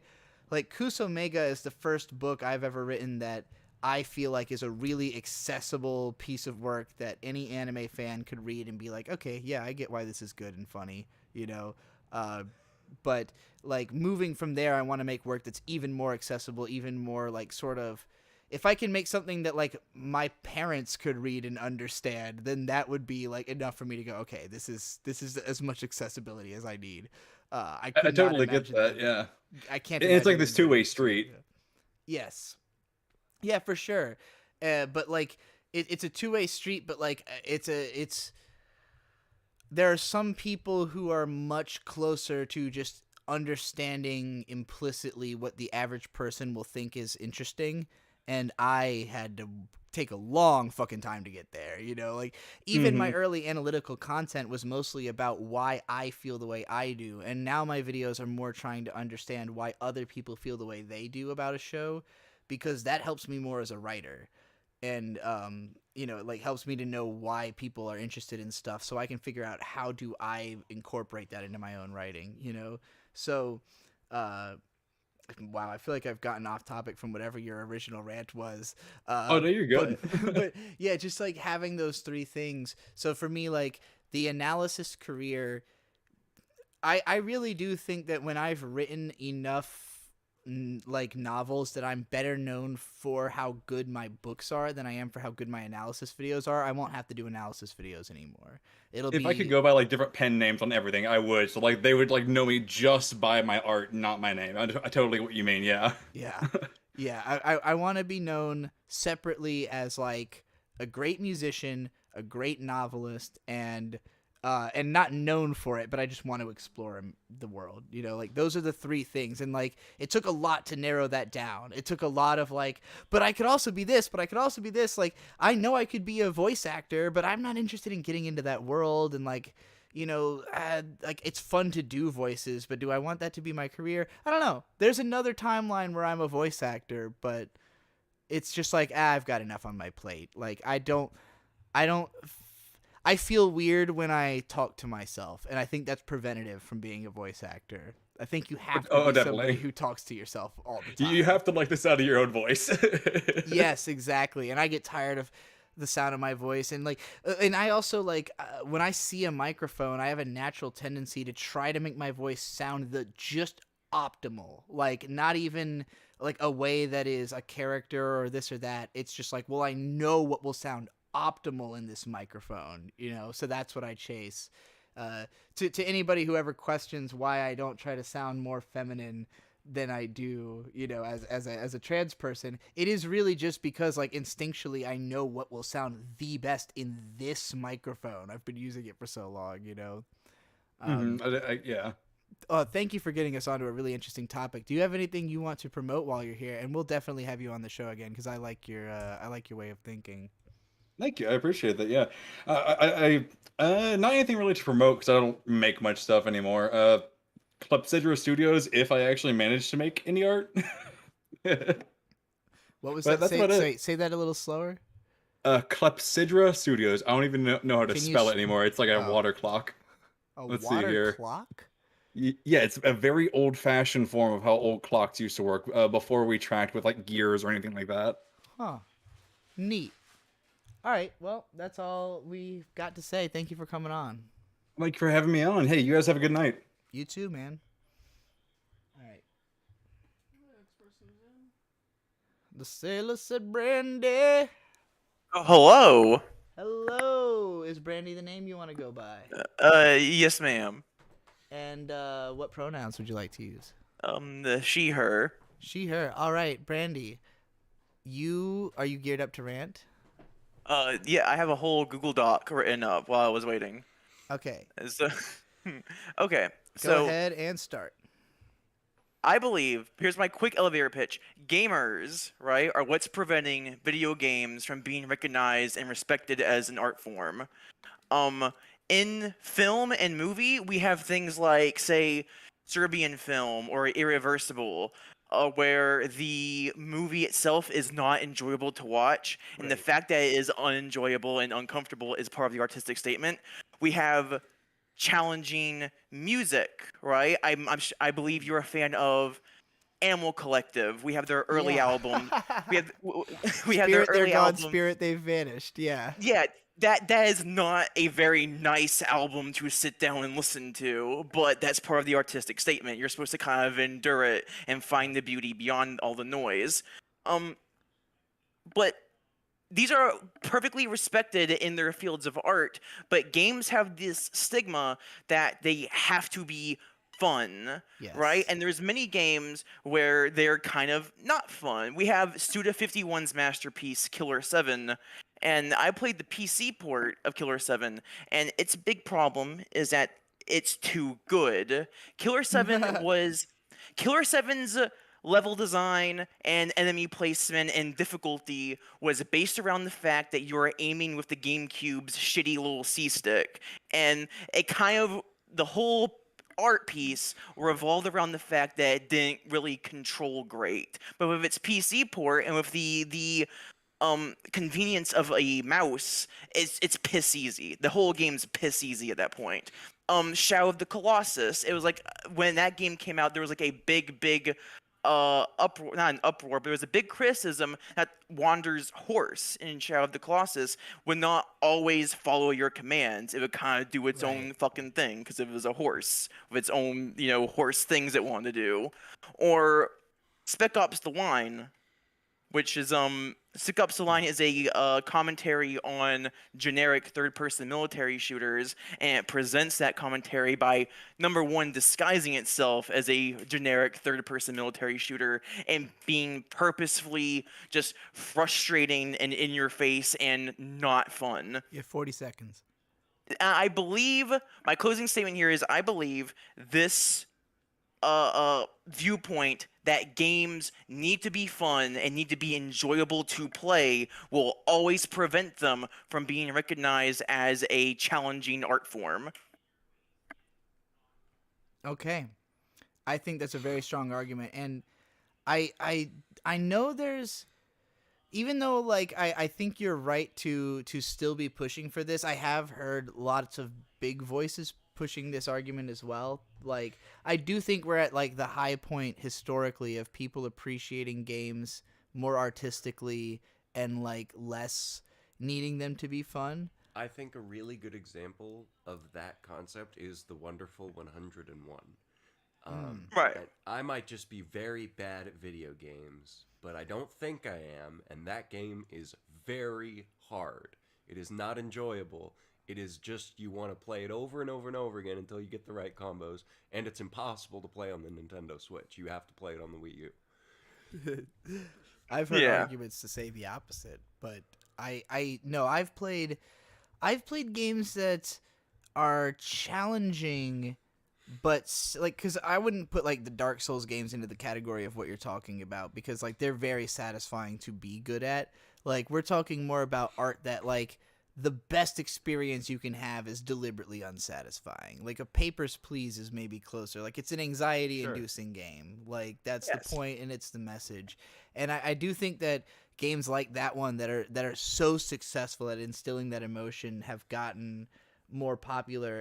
And because that one is more systems-driven, I really think a lot of it is that gamers are more receptive in general to systems-driven content. That, like, the type of people who tend to be the most invested in video games currently are more on the, oh god, I'm gonna sound shitty because I hate using like the Jungian stereotypes, but like the INTJ type is more the stereotypical gamer of like somebody who's looking for the rationale, like I'm using my skills as an expression of how well I understand these mechanics, whereas there's the more artsy side of gaming that's like, this is such an incredible medium for abstract expression. We could do fucking anything here, you know? And like, the people who are using video gaming as a way to express their competency at understanding mechanics, like, it is just a satisfaction loop for them. And like, that can be a healthy part of your life. That can be an unhealthy part of your life. But like, it is about instant gratification. It's about watching numbers go up. It's about, showing that you can do the big combo, that that you really know your shit in the game. And like, that aspect of gaming for me has always kind of felt moot, because I will watch somebody else do it and I'll go, oh cool, somebody got to the heart of the mechanics. And then, like, I just don't feel any drive to do it now. Like, I saw that it's possible. I don't, like, care to have to express it myself. So, like, what I look for in gaming is more, I look for the artist. Like, in all mediums, I'm looking for, like, what is this person trying to tell me through this art? And I'll admit, I haven't played a lot of games that are deliberately unsatisfying. Like, I haven't played a lot of games that are challenging emotionally, because like, I'm more of an anime person. I haven't explored gaming as like, a better way to put it is I've watched tons of analysis videos of games like that, you know? So, like, I get the satisfying experience of knowing that game exists without, like, actually playing it and feeling it myself, just because, like, I spend so little time on video games that I do kind of tend towards games that I can express some mastery, some of that, like, you know, instant gratification ticking up. But I get more gratification from seeing cool visuals and from exploring a world. So for me, like, exploration sims are the best games. And, like, A Short Hike, as an example, perfect. 10 out of 10 game. I wouldn't change a fucking thing about it, you know? And, like, that's a hour-long indie game that is more of an emotional experience than purely a satisfying one. But it is a game about discovery, and it's a game about self-expression and about playing it differently each time, and like, and about relaxation. So it's untraditional.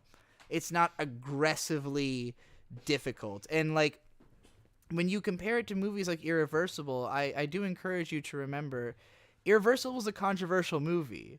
It's not a movie that every critic loved. It's not a movie that got universal praise. You know, Roger Ebert gave it 3 stars because he appreciated what it was trying to do, but he said, like, people walked out of the theater, and I don't blame them, like, when he was watching it. So, you know, like, I don't think everybody needs to try to challenge themselves with their art. I think a lot of people are just going through enough already. But I think that there are some of us who need that challenge in order to help us, like, deal with the world a little better, almost, you know? So I do really appreciate your argument. Even if I am sympathetic to people who don't necessarily want their art to challenge them like that. Right. Brandy, what is your favorite piece of extremely challenging gaming media? So I just got finished playing a obscure little PS2 game called Tulip. If you're familiar with Tulip, I've heard of that. Tulip is, I would describe Tulip as a mean-spirited cunt of a video game. It's, imagine OG NES Legend of Zelda with like Majora's Mask time schedule. Yeah. The idea of Tulip, it's sort of an adventure game, though, like not a action adventure, but like traditional adventure game, mostly about talking to people, making choices, and that kind of thing, right?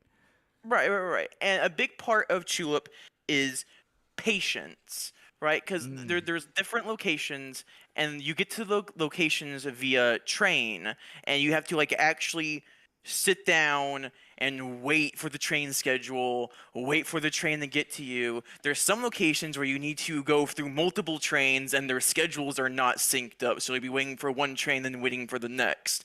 And the point of it, the whole bit, is that you're supposed to be poking around, kind of following people's daily schedules, kind of getting like a feeling for what they're doing, how they're doing, why they're doing, and using this as a way to solve their problems and in the end solve these puzzles. And that's Tulip got a lot of very negative reception when it came out because it is so patience heavy. There is a lot of scathing, just waiting around and seeing what person A's schedule is and deducing what to do from there. Yeah.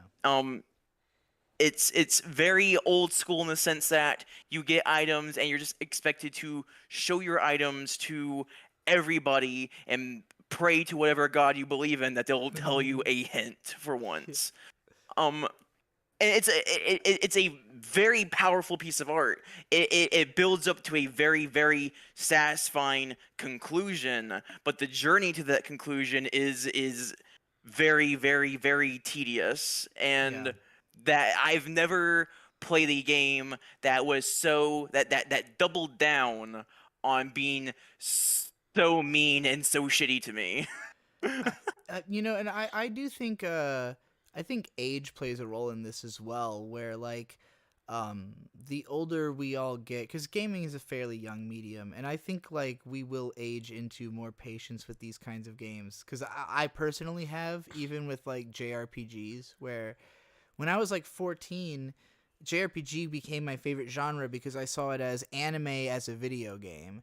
and I was like so excited to get to experience the stories of these games, but the mechanics were so confusing and difficult for me, and like I did not have the patience to do all the side quests and everything. And like a lot of people see these games as quote unquote grindy. There are very few RPGs that actually require you to grind if you are paying enough attention to all the like mechanics and all the shit that's going on in the game. It's just you have to be able to actually wrap your brain around that, and that takes being dedicated to understanding the game. And like I only became that dedicated in like, you know, the last 5 years, you know, where I can actually play like the most recent RPG I got deep into being Digital Devil Saga, the Shin Megami Tensei game. And you know, it's a hard game, but it's mechanically really interesting. So it was fun to learn all the stuff that made it hard, you know, and to get good at it. So yeah, I agree with you. Do you have anything you want to plug while you're here, Brandy? I don't have anything I necessarily want to plug. I do have a friend in a chat here who, real quick, they wanted me to tell you that they really, really like your novel. Oh, thank you so I'm much. I'm not familiar with the novel. I'm more familiar with your music, which is also really good. Oh, thank you. Wrong Side of My Life was one of my favorite songs for a while. I'm working with the group Sucker Punch right now, and we just put together the EP of a fucking lifetime, the Telegraphing EP, which is leading up to the first Sucker Punch album. We're telegraphing the Sucker Punch. It's gonna be 4 tracks that we re-recorded in the last couple nights that are like the catchiest, most fucking killer shit that any of us has ever put out. So I'm excited about it. Oh, I'm really looking forward to it. Have you heard Hurricane Season? I have not actually. Oh my gosh. Go listen to Hurricane Season. That will prepare you perfectly for what to expect from the sound that we're pursuing with our producer, Cranberry Dave, live-in producer and absolute god who keeps us up to task and makes us all much better at what we do. But yeah, if you want to read my book, kusomega.com, Volume 3 will come out before the year is over. Actually, before the summer is over, if I actually am a fucking decent human being. Hell yeah. And Hurricane Season is on ASE Presents. Yeah, ASE Presents. Go to ASE Presents to listen to Hurricane Season, and also, you know, just support them because they make this possible. So, thank you, Brandy, for coming out. I'm gonna go to the bathroom again. Great talking to you.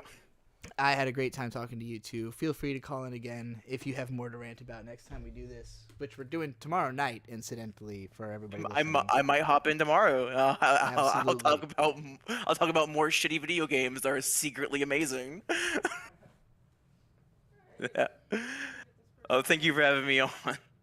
Thanks for being on. Now we wait. It is what time to wait. Hello. Whoa. Yeah, Trixie moved the table. Dang it, Trixie. Why did you have to move the table? I don't know. How are you doing, Bird? I'm doing all right. You know, about every 30 minutes I've been running out to the balcony and coughing and blowing my nose out just to be sniffling less. It's doing all right. See the sacrifices that he makes for you, chat? Like, what a brave soul that we have here. Bird Stork, everyone. I blow my nose. Look at me. You very, very extra. Anyway, I've also been eating a lot of that banana bread. It's very, very good. How much have you eaten? Like 3 slices. Damn. That's a like lot of banana. A fourth of it, I think. Damn, that's so many banana bread. I don't care how much you eat. Yeah. I just want it. I just want more to be eaten before I get to it. Second round of burgers because I'm hungry. Think we're making a second round of burgers tonight? Yeah, we are. Dave's coming home. Oh boy. It's okay. My brain. I'm already falling asleep. We've done the first round already, so we can knock out the second one in like 30 minutes. That's trash. Oh yeah, with the grill. Man, I'm excited to cook with. Grill. Why not? The grill's just gonna take a longer time to set up. That's fine. But yeah, I don't care. We can use the grill. I'm gonna use the grill for this one. Hell yeah, man! The grill's so good to use. I much prefer using the grill just because. I'd rather be grilling. Yeah, I mean the pan. I feel like if I use the grill, it shrinks a lot less versus on the grill. It's just like kind of retains the same shape of the meat. Yeah. We're also, the reason why we're talking about burgers right now is on ASC Daily, on our Patreon, and on our daily vlog series, we have this burger battle going on. Will be edited, but we're making we did burgers. The first part today. It was Yeah. very enjoyable. So we have to use the same buns and the same burgers. We can use 2 sauces, 2 vegetables, 1 cheese, and 5 spices. Oh. So today, for mine, what I chose, I chose lettuce, tomato, sriracha mayonnaise, salt, pepper, and garlic in the tallow, which I fried my burger in, as Fun. well as cheddar chipotle cheese. It was pretty good. All right, and that's all on patreon.com/ASC Presents. And the burger that I made was this fry sauce, which consisted of mayo, ketchup, and then some garlic and onion powder, some paprika, salt and pepper. And then for the cheese, I did provolone and some grilled onions. And that's my burger. And it was very good. It tasted like a fry burger. Like, if you've ever had fry sauce, that's the burger. It's fry sauce, the burger. It tasted very good, very sweet. I enjoyed it. Now I just got to think about what's the next thing I'm going to make. Maybe I'm going to make a garlic aioli. I don't know. Here I am, brainstorming out loud, because I don't know what the next round is going to be. Shouldn't brainstorm in front of me. You don't know if these are going to be my real ideas or not. That's what the storm of the brain is. You don't know what the rainbow is at the end of that storm is in my brain. I'm not going to share you that part. I'm only going to share you the storm part of my brain. Anyway. Don't overcomplicate a burger. Meat, cheese, patty, buns, ketchup. Ketchup? I highly disagree with ketchup on a burger. I just don't like ketchup by itself. I don't like tomatoes by themselves. I'm not a big fan. Hello, Trixie the Golden Witch. We were just talking about burgers. And what do you like to have on a burger? Are you more of a saucy burger fan or somebody who doesn't like plain burgers? There you go. I would say my favorite burger, which I assume I'm going to get to eat before this contest is over, is one that has this special sauce that Bird makes sometimes, where you roast garlic and combine it with like a sriracha mayo or something and a bunch of other shit. It's a sauce that Guga makes. What video can we watch to learn that recipe? Oh God, I don't know. Do you know what it's called? I have to look it up every time. Just subscribe to Guga Foods. He makes the best burgers. He is a burger god. Bring in our next person.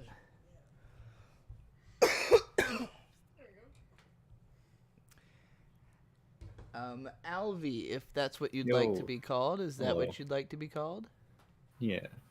Alrighty. What are your pronouns? Anything is fine, I guess. Cool. All right. Are you ready to rant? Oh God, I'm nervous. Don't be guess nervous. Just be in all right. control. Think about your topic all right. and plow I had, through it. I had like 2 things. I was like, well, I either want to talk about like the Monogatari series or Type Moon. Although I guess I'm probably more. Start with Monogatari, probably, and if you make it through that in less than 2 minutes, then go on to Type Moon. We're starting. I think I'll do the latter because fuck it. The Nasuverse is fucking based. And I think from the first, I think most people don't really get what it's all about. So like, on the surface, I think people sort of view it as like, especially with like Fate, as like just this excuse to have like all these like power scaling versus battles, fucking shit of just like, oh, let's put these historical figures against each other, to fucking fight, right? And it's like it's like who would win, but it's like obviously there's so much more than that, right? And it's like it's not necessarily that like obviously it's known for having like very extensive lore and world building, right? But it's not necessarily about having like the deepest and most extensive like history and like most in-depth mechanics, but that it takes these abstract concepts and kind of gives them form, just like through these like concept mechanics with just like that are just really fucking cool to think about, you know, and they're all cohesively integrated into this sort of into this central theme, right? So like the best way to describe it is that it's about the Gnostiverse is about anthropology, right? Like everything is sort of rooted in pre-existing cultural ideas and concepts, right? So for instance, in the Gnostiverse, the planets are like, you know, the celestial bodies are like sentient, right? They have like a consciousness, they have a soul, and like you know, this is obviously rooted in like you know, like ancient belief of like planets as gods, right? Like, you know, the worshipping of like, you know, celestial bodies and like whatnot. So in the Gnostiverse, that manifests as them actually being gods, right? And so like, you know, the Earth itself also is, you know, is a god, right? And like you know, and that connects to this idea of like there's this thing called the fucking like Gaia hypothesis, right? Which is like an occult theory of like the Earth being like a sentient body that's like a self-regulatory system that like manages, you know, the sort of like jurisdiction of like you know, nature and whatnot. And that's exactly how it works, like in Type Moon, right? And you know, you got like the heroic spirit system, which is like directly rooted in like this this sort of like mythological motif of like the sleeping hero, right? So like the most famous example is like, you know, King Arthur, right? You know, as this like hero who's like you know, the once and future king, right? It's like a hero who's sort of like, you know, after their death they become immortalized and are sort of like, you know, rumored to eventually return, you know, to save the world, right? It's like that's literally what that concept is based on, right? It's like it's like the best way I can describe it is that like it's not about you know, it's not a fantasy setting where you're basically positing, oh, you know, what if magic existed in real life, right? What it's rather positing is, what if magic already exists in real life, right? It's like it's basically taking, you know, like mysticism and like esotericism, you know, the occult superstition, you know, belief, and transforming it into a field of scientific study, right? So like you have like, you know, secret societies, like, you know, like mystery cults, right? And it's like taking that and being like, what if these like cabals of like autistic like hermit boomers are like actually like scholars, right, performing like obscure research and simply masking their activities like under the guise of like this paranormal activity. Your time right. is up. Your time is up. Oh boy. Sorry. No, it's okay. It's okay. Very indulgent, but you went the most hard of anybody so far, I have to say. Like in terms of raw like ramping up of momentum, you just it kept getting like faster and more intense as you went. I wrote a lot of notes. Okay. Yeah, I think the basic idea came across. Yeah. I'm going to tell you I'm going to tell you this in the least harsh way I possibly can. But I'm ready. You reified my lack of interest in Fate just now. Well, and the fair reason enough. is that I really do believe that the Nasuverse is an inherently type A like personality, like appealing universe. Does this make sense to you? The fact that you had notes coming in, nobody else had notes. No one else came in here with notes. Brandy came in with notes. Who did? Brandy. Yeah, that's true. But just the because like I've actually heard somebody say the exact sentence before. It could have been you in a comment years ago, but somebody has said to me, "Fate is about anthropology." Like that exact statement, I remember. And Store? We're talking about Fate Stay Night. Oh. You've read this, or you've seen the anime. I'm just asking Fate. what that has to do with anthropology, the store. No, Anthropology, the store, not Fate. Sorry, I forgot that was the name of the store. You, what do you think of his rant? Did that check out to you? That was a fun rant. I like listening to it. It all makes sense. It's a lot better than the actual Fate series, in my opinion. His rant was better than the Fate series. Like, well, because I think Fate is more interesting to think about than actually like consume, right? Yeah, it's definitely a lot more interesting to think about all the different combinations of people fighting than actually watching the show. Although what I the want show to does have stress fun is fights. Sorry.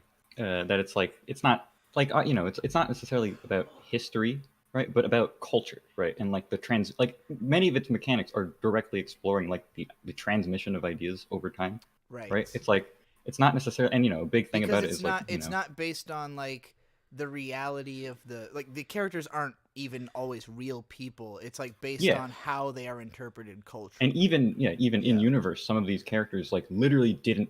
It's like whether or not they existed doesn't matter. I've read a comment from you that said a lot of this stuff before. I really do. Like this is treading ground. I feel like, did you ever comment on my Fate Apocrypha? I don't know. Once? You know, I was thinking about. I was gonna bring that up because I just wrote it down as a note to bring up because like I remember I watched that podcast and I like there were just Yeah. as I was watching it there were just so many fucking things I wanted to like I wish I could like interject with, you know. It's Yeah, I literally think you must have left a Maybe I similar did. comment on that video because I I don't know. remember that statement about anthropology and some of the things you said there. But yeah, no, and not just you. I have talked to plenty of people because this is a franchise that's perplexed me for a long time. Anytime there's something that Yeah.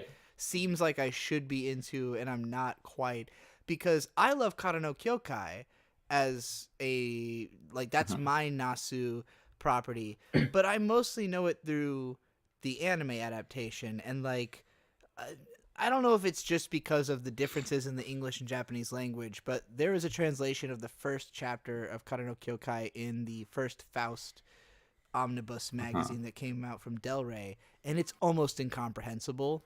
And I think a big part of that is because of Watashi versus Boku and just all of it being I in English, and it's fucking really confusing. And like Nasu himself said in an interview that even he thinks that book is hard, really, really hard to parse. So like I do think a big part of Kara no Kyokai's appeal and its influence is that Nasu is schizophrenic. And and he's the world's most successful schizophrenic author of all time, and I think it really connected with the otaku audience in the beginning, because Kara no Kyokai, from it, going by the legends told by this Faust omnibus I'm talking about, Kara no Kyokai was the first light novel to be a big deal among otaku as a doujin. Like, it was self-published, and it was a huge fucking deal. So that was already big before even Tsukihime. That was also a huge deal. Then Fate was like the fucking like straw that broke the culture's back. So Nasu had plenty of practice. This was not his first run. It wasn't like raw. It wasn't like the, you know, like this is him at his most accessible. And I really do think that somehow he cracked the code on like something that would appeal to the type of people that become into anime and visual novels, especially, more than anything else, which is, yeah, like someone who's a little bit more organized in the way that they view history and the world and people, and like all those connections between, like, you know, it's a, how do I put it? It's an organized view of something chaotic, that being history, like that you can look at maybe 5 different points historically and see the similarities between those, and then like develop a character that's based on the fact that humans have done this 5 times, if that makes sense. Yeah. Like, yeah, Yeah, like, for sure. I get that.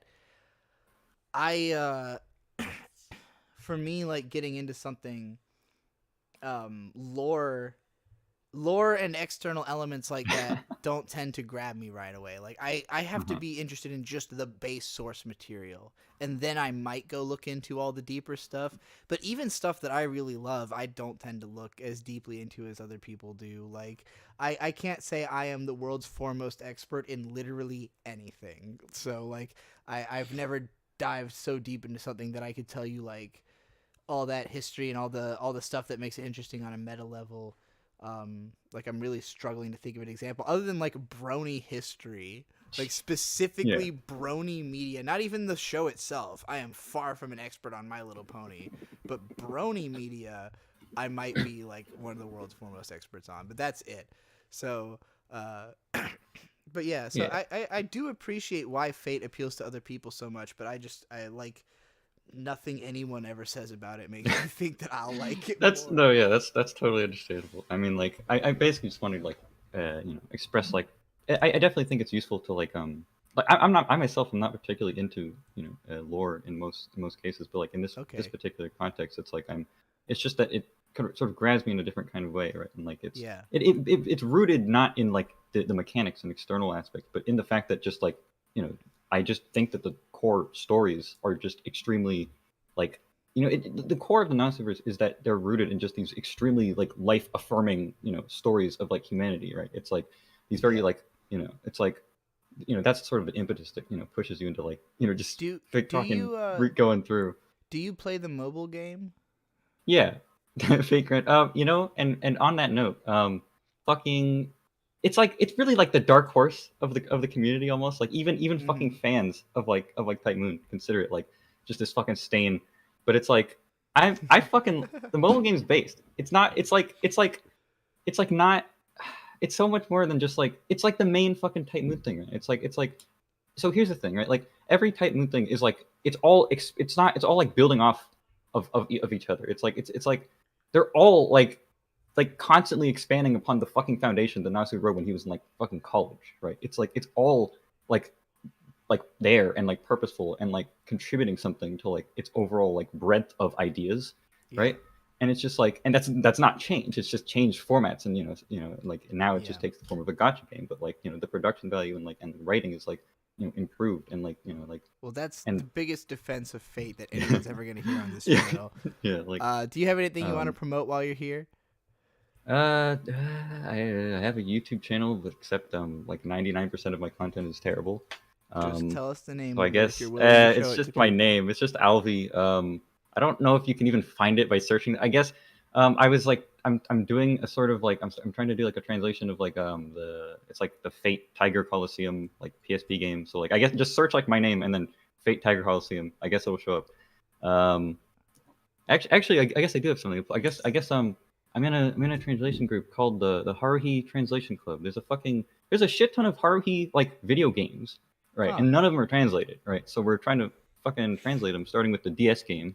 That's really cool. Which like yeah, so we just released Maybe the I'll first end up chapter of playing it. them all on stream one day, since Yeah, that's so kind of the avenue I'm going down right now, is like finding anime related games that have just gotten English translation patches and then covering them right away, so that they'll be the first, like I'll have the first video about them. So Yeah, it's let me spelled, know as soon as you finish a project. Yeah, it's spelled Har like OOHI like E. It's like Haruhi. I don't know. It's like it I probably got you. shows up regardless. I guess besides that, oh fuck, I think it's something else that's gonna No, yeah, actually no, that's about it. I guess Yep. Thank you for calling in. yeah, We're thanks. kicking you out. Thanks for having me on. Mint, go ahead and do the honors.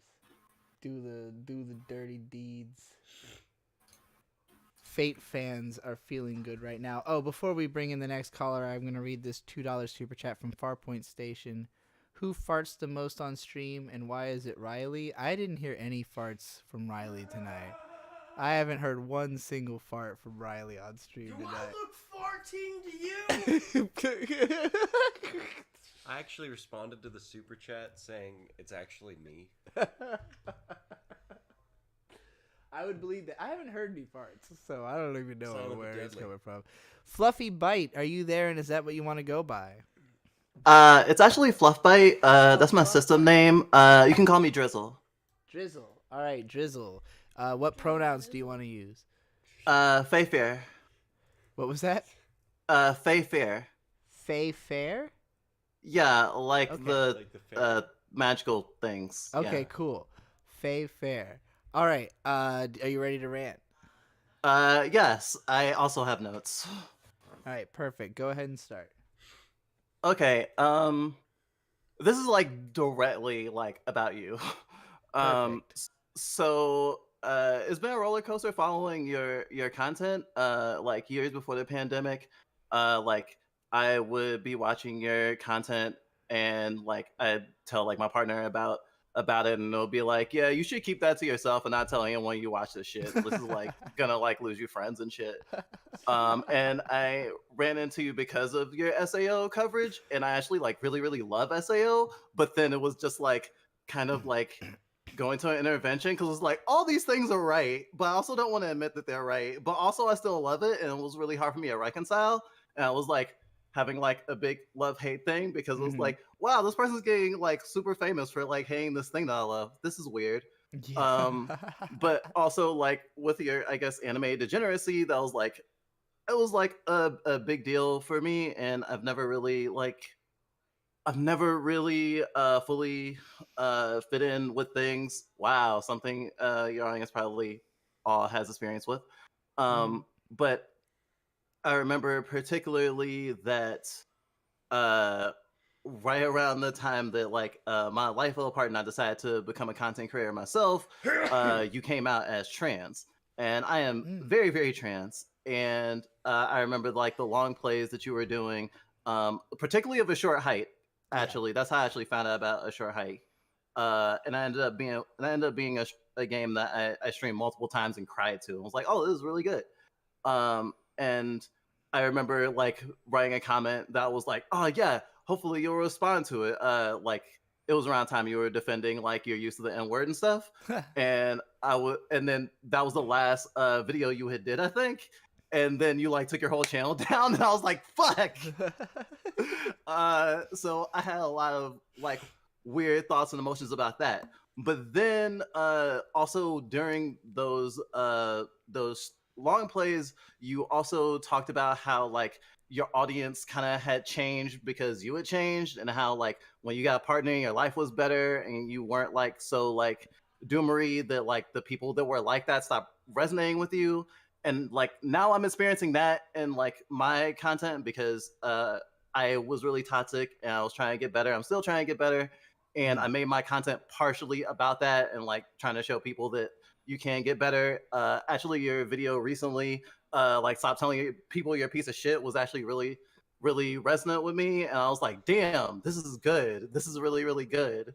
That and your thing about the words you don't use anymore, like really made me want to watch your content again. Even though I had already been subscribed again to Yarg, but I had just been staying away from it because like a lot of stuff you touch upon is stuff that I wanted to watch, and I have the content creator thing of like, oh yeah, like there's a video about a thing I want to watch. I better not watch it until I'm done, or else I might accidentally steal. And that was fucking scary. Yeah. All right, your time is up, but we'll keep talking. Obviously, that was a great rant. So man, you touched on a lot of things there. Gosh, I still didn't get through all the shit I want to say. I figure out what I'm responding to most. Yeah, it's been a wild time these last few years, and I've read a lot of sentiments like yours, especially on the comments of the videos that you mentioned, like the words I don't use anymore, and yeah, like I've read a lot of comments from especially trans listeners, especially people who listen to that short hike video, and I know that only had like a couple thousand views and it doesn't exist currently online, so I'm not gonna like go too deep into it, but like it was a short series called Befriending the Internet, where the idea was that you know, I was going through a bunch of shit in life that was really hard to express to my audience, who at that point, like for the most part, I had been basically, people had seen everything that was going on with me because I wasn't doing anything other than YouTubing. So it was like for the period of like 2016 to 2020, practically like 4 years. We'll say 2017 really, but yeah, like almost 4 years of me YouTubing so constantly that people felt like they had a strong sense of exactly what I was doing and how I felt about things. And that wasn't completely true because there was some disconnect between, you know, what I'm willing to present online and what's actually true. But like, mainly the reason for that disconnect was unsureness. Like, it was a lot of, you know, I guess I used to feel like I needed to have an opinion about everything. That like as an internet personality, it's my job to like be able to weigh in on every subject that people are talking about. And realistically, I don't think like most people should weigh in on most subjects. Like I don't think most of us have enough context to have a meaningful opinion on things. I think a lot of the people who weigh in on things just muddy issues and make them worse. And, you know, around, you know, up until 2020, from like 2017 to 2020, I was dating somebody who was a very politically minded and motivated person, who was very interested in those kind of topics, who wanted to have opinions about things. And so I spent a lot of time talking about those things, both in my private life and online. And I was watching lots of videos about current events topics and like trying to have opinions. And like those opinions weren't so much couched in personal values as they were in an attempt to be logical. And like attempting to be logical about the world is very difficult because you don't have enough context to really understand what you're talking about in a lot of situations. I do think gut reactions are actually kind of more important. Like having a strong sense of who you are and what you stand for in your everyday life will be more beneficial to you, because like the effect you actually have on the world will be more about the decisions you make moment to moment than it is about like the shit you think about, the shit you're like pondering over and being like, oh, what's my stance on this? Like if you have to think about it, then it means that you probably shouldn't even weigh in on it, because you don't know enough to actually know. Like, because if you really knew what you were talking about, you would immediately know. Because I know that That's feeling, like really when I watch interesting. anime and I know anime, so like when I'm watching a show, I get what it's about in like a deep way, where I'm like, yes, I get this, So, But don't you only do that when you're trying to like be an expert? I know for myself, like if I don't know a thing enough, yeah, like I'll literally research it as I'm talking to someone, not in the way of like, oh yeah, I'm on my phone and I'm not talking to you about it, but more Yeah. like I'm like the turtle from Elden Ring. I'm like, let's learn together. Yeah, some level of research, like even when I feel like I know something, I'm going to research it too, right? So like my Eureka 7 video, that's this big long thing, like watching the show as many times as I did not make this video so long. I thought it would be an hour-long video. I started researching it and it became a 6-hour video, Holy but shit. like it was just that small leap from not having done research to having done research that expanded it like this massive amount. But it's the same emotional reaction. It's just I know how to express it better now that I've done the research, But like I wouldn't have bothered doing that research if I didn't already like care about the show so much, if I didn't feel so confident that I would be able to talk about it well, like that's what led me to go, okay, let me figure out exactly what I'm saying, and then I did. Whereas if like there's some subject like, any political topic that's relevant right now, I'm not even going to name one because I literally don't know. I've been too focused on my own work. But like, like if there's one that's out, I probably don't know enough about it to weigh in on it. And like, no amount of research is going to get me close enough to have a real opinion. I would have already done research if I cared enough that my opinion like mattered. Like I think I only will hurt the cause of whatever side I actually would stand for if I do an under-researched take on it. Yeah, that's actually really humble of you. I have to be humble to be responsible. Do you have anything you want to plug before you're out? Yeah. I make video essays on YouTube, and I'm a Twitch streamer. I stream every Friday at 7 EST. I'll drop my links in the chat. Yeah, we can see that on screen. All right, thank you. We're gonna bring. All right, thank you. I'm gonna set a 3-minute timer on your response as well. Okay. Go. Yes. We'll try. How many people do we have in line? We have at least 10. Okay. And we have a half hour until Dave gets home. Okay.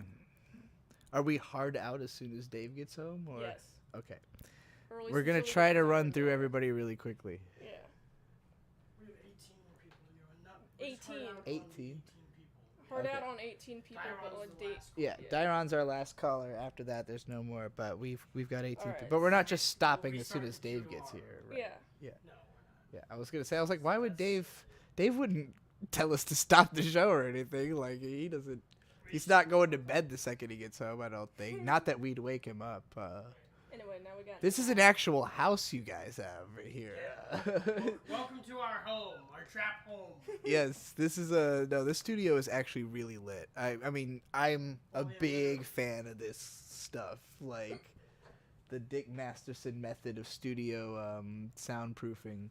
Huge fan of. Moving blankets? Yes, I didn't know what the fuck they were, and I couldn't find them for years because I didn't have the brain to just ask what the fuck his stuff was. I kept searching like wall soundproofing or whatever, like roll out soundproofing. They're just moving blankets.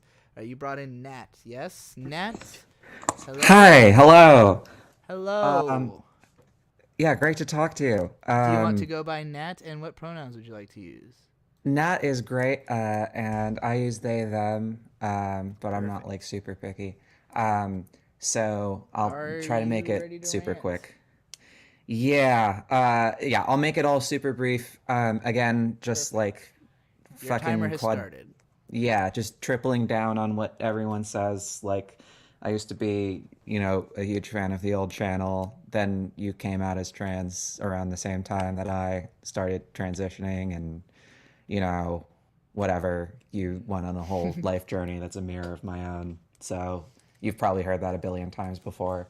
Um, uh, just also shout outs to the Discord waiting room call where like I was waiting for my lasagna to be done and we ended up having like a really deep conversation while we all were waiting to get I didn't even know call that into there were the people show. talking in the waiting room call. Oh yeah, no, we were talking about religion and shit. Anyways, my rant is about Yuri because I'm like just I've dropped out a lot of just like watching seasonal anime at this point. Like I just don't really do it anymore. But I just read a ridiculous amount of Yuri manga and keep up with what everyone is talking about in that space.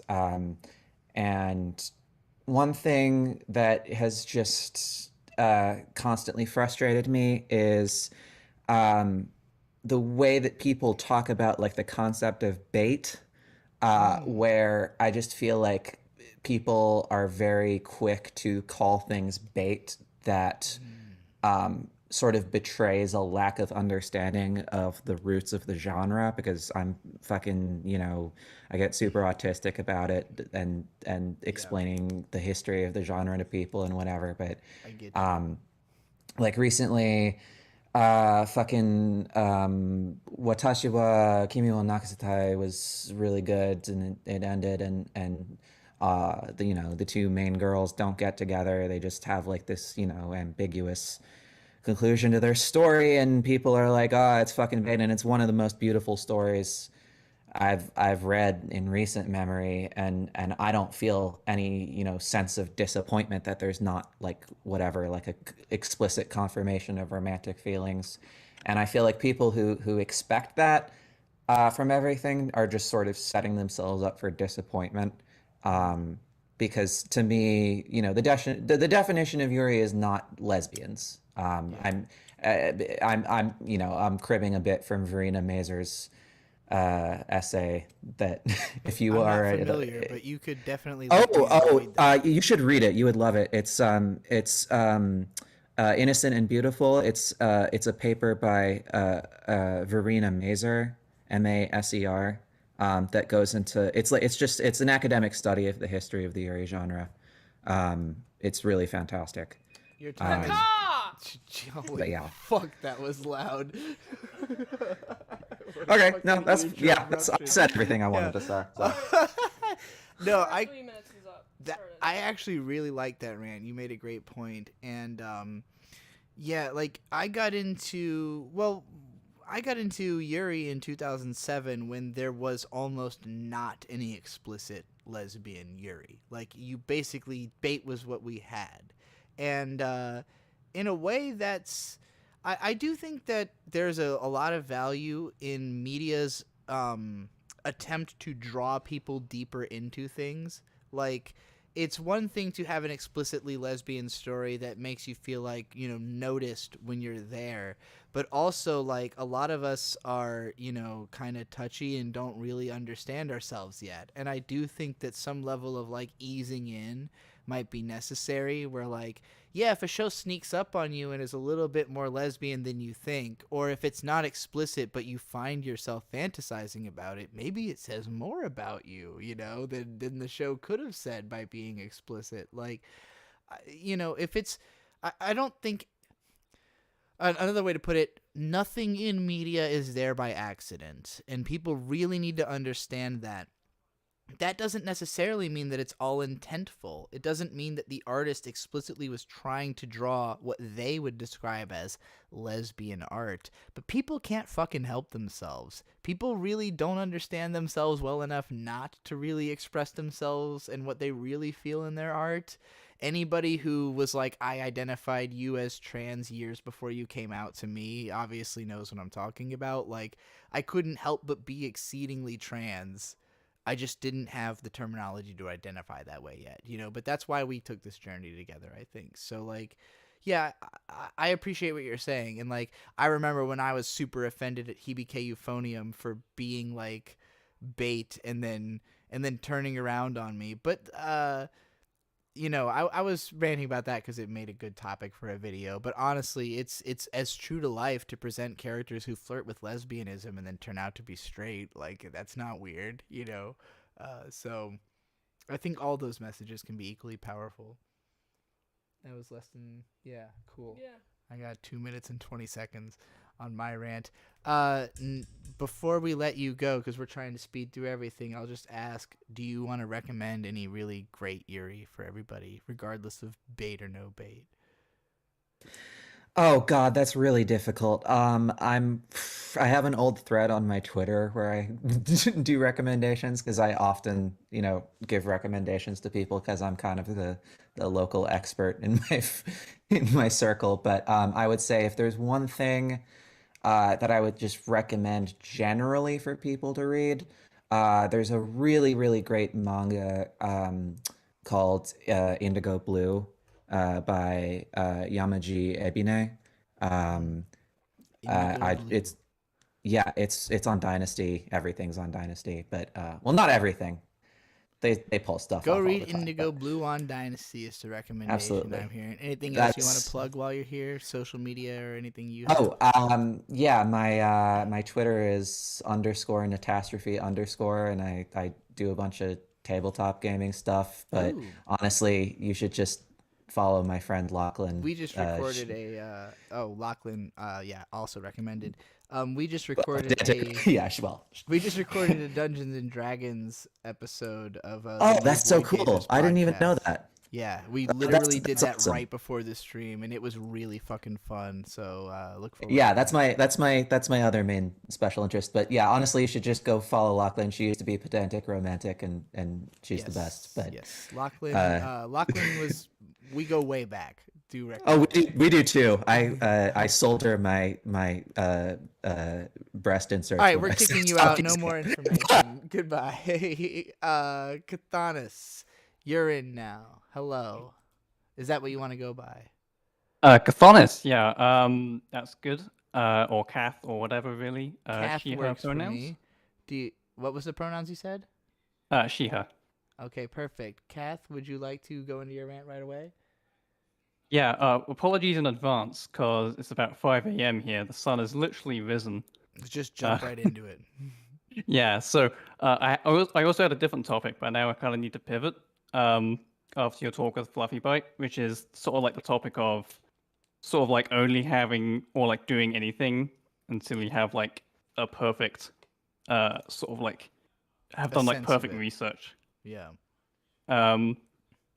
If that makes sense, because I am someone who is like, I don't want to be, but I am like obsessed with perfection, I guess, in the sense that I just won't do anything unless I think it is like up to a standard that I think is good, and I also like can't decide on what I think is good or not. Like I've tried my hand at like writing and sort of like YouTubing and just formulating opinions on politics, life, the universe, and everything, and that sort of thing.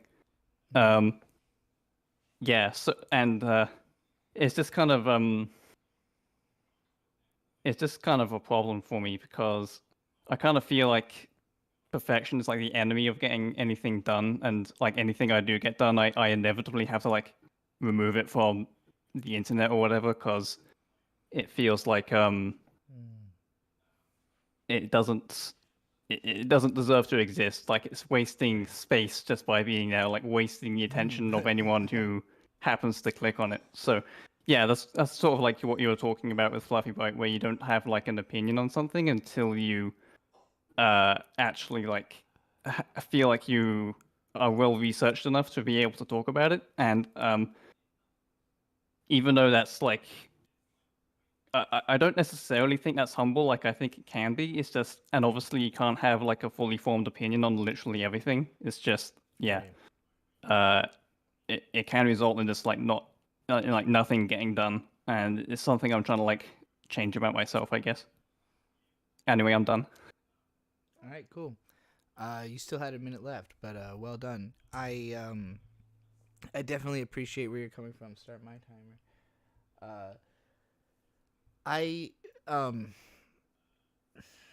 Fuck, hold on. Let me think for a second. I really encourage people to release stuff as much as possible. And it's fine if you want to take it down. If you don't like it that much, you could put it back up later if you decide you do. But like ultimately, the most humbling thing I can say to you is like, accept you can't make something that good. Just accept it. Like I can't make something that's up to my standards. And like, it took me a long time to appreciate that. Sometimes I make stuff that for me is like just like a fuck off nothing video that ends up being the thing that means the most to people. But it's because of the fact that sometimes something that seems really obvious to me isn't obvious to everybody. Whereas other times, like, I'm discovering something that wasn't obvious to me but is obvious to others. So I've had videos I've made where like I put it out and people were like, yeah, we know. Why would you make a video about this? And I'm like, well, I didn't know. And then I've had the opposite experience where like I just said something that's to me seemed really basic. And so I've kind of embraced this idea that what's important about my videos isn't whether they're good or bad. It's just that they're unique, that it's my perspective, and that there's something that somebody might not know that I have to say. And like, you know, and especially if it's a lesson that I learned myself, I feel like it's almost imperative for me to share it. So like, I'm thinking about the most recent video I've done, which is stop telling people you're a piece of shit. This is a big I've problem. been thinking about that one a lot. Yeah, it's a problem I have. Like, and anybody who knew Digibro knows, like, it was a major characteristic of that character that Digibro insisted on being a piece of shit. And it was because I felt that I didn't know what is good. Like, what is the right way for humanity as a whole to go, you know? And it's because I was trying to base it on logic. Like, my thought was like, well, there must be, like, an overall guiding way that it could go. And now I'm just kind of feeling it out. It's like, I know what I think is right in the moment, and I'm not judging people holistically. I'm not judging actions holistically. I'm just looking at specific events and saying how I feel about that event. And I can do that with a level of confidence now. So, like, even when I talk about media, it's not about whether or not I'm making a great point or whether or not the video is well written. A lot of these videos aren't that well written, if I'm being honest, like by my standards. Like, they're well written in the sense that I'm a great writer. That sounds shitty for me to say. It sounds very egotistical, but I feel confident because I can write so fucking fast and people enjoy it. But, Yeah. you know, like, that is, some of the videos aren't, they're not. Yeah, anyway. No, I am. Thank no, you for I being more definitely think- succinct than I was, by the way, Cav. No, that's all right. I've been feeling nervous, so I just had to get all that nervous energy out in one No, big it's fine. 2-minute Get me rant, I talking guess. about myself, and I'll never fucking stop. Cav, thank you so much. Do you have a channel that you want to promote or anything while you're here? No, as I said, I tear down everything I put up. Right. I actually Please, did I just encourage you. Like, I know it's hard, but you just got to leave some stuff up because part of the experience is the response. Like, part of it is releasing stuff, seeing how people feel, and getting the feedback. And like, a lot of the time it can be frustrating because you're like, I already know this shit. Why are you pointing this out to me? But like, if people actually can notice something, then you do need to focus on that.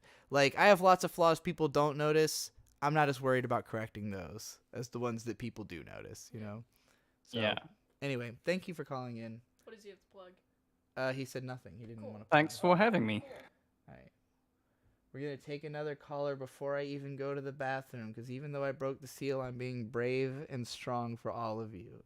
For all of trans womanhood. What? What? Look, some of us have to pee more than normal. Estrogen makes you have to pee a lot. I'm not on it right now, but it stands for my people. I had to piss a lot before estrogen.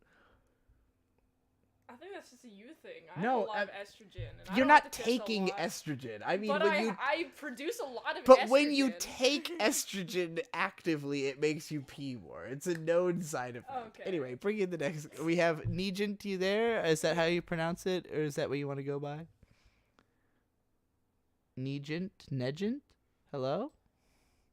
Can you hear me? They don't have a mute or anything. If you can hear Miles me. out. Miles not in the call. It's not there anymore. You didn't act him either. What's wrong with you? Oh. I said, wait, I was next on the list. Oh. Okay, well, bring in Mild and throw out Negent, who doesn't actually seem to be there. Sorry, Negent, we'll bring you in afterwards if you happen to show up after. After. Well, yeah, Mild hop in call. This is the only way I can move you. Yeah, Mild, you're not appearing in the call, so you have to be in the. There you are. All right. Hello. Hello. Well, now I'm hearing Negent, but not Mild. Oh yeah, if he wants, yeah. We will bring you in next because we promised I we had cut in Mild in the line list. Sorry about the again. confusion. You're totally fine. All good.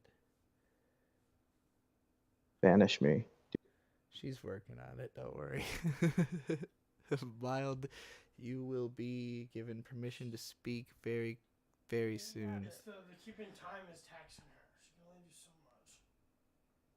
Mild, I don't know if you've muted yourself. Yes, the answer. Mild, unmute yourself. You are in here now. You're all good. You have permissions.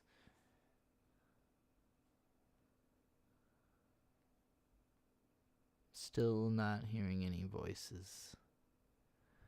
I still see a muted. I see the microphone is crossed out. Mild, you are here. You're in the call. Can you hear me? Well, then they're muted. Cool. They have permissions, right? Yes. They can speak. Mild, you have to unmute yourself. Well, they're also like on headphones, so that's also confusing. What? I don't have permission. You have all the permissions. I don't know what. Got the speaker roll. Yeah. Are you sure that you have not unmuted? I can, but it won't let me. Well, the headphones thing went away on your thing. I like this part of the show. Yeah, this is the dearth part of the show. The best part. This is the part where I just visualize digging a trench like in World War II and just sitting in it, just like waiting to get shot at with the rats down in the trench. Oh, thank Christ! There you go. Hey, what do you want to go by and what pronouns do you want to use? My name is Miles. I'll stick with that, and my pronouns are he, him. Alrighty, go ahead and launch into your rant. Okay. Okay. Oh, thank Christ!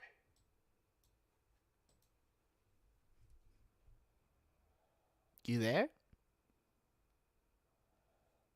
Mild, I do not hear you right now. Oh, I see what happened. I was on both the YouTube channel and on the Discord app at the same time because I wanted to makes keep up with it. All right, well, go ahead. I think. Go ahead and start ranting. Okay, just to cut through the bullshit, I'm sorry for being. Good evening, and I apologize for being so awkward to bring on, but I'm just going to launch into it. I am a disgusting and repulsive creature, a rare type of nerd called a Persona fan. Ah. And I would like to quickly state that because I'm also an aspiring writer, and I haven't been able to write anything for years. The first thing I was able to write was a piece of Persona fanfiction, and now I'm spanning my own fan-made mythos, which is sort of like a fan-made appendage of the franchise. Because when I commit to something, I commit to it 100%, but I rarely commit to anything. Autism? Jesus, Vince. One of the reasons I'm so awkward is because I'm very scared and I'm embarrassed, but on top of that, I have autism. I have a Some people have said that I'm very articulate for someone with autism, but I still feel like a bumbling idiot. Case in point. So what I'm trying to say is that I have been a fan of yours since the DigiBro days and have followed your channel on and off for like over half a decade now. And I have to admit, you and a bunch of other channels were a big inspiration for me to continue going at it during some really dark places in my life. So I wanted to pay both my respect to you now that I have a direct line to you. 1 minute left. but at the same time, I also wanted to ask, how can you be a filthy degenerate with confidence? Okay. Is that the end of your rant? No, actually, actually, yes, that is. Okay. How to be a filthy degenerate with confidence. You know, a big part of it is just that I never really had a strong sense of social acceptance in my life. Where, like, growing up, there was a time when I was like, I want to say 9 years old, where I lived in a cul-de-sac for a few years. And one time, me and my brother and our two best friends were called out to the garage of the eldest kid in the cul-de-sac, where about 5 of the other kids were gathered in a line, literally in like a firing squad line. And when we got up there, they said 1, 2, 3, and all at once, "We hate you." And then me and my brother just sort of went back home and cried about it. A couple of the kids eventually came over to apologize and tell us that the other ones had put them up to it. Now, this was a perplexing experience for me because this is such a small community that even at the time I recognized this as like a weird behavior. That like this is not, like this couldn't be couched in that I'm such a piece of shit. It's couched in that they are being weird about something. Who just gathers people up to tell someone they hate them, right? So like that's the kind of perspective I've been coming at life from even before I was on the internet. And when I was on the internet, I experienced tons of it because I was super young and I was very abrasive, and there were lots of like college students who were really annoyed with me and who were just like, shut the fuck up and you're an idiot, you know? So like that level of criticism was normal for me, to the point where when I got to be somewhat self-aware about it, then it was like, I can really play into the piece of shit angle and be funny about it, because most people aren't willing to act like a piece of shit because it's embarrassing. But like my life has always been embarrassing because I didn't know how to not be embarrassing as a kid. Like mostly because I just didn't live in one place long enough to like understand a culture and how to fit into a place where like I think a lot of us sort of, we grow up in one area, maybe through high school kind of realize we're disconnected from the people around us, and then just get on the internet.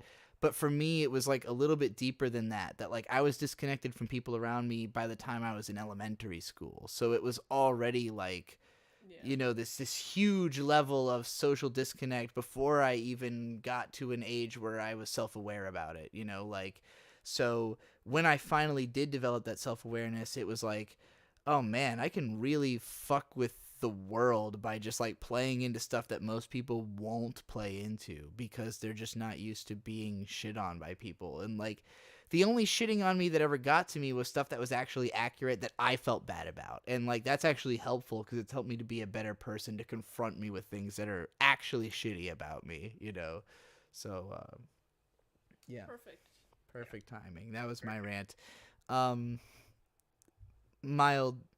That's mild. Sorry.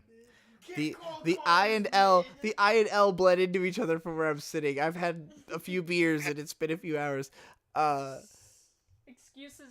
I appreciate that rant. Do you have anything to promote here on the internet? Well, when I get that story finished, which is basically like my own, I'm basically writing my own fan-made anime script for a show persona that I would prefer to watch. Yeah, and if I get it finished or if I make good progress on it, I might want to post it here if anyone's interested, but only once I feel like I've made a sufficient amount of work and I want to see people's feedback. I will tell anybody who does fanfic writing and looks down on themselves in any way, always remember the most successful novel that wasn't the Bible was a Twilight fanfiction called 50 Shades of Grey.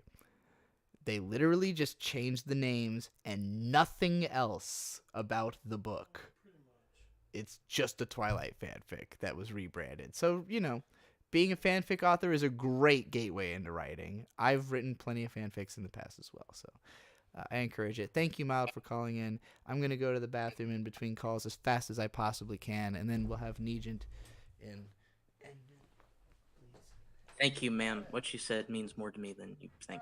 So, have a good night. Yeah, you too. Alright, cool. Podcast channel. Alright. hello. Trixie's in the bathrooms. This entire table just got moved since Trixie moved out of the way. Man, amazing. Kind of just chilling. Also, if you don't know who I am, it's been a couple of hours. I'm Mint Salad. I'm a digital artist. I did the logo for this channel, Yig Studio, and I also do movie reviews on our ASC Presents channel, where I also have some daily vlogs on our Patreon, on our patreon.com/ASC Presents. There's a 11-hour supercut, though, on the ASC Presents channel for free of 80 ASC dailies. You can check it out there. It's a nice preview, basically, of who I am. And also, not to mention, we do a podcast with Trixie, the Golden Witch. It's called the New Void Gazes Podcast, which is hosted on the ASC Presents channel. So go check that out. Also, Jittery Zeitgeist, too. A hip-hop review channel. I'm not on it, but it's also Trixie.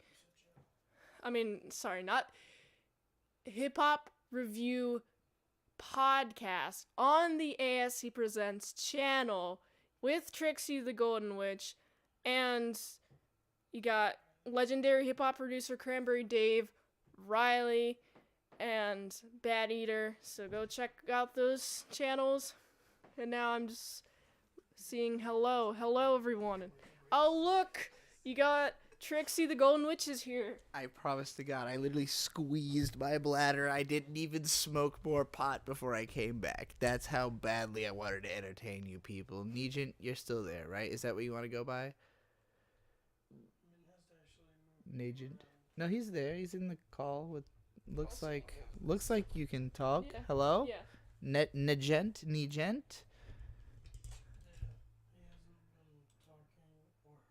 I thought I heard him when he first came in. Yeah. Or them. I don't know. If you look at the chat, he thinks he's talking.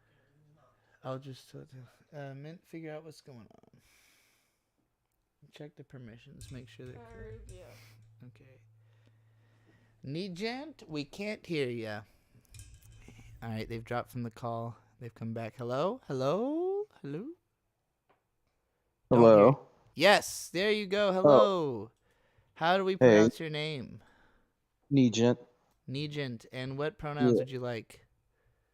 I guess he, him. Alrighty, are you ready to rant?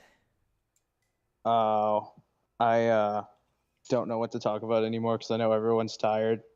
Don't worry about it. We'll be fine. I've got another beer, so we'll just start your timer Nice. and go for it. Cool. Hi. Hi. What are y'all doing? It's an interview now. I'm sitting on a couch opening a beer. I've been live streaming for about 2.5 hours. Cool. I've got Mint's boobs next to me to keep me company. Yeah, what are you ranting they're about? really- Rant about something. Come on. You got 30 seconds. I'll rant about Mint's boobs. They look really, really nice. Are you ranting And, about my boobs? Yeah. He said they look really nice. Thank you. Do you Yeah. have 2 more minutes of content for boob ranting? I think so. You think so, or do you know so? I know so. I like when you're so demanding. I was really jealous of Ralph's head when you bashed it in when he came to y'all guys' house. I was like, oh man, I want her to break my ribs. You were jealous of his head getting hit by Mint's fist? Is that what you're saying? Yeah. Yeah. Oh no. I mean, I did not mean- if you ever meet Mint in person and ask her to punch you, she won't hesitate. That's not something I that she didn't. would even think about. Like, Right? she would I just know, do right? it immediately. She just looks like she just wants to squeeze the man tears out of me, so that's totally fine. No, I did not mean to be so thirsty when I came on here. I thought it was gonna be like way more chill, but like understand y'all guys like got a time crunch and stuff like that. If I wanted to talk tomorrow, Would y'all guys have me on, or do y'all guys want to give We everyone will a chance to prioritize kind you of? tomorrow if we're doing it at 8 EST. So. Yeah, that sounds cool. Oh yeah, no, Yes, it's first I come first serve. promise. So actually, just get I'll here really be. early, or else fuck you again next time. Yeah, right. Like straight up. Yeah, I promise I won't be so thirsty. I'll have jacked off 10 times, so I won't be so like. Yeah. Or Yeah, what's it bring it called? tight 3. Bring it, fucking write it down. Yeah, everybody, make sure you've Yeah. written your shit down. Be more like Kira. Everybody should be Yeah, more I like guess. Kira in every way, actually, I think. Which is to say, give me lots of money in super chats. Nisha, do you have anything you want to promote Right. while you're here? Other than your Sure. thirst? Sure. I have an Instagram that I'm looking to revamp. So like to put more content on. It's called Orphaned Effigies. So like orphaned, like you're an orphan child underscore effigies, like a small little thing. Yeah. And that's What like kind of I content will sculpt we and find stuff there? like that. Sculpting and stuff like that. I'm looking sounds to cool. just like sculpt a bunch of stuff. I'm looking to get into like resin and epoxy like casting, because I just want to make a bunch of baylets and stuff from Berserk, because that's kind of one of my Yeah. biggest animes. And I know that people do that a lot, but where I'm at, there's not really anyone selling them, so I kind of want to like just corner the market here in my little area that I'm at and stuff. That's excellent. I'm glad that Yeah. you just shared something of value after that nothing burger rant that I'm making fun of you for. Thanks for coming Yeah, on. I didn't honestly. Yeah, for sure. Mitt, go I ahead. didn't. What was that? Think that I didn't. I like the way this specific thing is set up. If it were like just like a casual talk, that would have been cool. But Yeah. like, yeah, it was a rant, and I was not prepared to rant, so like that's totally fine. It's Y'all all have a good one. You'll be on Yeah. again. See you later. All right, now we've got Sierra, I assume is how it's pronounced. Hello, do you hear us? I do hear you loud and clear. Is that how I pronounce your name? That is right, Sarah. Sierra, what pronouns would you like? Preferably she, her, but I'm fine with anything generally. Whatever your preference is what we're going to go with, because that's what I respect. Would you like to Appreciate start ranting right now? I don't know why I phrased that as a question. You go. Okay, well, I was going to preface it by asking if you disavow your neurotyping chart, but before I embarrass myself in what I hesitate to call a live studio audience, but I would like to rant about my upbringing as a way to market myself to your audience, as from what I've gathered in the time I've spent in the waiting room voice chat, which has been great, by the way. Cool. These are people I would like to market myself to, and I hope this would be a good way for me to do that. Awesome. So, my upbringing, I was raised in a very lexical household. Okay. My parent, who I've taken the most after, is a psychotherapist / psychoanalyst who spends a lot of her time writing papers, and has always instilled in me the virtues of lexical communication, which I don't know how, presumably just because of how I was born, it doesn't. I'm not really built for that. I have learned to adapt to lexical communication because it was so instilled in me through my upbringing, but through very recent, I say very recent, over the past few years, I've come to realize lexical communication is not how I think. It's not the sort of processing that comes most naturally to me, nor is it the sort of expression which I want to produce for the sake of communicating myself and my identity to everyone else for the sake of forming meaningful relationships. Hence my problem. I am presently... The biggest compromise I can come to right now is engaging with other people through very impressionistic, bonding over impressionistic media, communicating our feelings about it through lexical forms of communication, albeit through, ways in which aren't necessarily natural to us. But I want to broaden my scope of, or my tools to communicate beyond that, and learn to produce more impressionistic art as my occasional forays into writing haven't been incredibly successful yet. I'm still working on it. Yeah, 15 seconds. Shout out to the waiting room gang. Y'all are some top-notch folks. I Love appreciate talking to you. that rant. Go ahead, start my timer. A big part of my yeah, a big part of my own transition I've mentioned came about because of this neurotyping chart, where I thought of myself as a more lexical person because I do analysis videos. And then sort of a lot of people pointed out to me like, yeah, but isn't the whole point of your videos that like you are a really abstract thinker and like desperately trying to claw words out of it? And I was like, oh, actually, you're right. I'm not lexical at all. I'm on the other side of the spectrum, and like I've just gotten good at words. And you can read my old blog posts that are still up from 2007 and recognize I was fucking terrible with words. Like this is all growth, all trying very hard. And I can feel through listening to you talk your own frustration with language. Like, I get it. You sound like me talking on the pub crawl in 2013, like before I got super practiced at this. So yeah, like I didn't grow up in what I would consider a super lexical household. My mom has told me she doesn't think in words at all. She thinks in like images and sounds.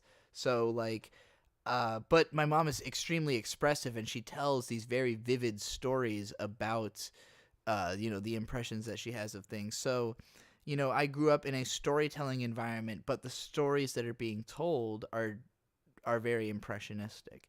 So, so it's been weird for me to like go from realizing that like, yeah, I'm desperate to use words because that's the way that you can reach people the most clearly, but it's not because it comes naturally. It's because like I just think it's the best way for me to get my point across to people as somebody who's just fascinated with language in a way that I'm not necessarily with creating images. I love looking at images.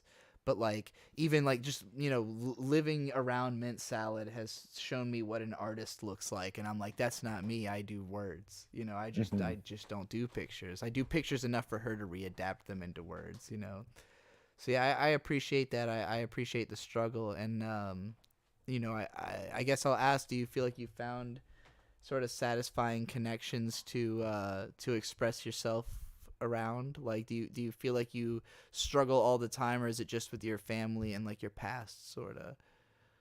I feel like it's pretty unilateral. Like, okay, just in terms of like, I feel like it's more of an internal conflict, albeit one that is also present with my family. But so, I'm making progress. I want to believe, anyway. I guess the only thing I'll say is something that changed my thinking a lot was the realization that like the part of your brain. Caca! Well, this is not my rant anymore. We're in the interview section, but the 3-minute timer for limit for anything. It's just the part of your brain that does language is different from the part of your brain that has ideas.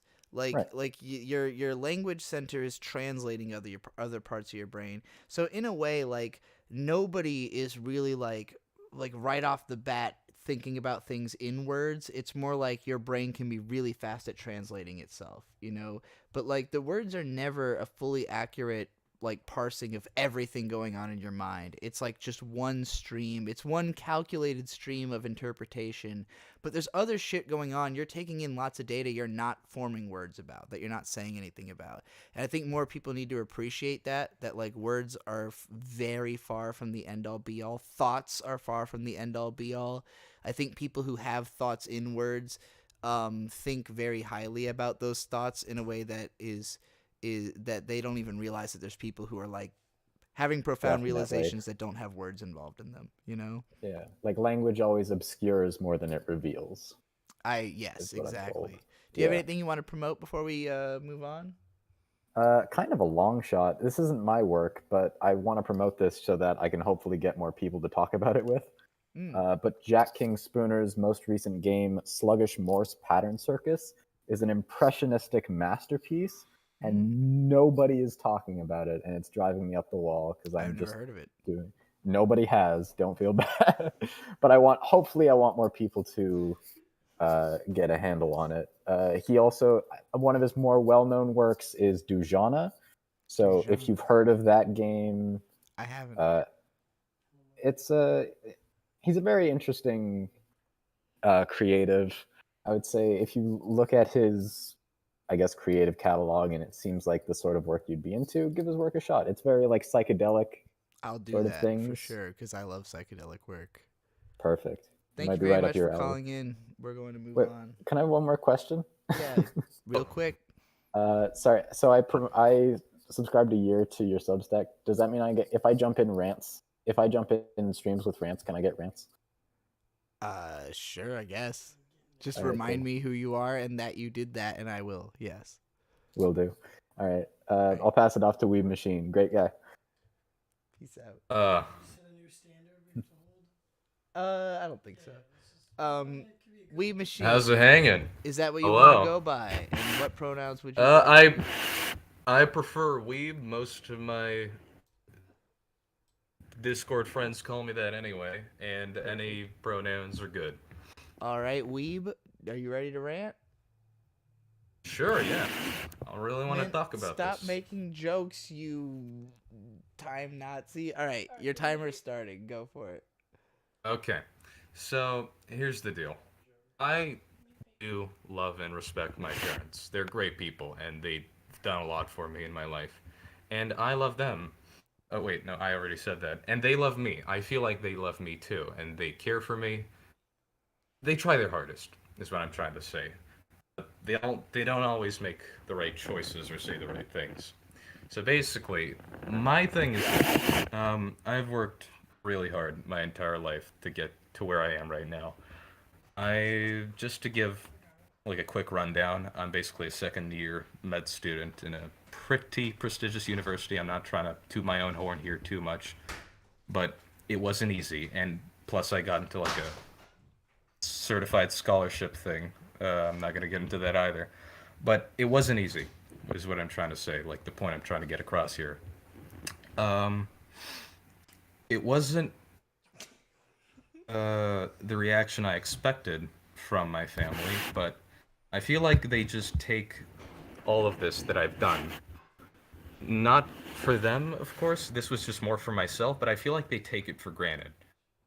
Like, they always push me to do these things. I've worked really hard for this, but they still feel like I was obligated. Like, the way I feel is like that I'm obligated to do this. Like, I owe them something.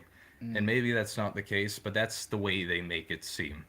I've had a lot of problems throughout high school with, like, self-worth and self-loathing, and I broke through that by really working hard on myself and getting to where I am today, which is being in med school and having a decent income. And yeah, I just don't like the attitude my parents have towards this, is that they just take it for granted. They don't feel like it's that much of an accomplishment. I'm sorry, I was just right trying to think this through. I didn't really write this down anywhere. I'm just kind of winging it. Hope that's okay. No problem. You still have 40 seconds left. So basically, I just feel like they don't appreciate me enough, alright? I still love them, and I still do believe that they love me, but it's like, this was expected of me. And I don't think you can expect something so difficult. Like, for me personally, it was very difficult to do, and I've accomplished something. I feel proud of myself, and I'm happy with where I am right now, but I don't like that that's exactly what they expected of me. Like, I was supposed to do that, and they wouldn't accept any other, like, result, basically. That's my whole thing. Your time is up, but that was very well done. You fit the time well. So I take it you don't currently live with your parents, do you? No, they're abroad, but they visit regularly. We're still in touch. How far abroad? Pretty far abroad. It's a 6-hour flight. Okay. So they just they just treat it like it's obvious that you would be able to do as much of you as you've done, basically. Yeah, kind of. And anytime I bring this up or complain about it, they say like, "Oh, you don't have the right to complain, all right? We did this." Well, yeah. That's annoying. Well, to not me, like that. actually, but no, Yeah. I know what you mean. Just like implying that, like, well, we raised you, so obviously you could do this well, and it's Mhm. like, well, okay, that kind of diminishes like the work that I actually put into, like, Yeah. like setting out to be good. I didn't have to be good for you, Mom and Dad. I could have just like listened to my friends and done drugs. Like, it was a conscious effort I made to decide I liked you enough to do what you wanted me to do. It's like, But I did do drugs. well, fair enough. My parents were I didn't do drugs in high school, even though my parents were doing drugs when I was in high school, and I feel like I'm the idiot for that at this point in life. But I get where you're coming from, because I get a lot of praise from my parents because of the fact that my dad is somebody who can appreciate me as a trailblazer, as somebody who created a career he had never heard of. So he appreciates it on that level, and I'm really happy for that. But I do know where you're coming from in that, he only understands it as far as the money goes, in a way. It's like, from his perspective, it's like, how secure are you? Which I understand as a parent, you're just thinking about this is my child, how secure are they? But I wish my parents, who are smart people, were more able to actively engage in what I do and help me in it in a more hands-on, direct way. Where I look at my dad as a person who has lots of managerial experience, who is but I understand they have their own stuff going on. I'm not gonna start fucking digging into my parents in the middle of a public forum. I appreciate that you were willing to. Slightly more at stake for me, but I have my own complaints. I get where you're coming from, and I appreciate what you've been saying. Do you have anything you want to promote while you're here, Weeb? Not anything personally related to me, but watch Better Call Saul on Netflix, on whatever, on AMC. It is the best show on television. Watch that shit. It's my favorite anime. And that's about it, yeah.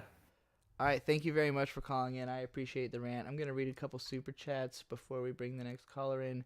Kira Lou with $2 had just had a bunch of laughter after I said that everybody should be more like her. I still stand by that opinion, obviously. And Gary Always with $2, how long was this stream? Gary, I'm pretty sure if you highlight the very beginning of the video with your mouse on the timeline, it'll tell you how many minutes you are divorced from the start of the stream. But how long have 4.5 hours? Oh wow, we've been going for 4.5 hours. Holy shit! That's why we added a response timer. It's been a while, but it was nice talking. I thought responses were clocking 15, 16, 17 minutes in conversation. That doesn't surprise me, but no, it's okay. But I thought we were at 3 hours. Nah, moving forward, that's why we have the clock on you. Yeah. No, that's a good idea. All right. Thank you very much, Weeb. More too. You have a response cap. Yeah. Because if someone comes on trash talking you, you have to respond in cap. Yeah, no, it's good. I need to be in that practice. Sleepy, do you hear me? No. Yeah. Perfect. Is that what you want to go by, Sleepy, and what pronouns?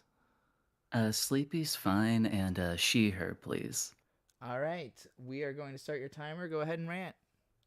All right, so Glass Reflection Arcada once said that the ending is paramount. He was wrong. The ending is fake and cringe. The OP is what's really paramount. I'm not talking about the opening few minutes of a show. That's lame, silly nonsense. What I'm referring to is the musical intro that plays in nearly every episode of every anime ever. Most anime fail to use their intro in an interesting way. It's just there to fill the status quo. However, utilized correctly, an intro can be a godlike experience. And I got 2 examples for this. The first is Spice and Wolf. It just starts every episode with the intro, which to me it just exudes confidence. Like Yeah. it doesn't need to show you a few minutes to get you hooked before the intro plays. It's just like Sonic 2 on the Sega Genesis. All you got to do is press play on your VLC and it's just there it is. The concoction of like the music and where it's placed just brews out to this fresh wintry drink. The show knows what it's about. It might not have the best animation or flashy plot beats, but it does have romance and economics, and it's not afraid of that. It uses its OP to set a tone and immediately it's great. It's wonderful. The other example I got was Otori Monogatari, which is the second, I think, Nadeko arc in the Monogatari series. This opening plays at crucial moments for Nadeko's character. It's not just randomly hand-fisted in anywhere. Sometimes I think the latest it plays is like at the 14-minute mark of an episode, which is just wacky. But the one that sticks out to me, I think it's like episode 3. It's where Suki, Aragi's sister, just totally deconstructs every little pathetic insecurity Nadeko has, and before she can even respond, the opening plays, which it serves, yeah, and it just like builds this. It's just like a nice little character moment because in Monogatari, the characters are singing the intros. It's just I think it's called Delusion Express too, which is just great, just great. But You have 30 seconds. yeah, that's pretty much all I get. All I got. I wish more anime actually used their OP as like a tone setter or to have an actual character moment. It just feels like most of the time it's just the status quo, and that's lame and bad. That's it. That's Sleepy, the end. thank you so much. First of all, great rant. Second of all, please tell me the name of your YouTube channel because I have to say right away, you have one of the most satisfying voices I've ever heard. Full homo. I love listening to you talk. It like almost an ASMR reaction I was getting off of that. Oh my god. Thank you so much. No, it's really great. Shit, I got so hung up on that I forgot you actually talked about just now. The OPs. OPs, yeah, no. I like the Mirai OP because of how the thing is. OPs are super underrated, especially by United States audiences. I always have to be careful about saying American because South Americans get mad. But yeah, like United States audiences, big time Netflix culture, big time ignore the OP. American intros are usually like cheesy things made for the show more so than like popular songs that are attached to it, like it usually is with anime. But anime OPs, like there a lot of them are kind of generic and just Sony product, but there's so many really fucking amazing OPs, and it's very rare that a great show doesn't have a great OP. Like, there are terrible shows with amazing OPs. There are almost no great shows with terrible OPs. So that's the biggest indicator to me of, like, nobody who's thinking about their show carefully is gonna not have a great OP. Whereas, yeah, and I agree with you that, like, endings of shows can be very overrated. There's lots of endings that drag down shows for me, but I would still put those above shows that end sensibly but weren't already great, for sure. Yeah. Well, that's all I had to say. Yeah, I agree. Strong agree. Great call. I will definitely have you on anytime you want to call again because I like hearing your voice. Thank you. Promote your YouTube channel, please. My YouTube channel is called Sleepy Crust. Please, everyone, watch my Karanoki Yokai videos. They're pretty cool. Ooh, that does sound up my alley. All right, thank you for calling in. We're going to bring in the next caller. Thanks for having me on. Have a good night.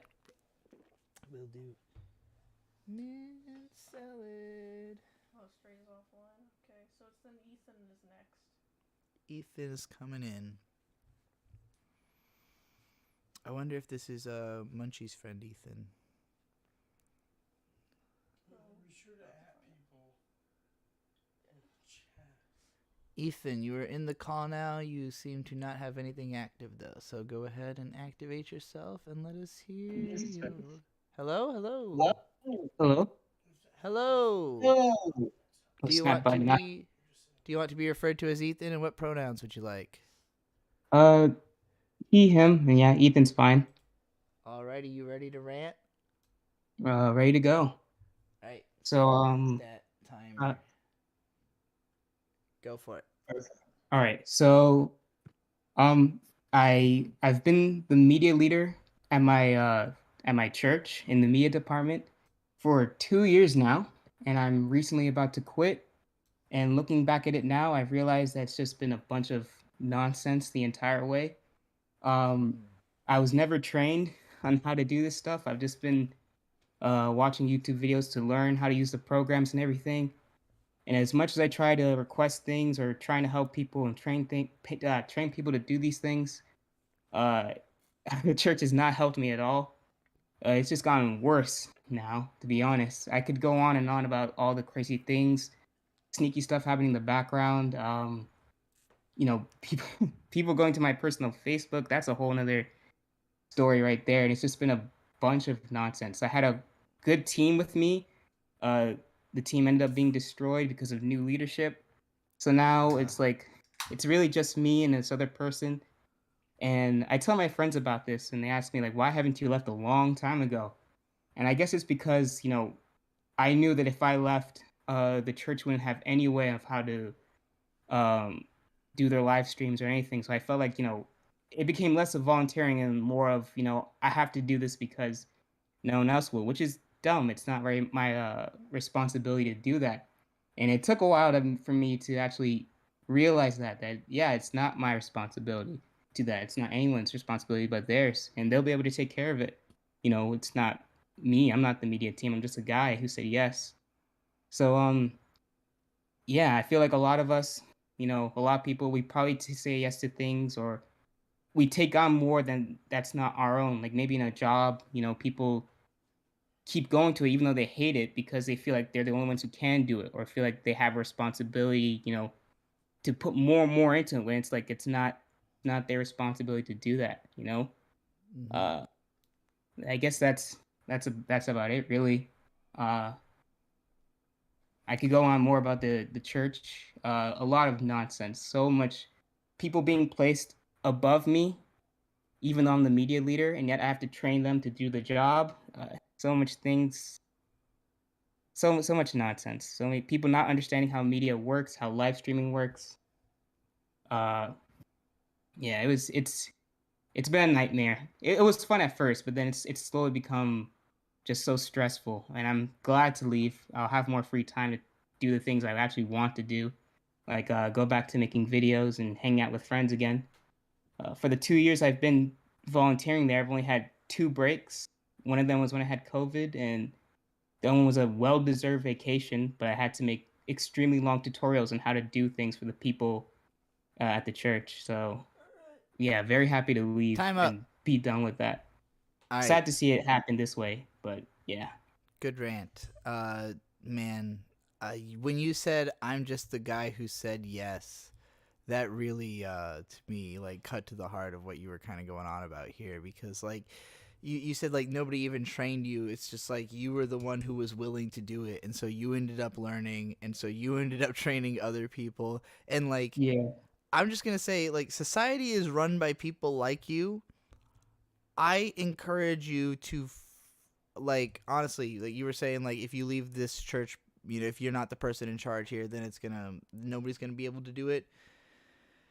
Then they just don't respect you. They really don't respect you enough. And like I'm just telling you, like your talents are better. Like honestly, there's another church that would treat you better.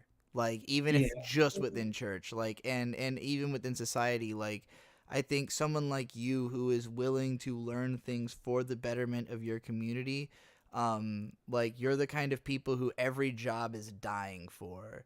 So like, if there's somewhere that you can really feel like you benefit from, or even just get the appreciation from like all that you put into it, that's where you need to be.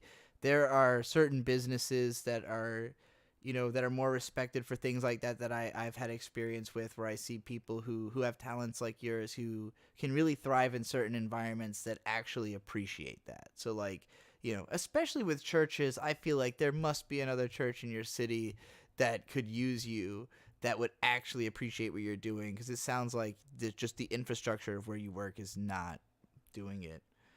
Sad as that is to say, I know it's hard to leave like a community that maybe you've been a part of for a long time, but yeah, it's weird to like this next Sunday is gonna be the last that I do it. So like every other Sunday it's just gonna be like it's gonna be weird to wake up, and be like, oh, I don't have to do this anymore. Right. It's gonna be weird. But you're absolutely right. There's they did not respect me at all. With my Facebook account was the only account in the entire church that had access to the church page. So uh none of the leaders, none of the pastors, no one had access to their own social media, only me. So if I leave, they could potentially lose the Facebook page entirely and lose the ability to even live stream. But again, it's not, it's my Facebook page, not theirs, or my Facebook account, not theirs. If they don't appreciate the weight that carries, then they don't deserve to have the access, honestly. So I'm proud of you for your talents will be found somewhere else. You'll find a place that you can contribute to that actually appreciates it, I'm sure. Thank you. Do you have anything you want to promote while you're here? I have a YouTube channel. It's my name Ethan, last name De La Pena. I'll just post it in the Yeek Studio channel. Perfect. I just make like AMVs. I plan on like actually dipping my toe into analytical anime videos. Cool. Never done them before, but I want to see how it is because I feel like I have. Is there an anime you plan to cover first? There's something you're burning to talk about? Definitely Hunter x Hunter. I'm a humongous fan of Hunter x Hunter. That'll do well. People love to hear about that show. Thanks for calling in. We're gonna bring in the next caller now. Thank you guys so much. Absolutely. Stray isn't in the VC. Stray, you have said you are here. You need to be in the voice call so we can bring you in. A lot of time they just listen to the stream, so. Yeah. Or having like, well, I guess they're not in the voice, but I know they're having like some kind of deep spiritual conversations in there. I'm glad that they're not too distracted, because I've done streams before where allowing people to talk in the green room was a mistake, because they end up completely fucking not knowing what the actual show is by the time they get in. But we haven't had any hiccups on that so far. So the format is pretty straightforward and yeah, realistic. yeah. Rounded. You don't have to know the previous topic. I've had shows where like every time we brought somebody in, they were like, "Oh, I totally forgot there was a show because I was so into the conversation." All right, Stray, we've got you here. Go ahead and say hello. Oh, un momento. Never mind. Hold on. Sorry. Mint is fixing your permissions.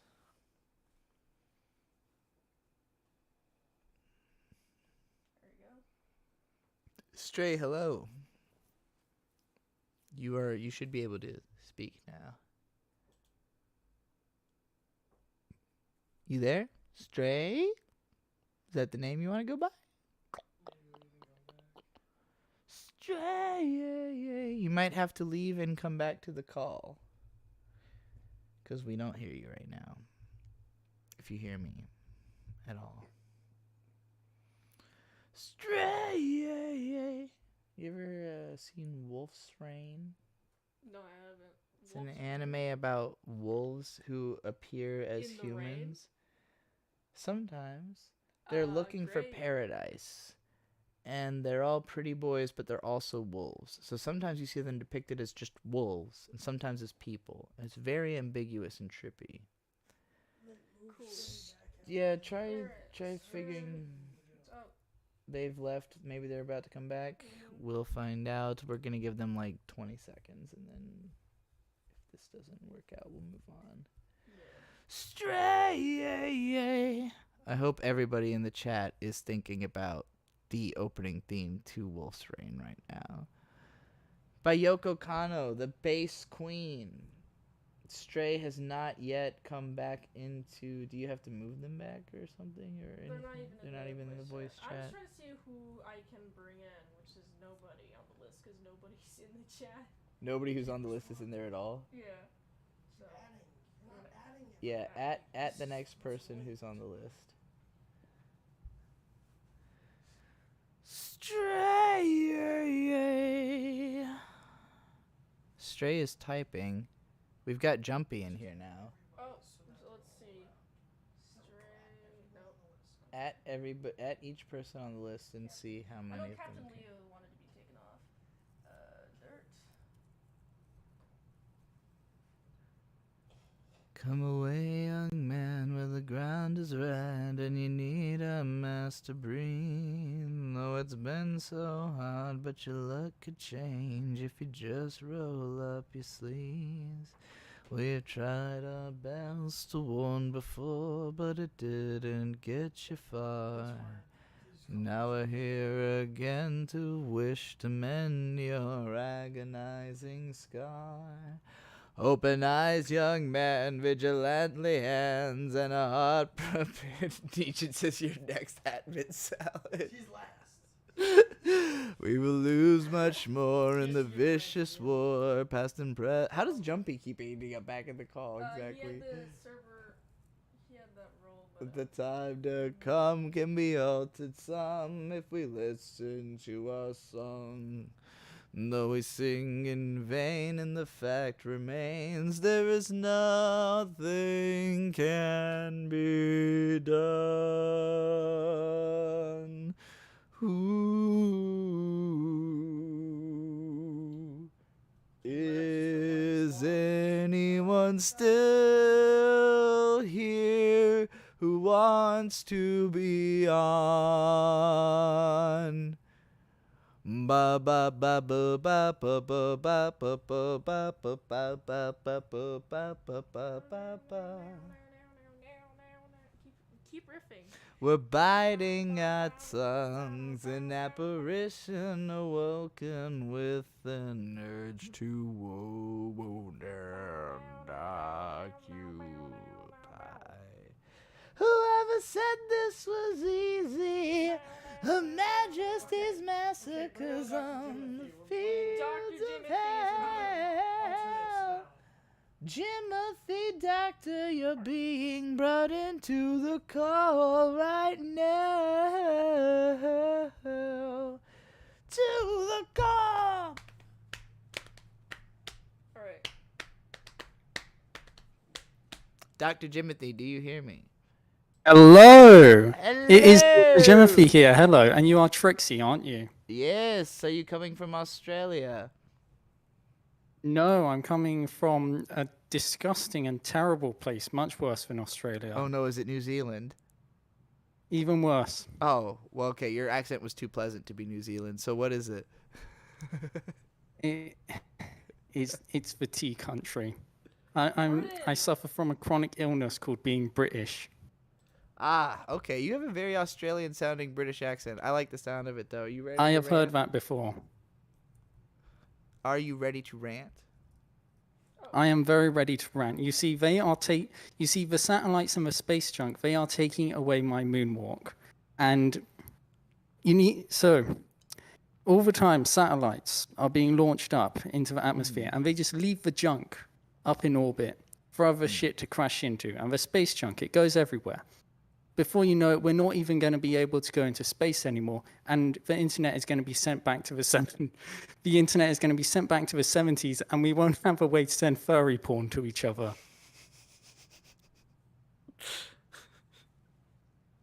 Could you even possibly survive going a day without sending furry porn to your friends? Some people literally couldn't. It's their whole job. Exactly. Now, that is what's going to happen bit by bit.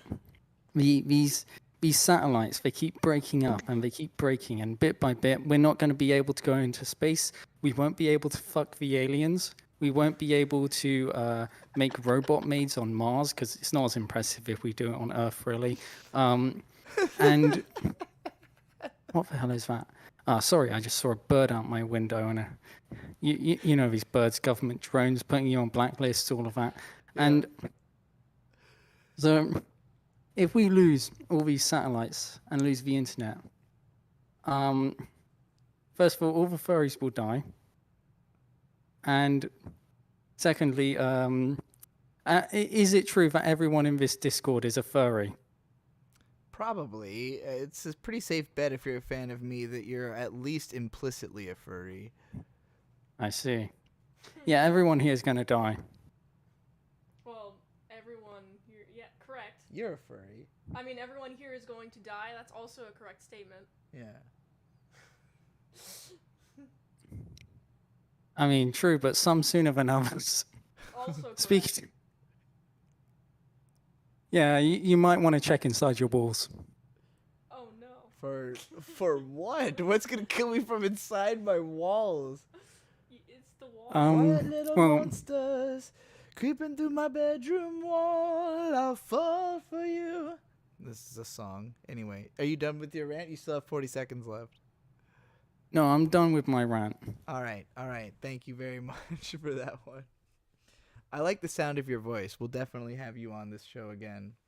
Oh, wait. I want to take advantage of that thing where you're letting people shill. Yeah.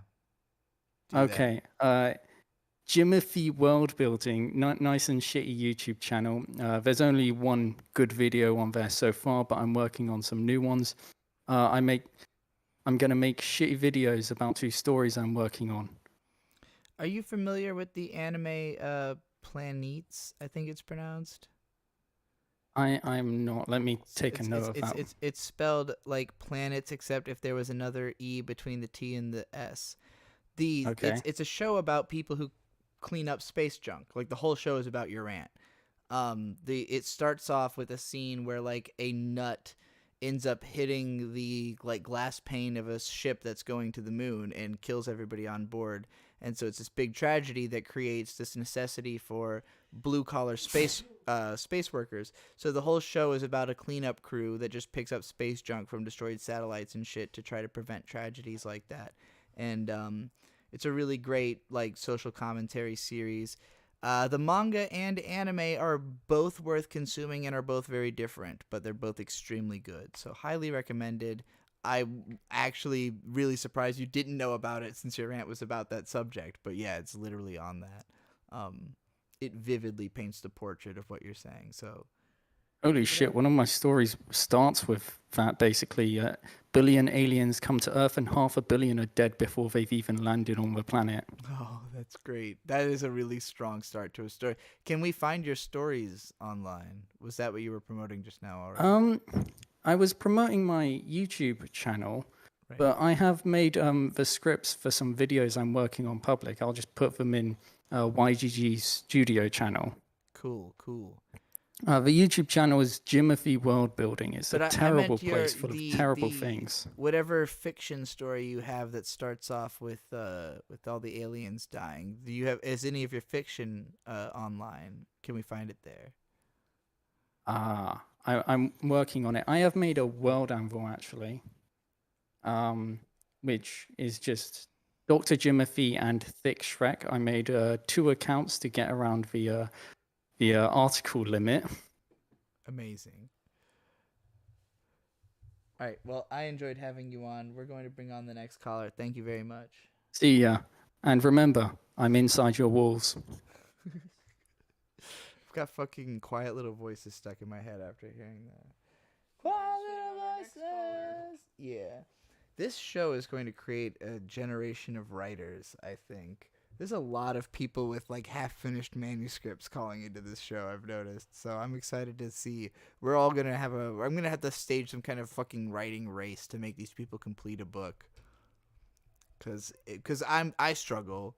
I keep starting books that I think will be an easy, sure thing I can write in 3 days, and then I have 2 fucking chapters and 6 months pass by.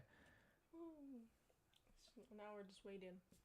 All right, we're waiting for somebody to confirm they're here and that they can come on, and assuming that happens, we'll have another caller. This show has been really fun and a really good idea.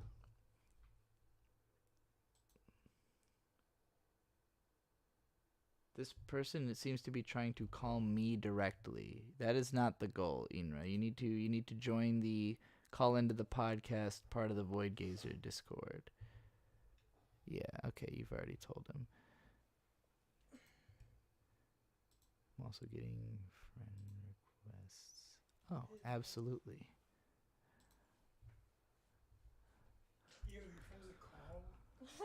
No, that's a friend request he's never accepted.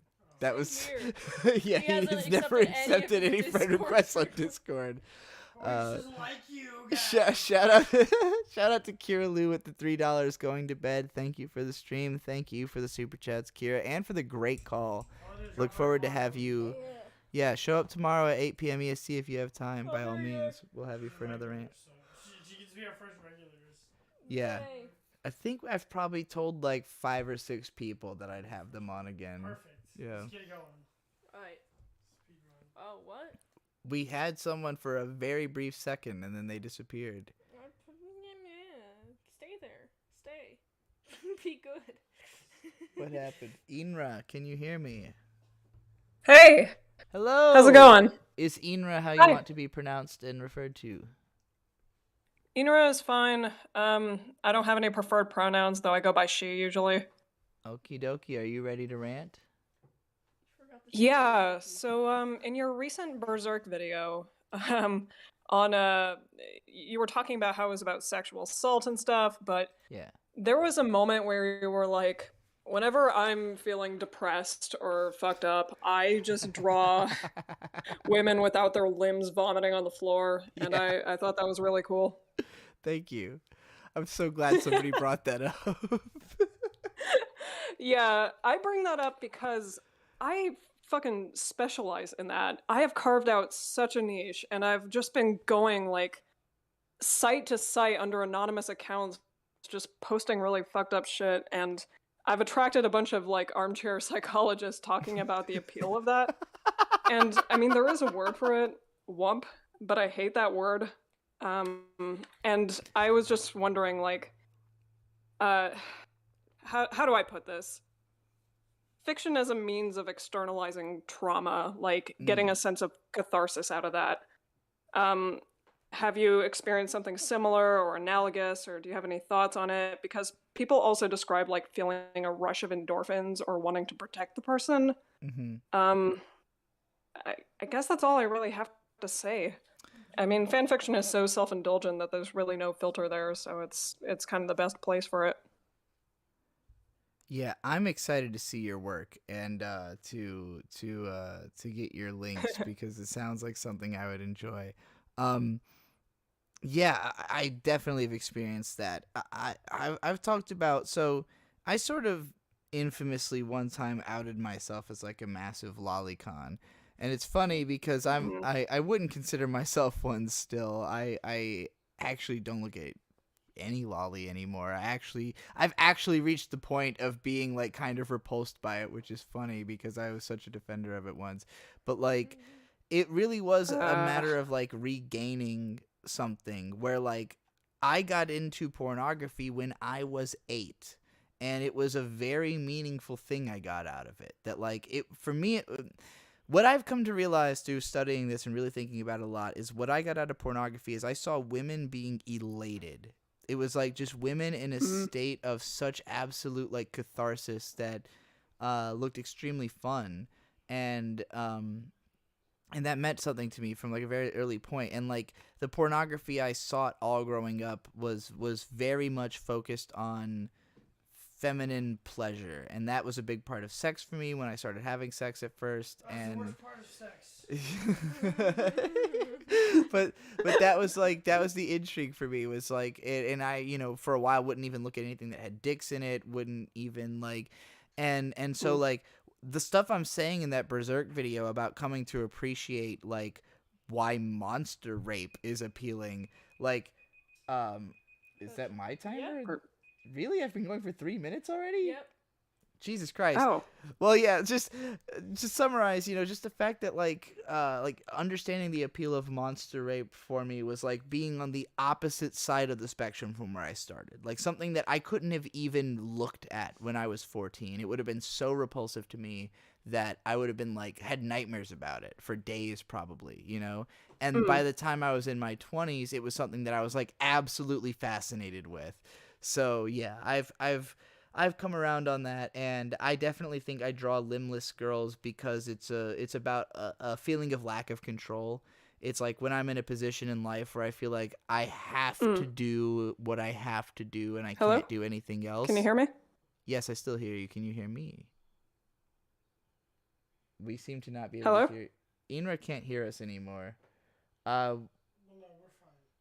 Sorry, you're not really audible right now. I don't know if I'm audible. That's fine. Okay. Yeah. Well. Anyway, yeah. I can hear you again. Oh, perfect. So, like, yeah, I think my drawings of limbless girls are to represent a lack of control, and there's an element of I definitely, to some degree, like fetishize or sexualize having control taken away in a context where it's inviting. Like if it's like trusting someone enough to let them have control is a sexy thing, but also lacking control in a way that's not that I didn't invite is the least appealing thing, So it's like that tepid idea of like the trust and control paradigm has a lot to do with the Maiguro art, I guess. Oh yeah. Very interesting I mean, conversation, so thank you. And please promote your stuff. yes, so you said you're interested in fucked up shit. I don't attach fucked up shit to my name, but I do have Ren's Awakening, which is a comic that I post to my Instagram, Oscifir, which is spelled Oscifir on Instagram, and you can find other stuff there, so. Perfect. Thank you very much for calling in. We're going to go ahead and let you go. Thank you. Bye. Yo, Ukrainian Zagak, what is up? Yeah. I think wait, hold on. You've got some like real bad static coming through on your end. Do you have like a fan or something going by you? I don't, but I can turn the noise suppression up real quick. Hold on. Yeah. I don't know what that noise is. It sounds like a clipping Better. song. Yes, that's much better. Thank you.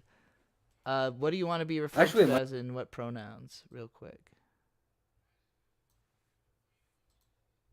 Now I don't hear you at all. Actually, you've made yourself completely inaudible now. He's muted himself, so he's gonna. Hello? That's better, but now I don't hear you again. I think you've gated yourself out. Okay, can you hear me now? Is this fine? I do hear you, but the noise is louder than you. I'm gonna have to fuck Yeah, are with you my in like microphone. are you in a storm or it No, my sounds like you're microphone just has inside of a connection issues computer. sometimes. It's very strange. Do you have any guess as to what might be causing it? I'm trying to think. It really does sound like a clipping song to be. Probably just headphones or something. Oh yeah, it could be headphone feedback, I guess. Yeah, we might have to ask you to call in tomorrow and figure out your audio situation. I know this Ukrainian Zagak is somebody I've actually met in person. Anime, I think he has a YouTube channel, and Is this any better? Is this still terrible? it's still pretty bad, unfortunately. It's just like a lot of static. I don't know where it's coming Yeah, from. my microphone has connection issues. And I don't know. I guess I'll try and fix it on my end if you want to try and. Yeah, if you want to, we'll bring in somebody else and we'll let you take a second to try to figure that out Alright. if you can. Sure. He's a real expert on old school anime. Like much more so than I am, I should say. Ringtone. Alright, Ringtone, if you can hear me before Mint finishes typing your name, you're up next. Ringtone. That's Ringtone. Mm-hmm.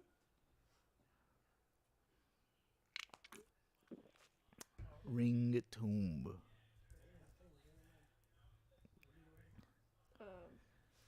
Tommy. Hello. Hello, Trixie.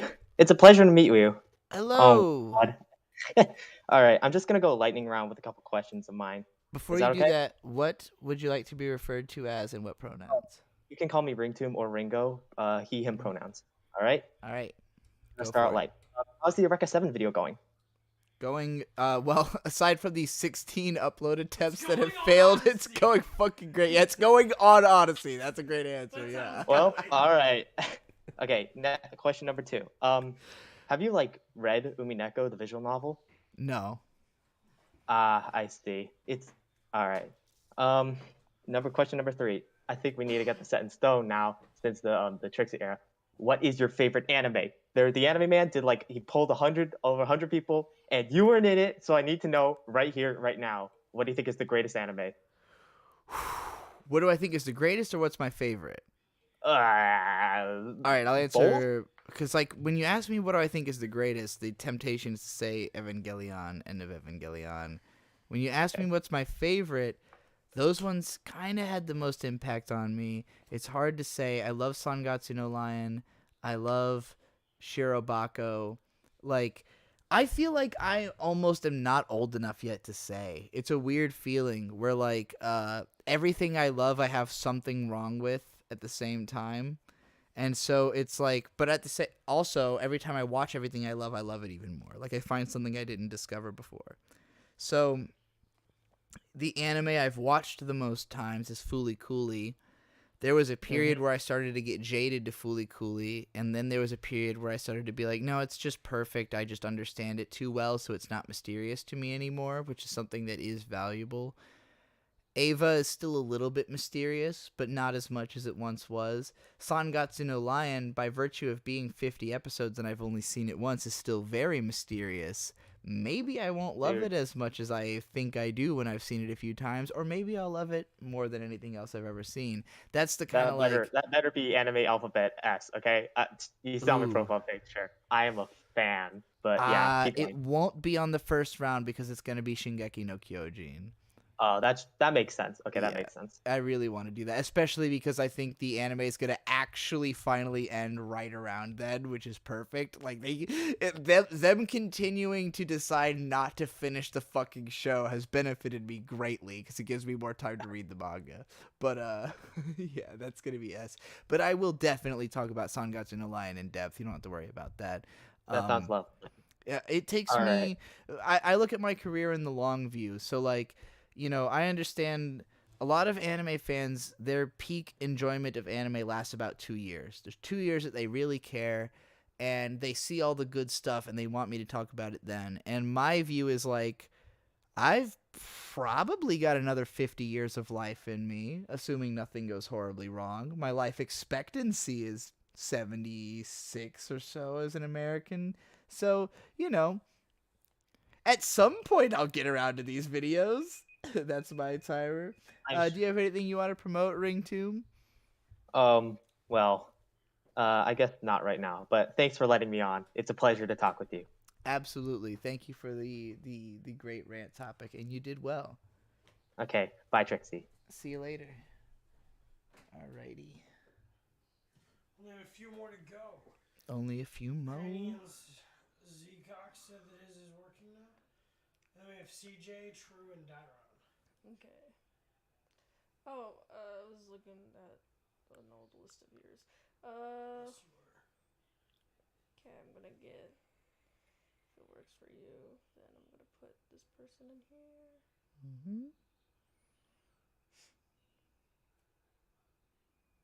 That's the wrong one. There we go. All right. Hello, you sound good now. Excellent. All right, cool. How do you want to be addressed and with what pronouns? Just Zagak and Zagak. All right. Yeah. Are you ready to rant? Yeah. Mint, go I was ahead. only half listening to it. Am I supposed to use kid gloves on you, or can I actually criticize No, you? rant about whatever the fuck you want for 3 minutes. Yeah. That's all that matters. You do this wacky little thing in a lot of your videos, and I was reminded of it with your recent Eureka 7 video, where you'll give this 5-minute preamble, explanation, quick like recap of like anime history, Mhm. and it drives me nuts because it's always wrong. Like there's always something that's like totally inaccurate about it. Yeah. Do you want to give And more examples? I think the the Eureka 7 one is like a little bit difficult to criticize. But the how Evangelion changed anime eternally. I think it's like there exists like actual like Japanese scholars who like talk about Evangelion in the context of like what you're sort of referring to, which was it's called like the third anime boom. It's not like Third like impact, if pre-Eva, you will. post-Eva as you describe it in the video. It's just the third anime boom. It like started with Sailor Moon and continued with Eva, but like Ava's understood as being like overall like amongst many of the examples you gave, it's understood as being like a contributing factor, but it's not like the thing. Like almost every single example that you gave as like this is a show that's influenced by Evangelion.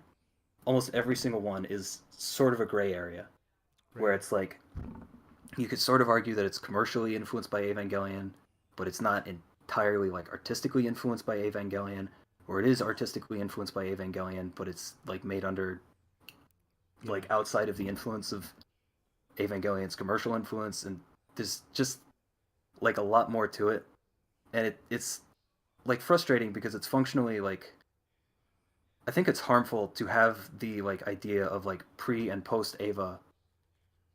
I think it's harmful to have that idea like marinating around amongst people who watch anime as like an idea that has credence and is like so, like an observation that like understands history, because it makes it so that like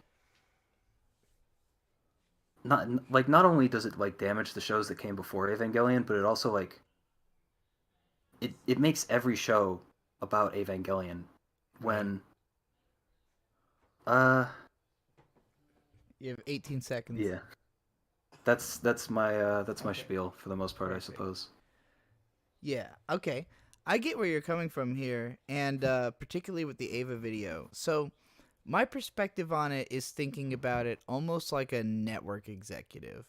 And I'm thinking about there's a great YouTube channel called Call Me Chato that I've been watching recently, which is a guy who's a former network executive who's ranting about his opinions on shows. And like from the producer and executive standpoint of looking at stuff, it is extremely broad. It's like you're looking at just the biggest successes and asking yourself like, how do I do that again? So like I do think I've overstated the artistic influence of Eva. Like, I don't think those shows were artistically influenced by it almost at all. Like, I don't think Lane took any influence from Ava artistically. Yeah, I just I actually think that Evangelion and Lane most likely just both drew from the same pool of Dazaki, insofar as they both seem to be influenced by Eiso Nerai in a lot of respects.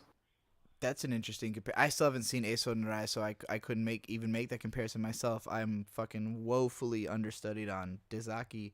But, yeah, like, I don't think Lane was artistically inspired by it at all, but I don't think Lane would have been greenlit if Ava wasn't a success. So that's more where I'm looking at it from, is like, these artistic people can point to Ava and tell a producer, well, that was a huge success. Why can't I do Lane? You know, and like that really does. I understand have that, power in but world, I still you know?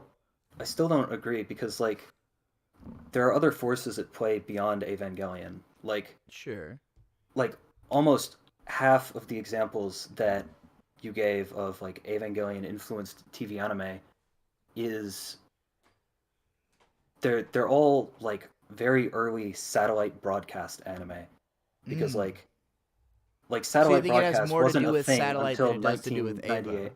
Well, it's satellite broadcast. It's also late night, which technically Ava was influential on, but not entirely. Like that's a big part the of very what first I late night anime was like a little bit before Evangelion got broadcast at late night, but like a lot of late night anime started getting broadcast after Evangelion had its very successful late night broadcast. But again, it's like it is like significant, but it's not the trigger. Like it's Yeah. like people were already sort of going in the direction that Evangelion was like allowed them to be pushed further towards. Yeah. Yeah. I really get the frustrations of people like you who know more about anime history than I do, and I can say that with confidence because I know you've seen more old shows and read more like source than I have. For me, first and foremost, I'm an entertainer who wants more people to know about anime. Like, I just want people to have any kind of understanding. And, like, that Ava video, having as many views as it does, the number of people who have seen that, maybe a tenth of them have seen more than, like, 100 anime. Like, most of the people watching that video haven't seen any of the shows I'm mentioning, don't know fuck anything about it. And, like, for those people, yes, I'm only giving them, like, a fraction of the history, and they're going to kind of walk around with, like, a half-formed opinion of it. But if any of them gives enough of a shit to try to participate in a meaningful conversation with someone like you, they're just going to get corrected immediately. And I count on that. Like, I count on there being people smarter than me to gatekeep the deeper reaches of the fandom, because that's not what I'm here to do. I'm here to open the floodgates and bring as many people in as possible, and then let that, like, sort of culling process happen in the comments, you know? Well, I think it's really harmful to, like, any kind of development of the history to have, like, this midpoint where it's like everything changed after this point, because the implication is that everything that is before the midpoint is irrelevant and not something that people should watch. And this is like 100%. Even in my Ava video, I sort of said that, like, Yamato and Gundam had led up to it. It wasn't as though I sort of said that, like, Ava's the only thing that mattered. But I think that you're downplaying it, and it's an idea that's, like, already... It's like half and half between, like, you... I mean, I'm not going to disagree with fully you because forming the idea. I did deliberately, but it's also an idea that previously the like, intro to existed the amongst many Ava people. video is kind of meant to be like an expansion correction on that. Like, in a way, it is kind of meant to be like, no, look, Yamato and Gundam were more important. Like, there's a point where I say, like, I'd hesitate to say anything's more important than Yamato and Gundam, but Ava's kind of like that. So, like, it was my attempt to sort of correct on that. But and I appreciate that the old video still being up isn't helpful, but people really don't like it when I take down my old videos. Anyway, do you have anything you want to promote before we have to kick you because we have to move on? I've talked No, too that's long. it, I guess. Do you want to promote, though? You have a channel, right? It's not anything to promote, really. Okay, if you don't want to, you don't have to. All right. Yeah. Bring in the next person. Thank you for calling in. Sure, later. CJ, you are next. Go ahead and make yourself known. Hello, can you hear me? Yes, we hear you just fine. What do you want to be called and what pronouns? Just CJ is good, and he, him is fine. Alrighty, you ready to rant? We're starting your timer. All right. I guess this is just a short rant of just appreciation for any anime YouTubers who review bad anime. I've been trying to like watch like bad anime. Like I've been trying to watch like Future Diary, and I've been trying to rewatch Sword Art Online. I actually used to like. I used to unironically like Sword Art Online, but honestly, upon rewatching it, I'm finding it a lot harder to defend now. Yeah. And I've been trying to watch these because I wanted to try and write a review about these shows for YouTube.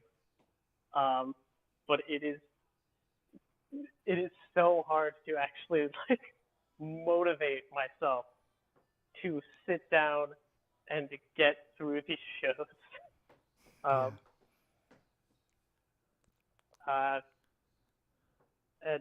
Like because like a lot of anime is good, but hot take maybe, most anime is not very good. Yeah, well, that's not a hot take, I don't think. Okay, but maybe Sturgeon's not, but... revelation: 90% of everything is crap. Yeah. So most of like, especially people who review like seasonal shows, like most of the shows that they have to watch to like review, are just terrible. Yeah. So I don't know. I want to do, now that I've tried to do it, I wanted to express my appreciation for people who do that. Excellent. You all done? Um. You have 30 seconds. Yeah, I guess. I don't know. I guess I don't have much else to say. Perfectly fine. Yeah, I agree, dude. Watching bad anime is hard. I've been doing this whole seasonal marathon thing where I've been like finishing all the popular shows and writing about them. And in particular, if like more than 5 people tell me to watch a show, I probably will. And so when I covered Mushoku Tensei, I got a bunch of requests for the Assassin Isekai show. So I made this video, plot versus story, Assassin Isekai, and it was a real struggle to get through that show because I could tell right off the bat that there was something interesting about it, like something worth talking about or something obviously appealing, but it was just so not for me that, like, even watching it at 4 times speed, by the end of episode 2, I was like, "Ooh, can I really do this?" Like, I don't think the show's bad. I just, like, what the fuck did people think I was gonna have to say about this, you know? And like, I had to watch like probably 6 or 7 episodes before I was like, okay, I guess I can make a video about this, you know? That's not gonna offend the fans of it. But if I watch a show that is popular and I don't like it, I have to have a really strong point to make about why I don't, or else I'm just like, yeah, it's not even worth watching it. Like, whatever these people are getting out of it is something I don't understand enough to make it worth my time. Yeah, watching anime you don't like is an actual chore, and I appreciate your respect for it. You know, speeding it up helps. It is a lot easier to watch things at 4 times speed, but man, me and Bird watched 3 episodes of Sabikui Bisco at 4 times speed, and he seemed to understand everything that was happening, and I remember thinking about everything other than the anime at the time. So even sped up, sometimes it's a struggle. CJ, you got anything you want to promote? I have a YouTube channel, although admittingly I haven't been super active on it lately, just because I haven't been feeling well, so it's been hard to make videos. But it's called CJ Makes Videos. Mostly I've just posted like anime AMVs and stuff like that, but I'm hoping to do some anime reviews and stuff in the future if I can actually get through. You just gotta enough. give us the title. You still haven't yet. What is it called? Did I not say the title of my channel? I don't think so. CJ Makes Videos. CJ Makes Videos. Okay. Perfect. Thank you very much for calling in. Thank you for having me. No problem. And also apologies if he had said the name of the channel and I didn't remember, but I don't think so. Okay. Next up is True. True? Hello. Hey. Do you want to go by True? Yeah, well, I'm actually True Fox 1, the timestamp guy. Oh, True Fox 1. Oh, I love you. Yeah, you are... You make Trixie's content watchable from the outside. I didn't watch... Oh yeah, If I'm thanks not for having me watching a on. stream, So I can actually come back to it, like without the whole. Oh, because of the time codes. Like, Yes. tech issues and this and that. Yes, Yeah. True Fox 1 time codes every single stream I do, and I pin I them. hope Thank you so time stream much. This show, 'cause absolutely I can't happy to ever help look at out. it again. Thank you so much for your content. And thank you very much for all the super chats as well. Are you ready to rant? And what pronouns do you want to use? He, him is fine. And yeah, I'm Okay. ready to rant. All right, your All right. timer is starting. So, ecchi is the greatest genre of all time. Part of the reason is that it's the genre which is most willing to push boundaries and explore sexuality in a non-traditional way. Art is all about pushing boundaries, and having this unrestrained premise is something which should be celebrated and not shamed. People understand that excitement is one of the best things you can get out of a show. And one of the most exciting aspects of romance shows is the romantic tension and the sexual tension built between the characters. Seeing this tension, like a balloon expanding at the edge, ready to burst, is what people like to see. However, anytime you watch a romance show, you're lucky if you even get to see the characters kiss. Portraying this level of eroticism that ecchi does amplifies the tension in a way that other genres couldn't even touch, because in ecchi, you never know how far they'll go. Any of the best ecchis will push boundaries to the very limits. Sometimes people feel like ecchi is cheating in the way that it grasps the audience's attention by shangling shiny round objects in their faces. But action shows do the same thing by dangling explosive battle scenes in their faces. The reason people feel the need to call out the former and not the latter is because they're ashamed by the idea of being entertained by something which they think is sinful or embarrassing, or maybe some other reasons. But, you know, harems, you know, that's cool. Now you get to explore romance with 5 girls instead of 1. And I just want to say I appreciate your World Ends harem video, even though I thought the anime was a bit underwhelming. I do think that there's a severe lack of ecchi analysis on YouTube, and I hope that can change on the future. Maybe either you or I can be a part of that. Absolutely. You still have some time left. Okay, well, I originally was wanting to talk about how I think your content really appeals to people who are introspective, and I can't really think of how to word all that I want to talk about. I think way too much, so yeah, it definitely appeals to introspective people. Yeah, I feel like Mr. Girl's content kind of hits, you know, scratches a similar itch. A meaner word might be narcissistic people. I definitely think it's not just people who think a lot, but people who think a lot about themselves also. That might be a good analysis. But yeah, no, I appreciate that. You still have like 45 seconds if you have anything else you want to add. I mean, I guess I could say that, you know, people like to accuse ecchis of being, you know, just wish fulfillment shows, but pretty much all shows have some form of wish fulfillment in them, unless it's some like deep philosophical show about like the, you know, burden of society, or it's just a show about the aesthetics or something like that. Most of them have some kind of wish fulfillment, even if it's just killing people. I guess that's it. Not to go on too long. No, yeah, I highly agree with you. I think the 2 most underrated genres in anime are ecchi and comedy. Gintama ranks extremely well, but I literally think the reason Gintama scores so well is because it does things that aren't comedy so good. Like, people only feel like they're allowed to love Gintama because it does drama and action so well, even though, like, that's just one tiny fucking slice of the pie.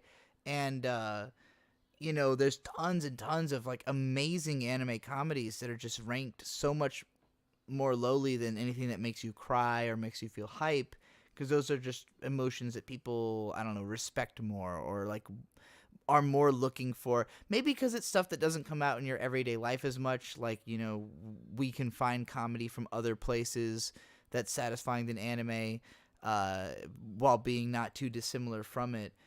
Or, you know, pornography, obviously.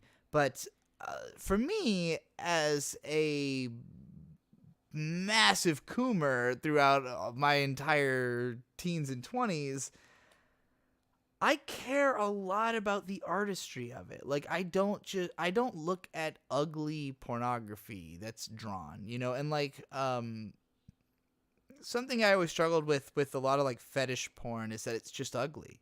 Like, people who care more about the conceptual element than the visual element, they don't care that it's drawn as well as they do that it, like, fulfills their fetish. My fetish is that it's drawn well.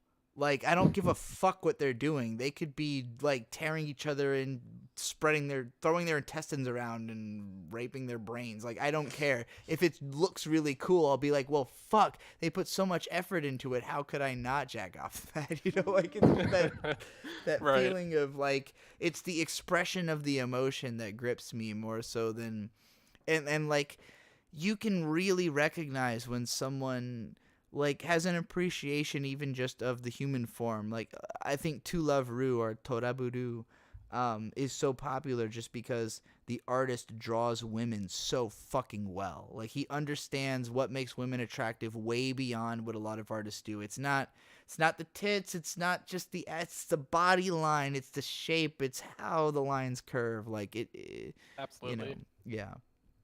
So that's why that series has so much more pornography than anything else. It's just like, it's that good initially. Yeah. Yeah, Do you have really anything creative. you want to promote while you're here, True Fox? Well, I do have a channel, True Fox 1. I do plan on putting out some ecchi analysis videos, hopefully. I've Perfect. been writing a script for my favorite ecchi and one of my favorite anime of all time, Hinsky. I'm over 10,000 words in, but it's tough. Yeah. Yeah. So I do think there's room for really analyzing. There's a lot of really valuable art. For out reference there. for the audience, that's like a 30-minute video, I think. 10,000, at least a 20-minute video. Yeah, and I feel like I'm really only barely scratching the surface.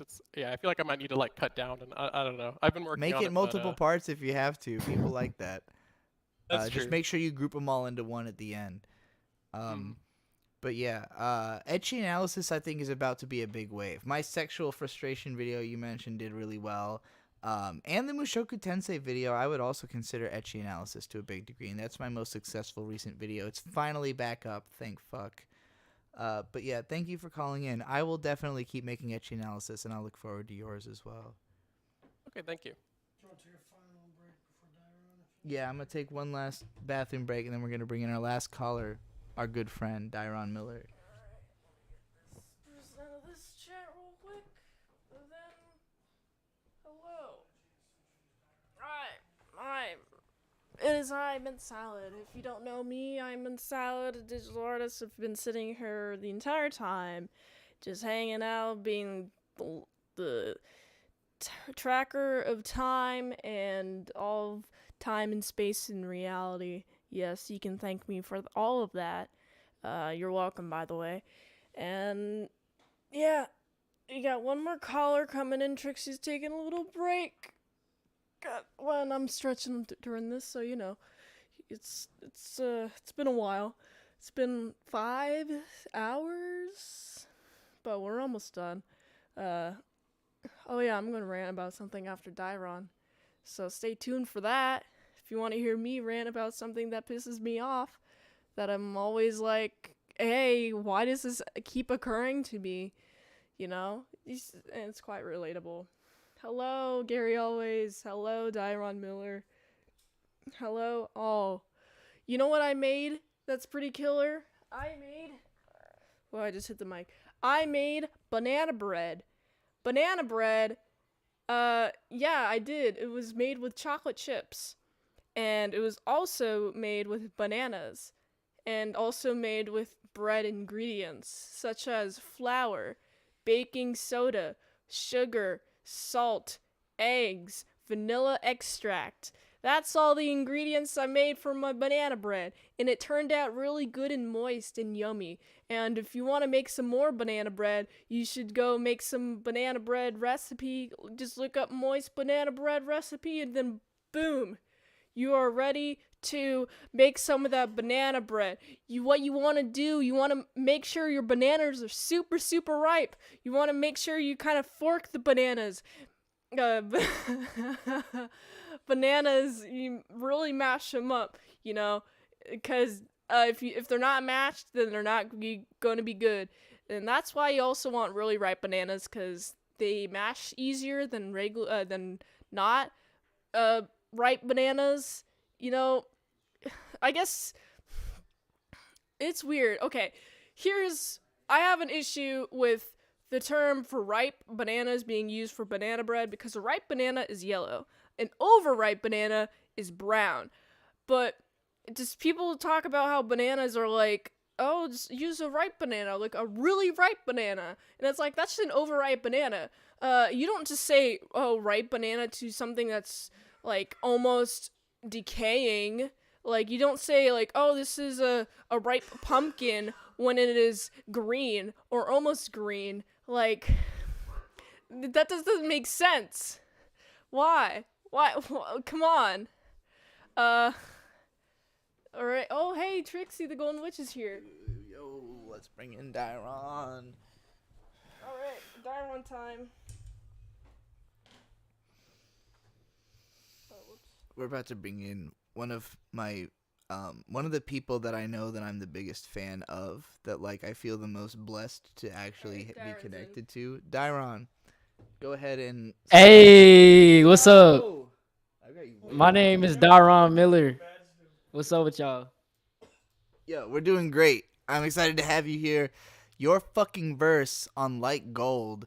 When these people hear the EP that Sucker Punch is working on, you are a part of this group. You're the beast boy of our Teen Titans group, the Sucker Punch. Y'all don't even know. If anybody in here is a fan of my music, you need to listen to Dairon because, well, he's a lot better at rapping than I am. So, I'm excited to be on a project. You're cold with as you. fuck. Yo, your verse on Like Gold. New me looking at the old me. Oh me, Fuck. oh god, bro. Bro, when I heard that, you don't like me, you don't like gold. I was like, nigga, I'm trying to hear that shit. I was trying to go off on that motherfucker. I've been hearing this song for this song's been in the slow, the slow like perfection process for a while. So I've been listening to it for a while and had that fucking hook in my head every other week for a year now. Yeah. But I got to spit on it too, which I didn't even know I was gonna get to do until I came here the other day. So we're both on that track. We're both all over this shit. You both found out? Yes, sir. Yeah. We both just found out that we're on like every song on Sucker Punch. So yeah, this shit's gonna your verse is gonna tear people's fucking ears off their head and make them reconsider what life is about. Are you ready to rant though? Yes, I am ready to rant. All right, we're gonna start your timer. Go for it. Okay, so I wrote in my notes. Look, so I think, bro. Look, this is what I think. People need to stop linking a lot of views with good music, bro. Like, I hate that shit. Like, for example, they like Kendrick Lamar and Drake. Like when Drake dropped Certified Lover Boy, and now like Kendrick dropped the new album, Mr. Morale and the Big Steppers. They like, bro, Drake's album is better than this because it did more sales in these few days. I'm like, nigga, bro, what the fuck are you talking about? Like, nigga, bro, it's a different, like, it's different artist type shit. Like, I like to listen to an artist to sort of look like if their album takes a multiple listens to listen to and to get, I'm gonna just like do that. Like, for example, Earl, Deftones. I'm all over the place, but Earl and Deftones as two things to name in a row is quite eclectic. Yeah, fucking, I appreciate that. Miley Cyrus, so yeah, you just gotta. It does take a few listens to get some of the Miley Cyrus songs. Yeah, and then just I feel like people need to stop linking a lot of views because. The top artists that like when people tell me the top artists right now, like I'd be like, bro, I don't even listen to this. Like I never even listened to it. So it's like it just depends on the person or what they like. But I don't think people need to be like, okay, this got more views than this one, so it's automatically better than that one in a sense. Yeah. Yeah, I get where you're coming from. If you have anything else you want to say, you still got a minute left on your rant timer. For sure. So I got another rant. So all right, this is something I do not like at all. I don't like at all, right? Mm-hmm. Dragon Ball Evolution. So I understand that people have a lot of hate for Dragon Ball Evolution, but I have another type of hate. I just can't, I fucking hate that shit. Like, and it's sad. And a lot of people have talked about it and said that they hated it, but I'm just letting y'all know that I hate it. That's you hate it like more than the average person. Yeah. Like a lot of people were like, "Oh, this thing sucks," and you're like, "No, this thing actually hurt me." Like this. Like who made this, bro? Yeah, this thing is bad for humanity. Facts. I'm just like, bro, like who sat down and didn't talk to the creator? No, not at all.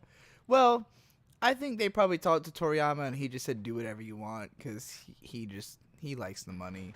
He didn't even want to keep doing Dragon Ball Z for real, but like they did not let him stop. All right, your time is up, but that was a great rant. I highly agree with you. My dad is kind of thinks the way you do, where he's very numbers focused. There was a time when he sat down next to me, and he said, "Do you know who Billy Joe Armstrong is, Daron?" Billy Joel Armstrong? Billy Joe Armstrong. He's the singer-songwriter of Green Day, the punk rock band. See, I heard one song of Green Day, but I didn't know that was it. That's like the vocalist? Yeah, exactly. My dad one time sat next to me and said, "I think Billy Joe Armstrong is the greatest songwriter of all time." And I was just like, not. It wasn't even him. It was the drummer, Trey Cool. But yeah, my dad might be a little bit biased, but it's just because that like Green Day has the most like singles that are on my dad's iPod of any band. But it's because he can only listen to like the most immediate, the most accessible music. Actually, a lot of what he listens to is running remixes of songs. Like he can't even listen to like regular pop songs. There was one time he sat next to me. We were listening to Agalach album, the White EP, and we're just sitting there listening to this beautiful music for like 5 minutes, and out of the silence, my dad goes, "You know, I think I just don't hear music." Like this is while like I'm sitting here having like this like experience with the song that's playing, and my dad's experience is to have realized that he hasn't been paying attention to the song because he's thinking about something else. But it's just that he's a very one-track mind and he thinks a lot. So he's somebody who, if he's thinking about something, he can't process the music at the same time. So he tends to listen to music that's just literally like recognizable lyrics over boomf, boomf, boomf, boomf beat while he's running.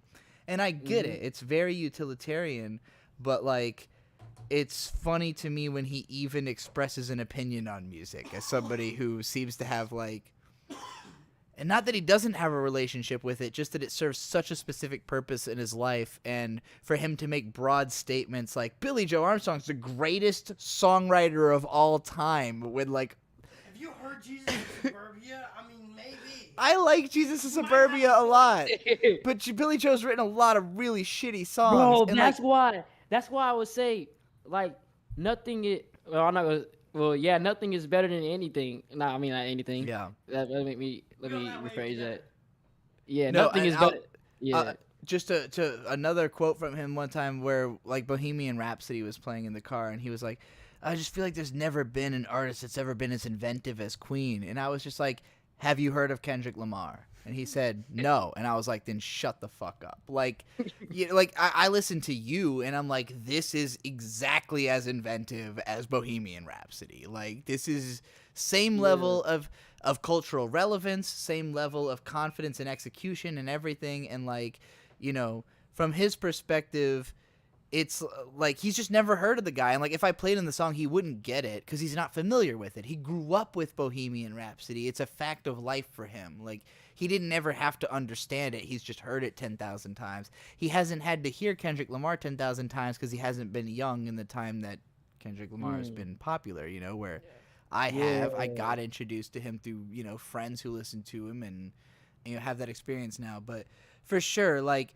people who try to say that like the most successful artist of all time is the best music, like that shit won't even be recognized in a certain amount of time. You know, like right now we're still like we're currently in the wave of people like the tastemakers of our generation, like Donald Glover, where he's like, fuck the Beatles, Migos are literally better. Like they have more successful records and they're literally better. And I'm like, I cannot argue with that. Like I like maybe 10 Beatles songs. Straight up. They have like fucking 8 albums. I like maybe 10 of their songs. I like maybe 5 or 6 Migos songs. I don't know if I'd put them above the Beatles, but I'm just saying I don't think it's unreasonable to make the comparison. Yeah, they're in the same league. Yeah. Bro, And there's Migos a got lot that of white flow. people who will fucking just laugh if you say that. And that's how you know they're fucking racist. Anybody who, if somebody laughs when you compare Migos to the Beatles, that means they're fucking racist. I'm just saying it right now. Bro, Beatles. They need to have a Beatles versus Migos. I don't know. Actually, come together, like have a rap battle. Together. That should be, yeah.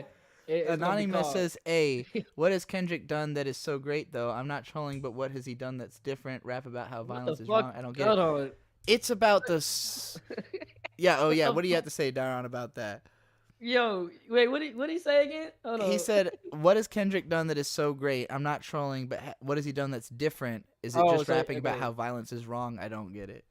Okay, he's not trolling, and if he was, I'd have been like, thank God. But so this is okay.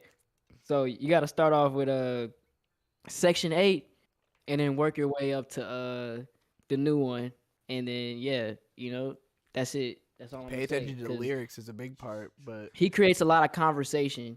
yes, Is yes. is very iffy with like he talks about like gun violence and black on black crime and mental health and drug abuse and like he even has a song called this song called "We Cry Together," where it's literally a dude and a girl going back and forth like a toxic relationship. Yep. Like it's like kind of like a rap battle, and I think that's probably my favorite one off of the new album. And I think you I don't know if you would enjoy it or not, but Yeah, I we've would been recommend listening that to it a one. lot this Yeah, weekend. because he's a very perspective type person. Like let's Yes. say it's like Jordan Lucas. I like Jordan Lucas too because he kind of could Yep. go into different perspectives and That song he did with create J. like Cole was from a similar kind of mind state. You said one by Cole. The one with Joyner and Cole, they had a song that was like similar to that Kendrick song, where it was like Ooh, I about haven't how heard that one. badly Cole or how badly they had treated women in their life, basically. Damn. Yeah, it's some deep shit. You heard the other one? I forgot how it went. It was like, I don't want to smoke weed like you or some shit. I forgot which one that was. I don't think I. Yeah, Okay, it was yeah, like Riley in knows the what you're talking perspective of a about. little kid. Yeah. Yeah, I think I mean even beyond subject matter, like what drew me to Kendrick was how different just like the structure of the songs is. And like for me growing up with hip hop, like my main interest in it was really weird shit like Missy Elliott and like Ludacris. Like stuff that was popular but also really out there with the visuals and like the structure of the songs. So the Kendrick Lamar song that got me into him was Bitch Don't Kill My Vibe because it just sounded like a chill ass song and like his delivery was so fucking weird. No rapper Yeah, has bro. ever done Is that bars the that first one way. you've heard? Yeah. And so Same. I was like, who the fuck is this dude? Because like, well, I shouldn't I say it's can the feel first your one I heard. energy from 2 planets away.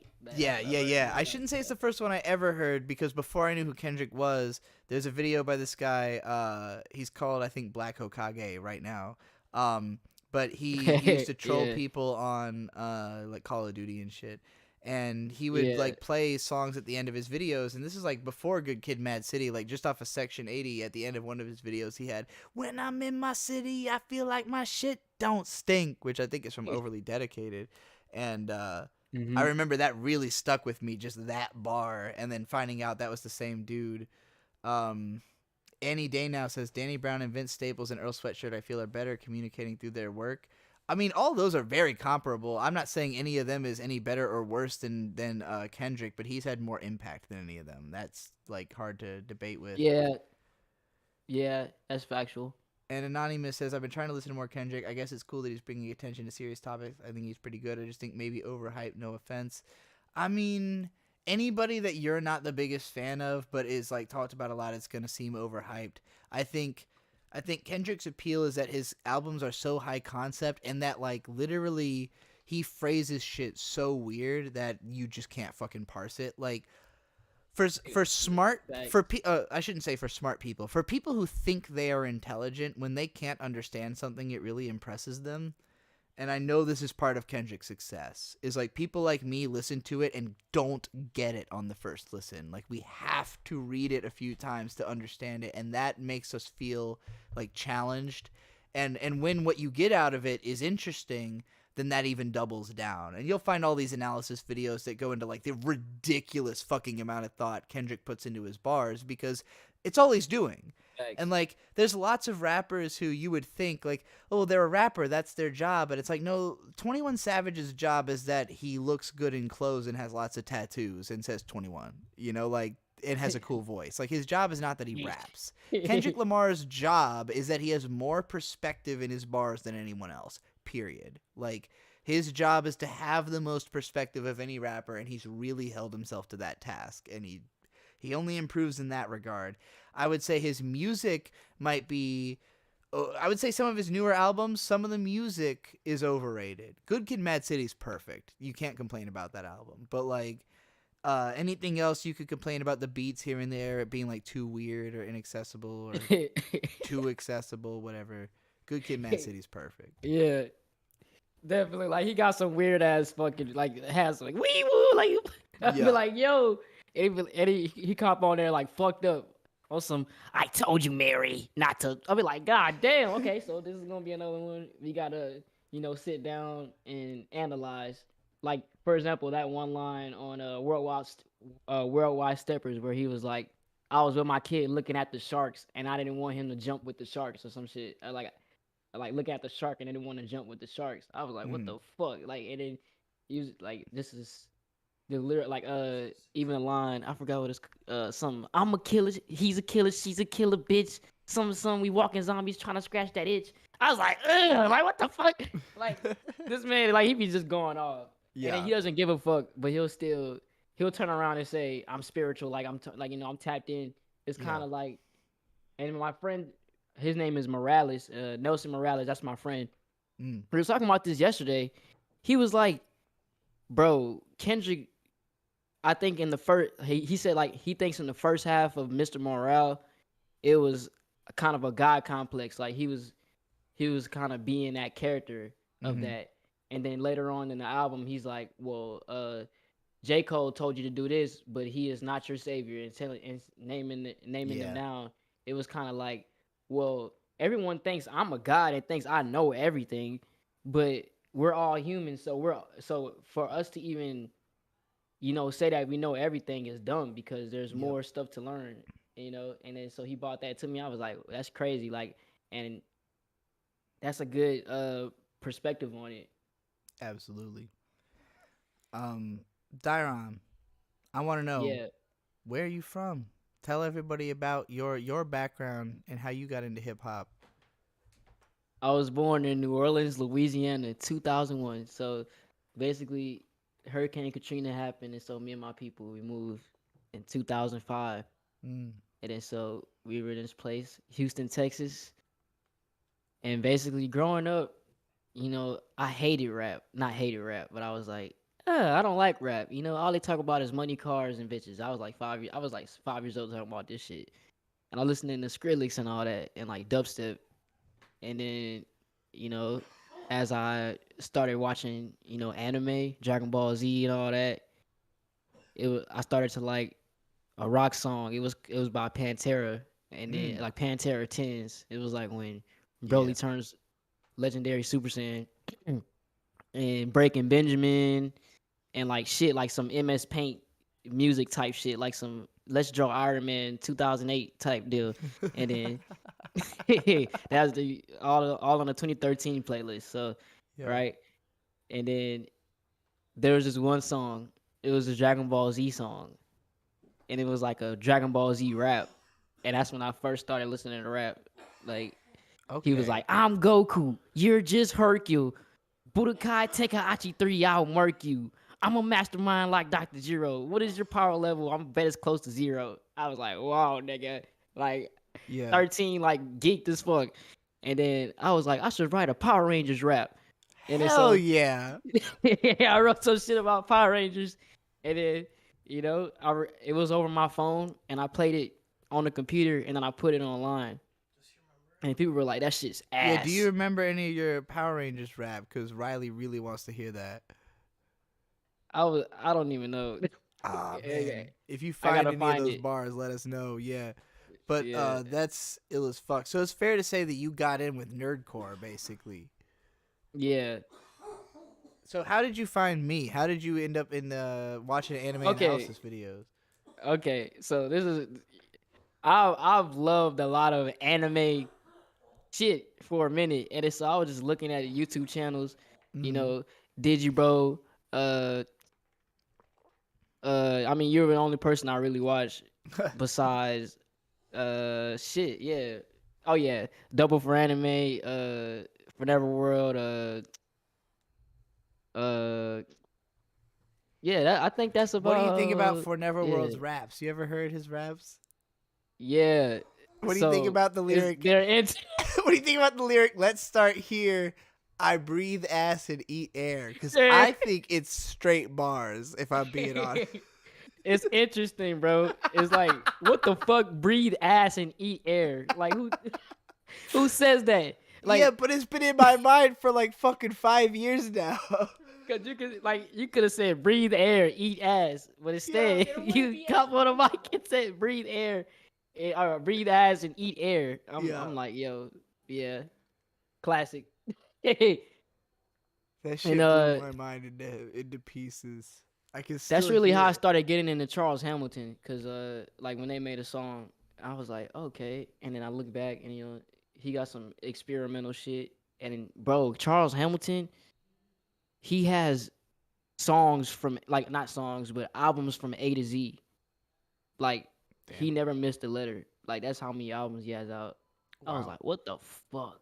I don't know that dude. I'll have to look into him. Yeah. What song do you recommend checking out for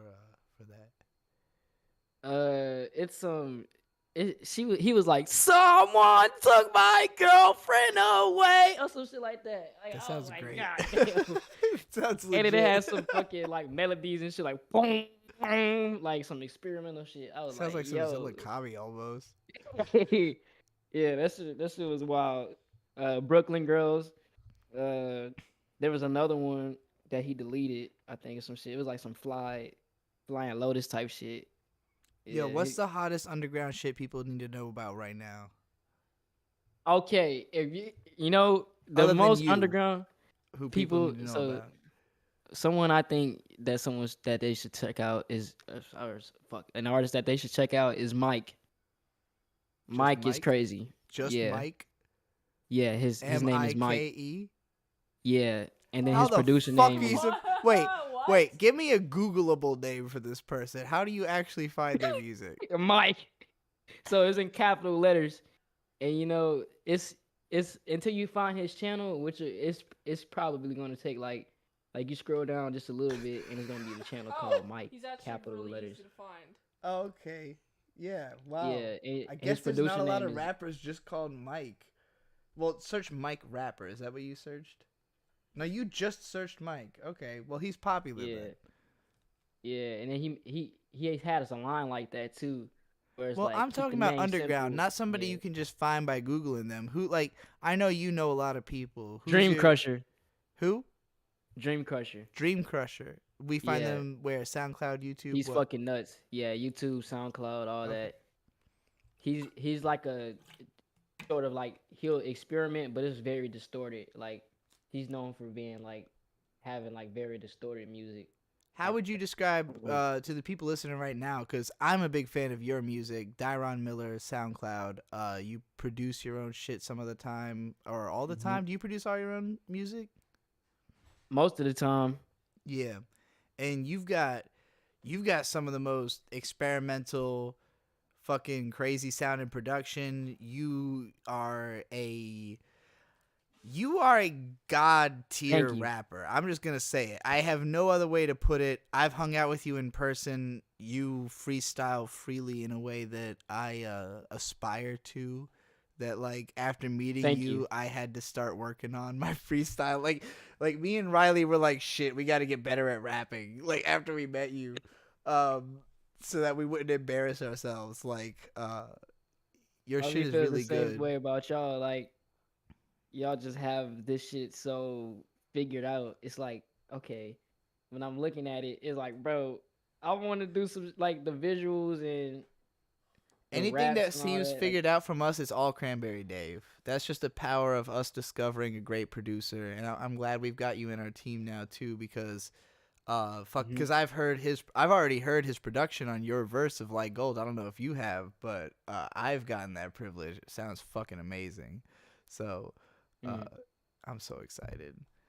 Tell everybody tell us what is the emotional core of your music. You put out an album called God Bless the Internet. Vizier features on it. It's a fully fledged concept album with some deep lyrics. I recommend to people. It's on wherever you search. What inspired this album? Okay, so about 4 years ago, I dropped this album called Rebirth, and then in the underground scene, like that's what I think really people started paying attention, Mm-hmm. and then I was like, I want to make an album called "God Bless the Internet," like literally, like Mm-hmm. it just sounds good, but I didn't know what direction I wanted to take it, and the internet is good, it's great, It seems like you've but been on the internet since you were really young. facts, you know, Yeah. I got introduced to porn so early, you know, I was like about 5. Wow, 5. Yeah, Damn. That's like yeah, Denzel Curry shit right there. yeah. So it takes it's an effect on your mind, I guess. You Yeah. know, Well, I that's was why I say 7, God which is bless the internet. apparently younger than a lot of people, so I know what you mean. Yeah, like that's just fucked up. You know, Yeah.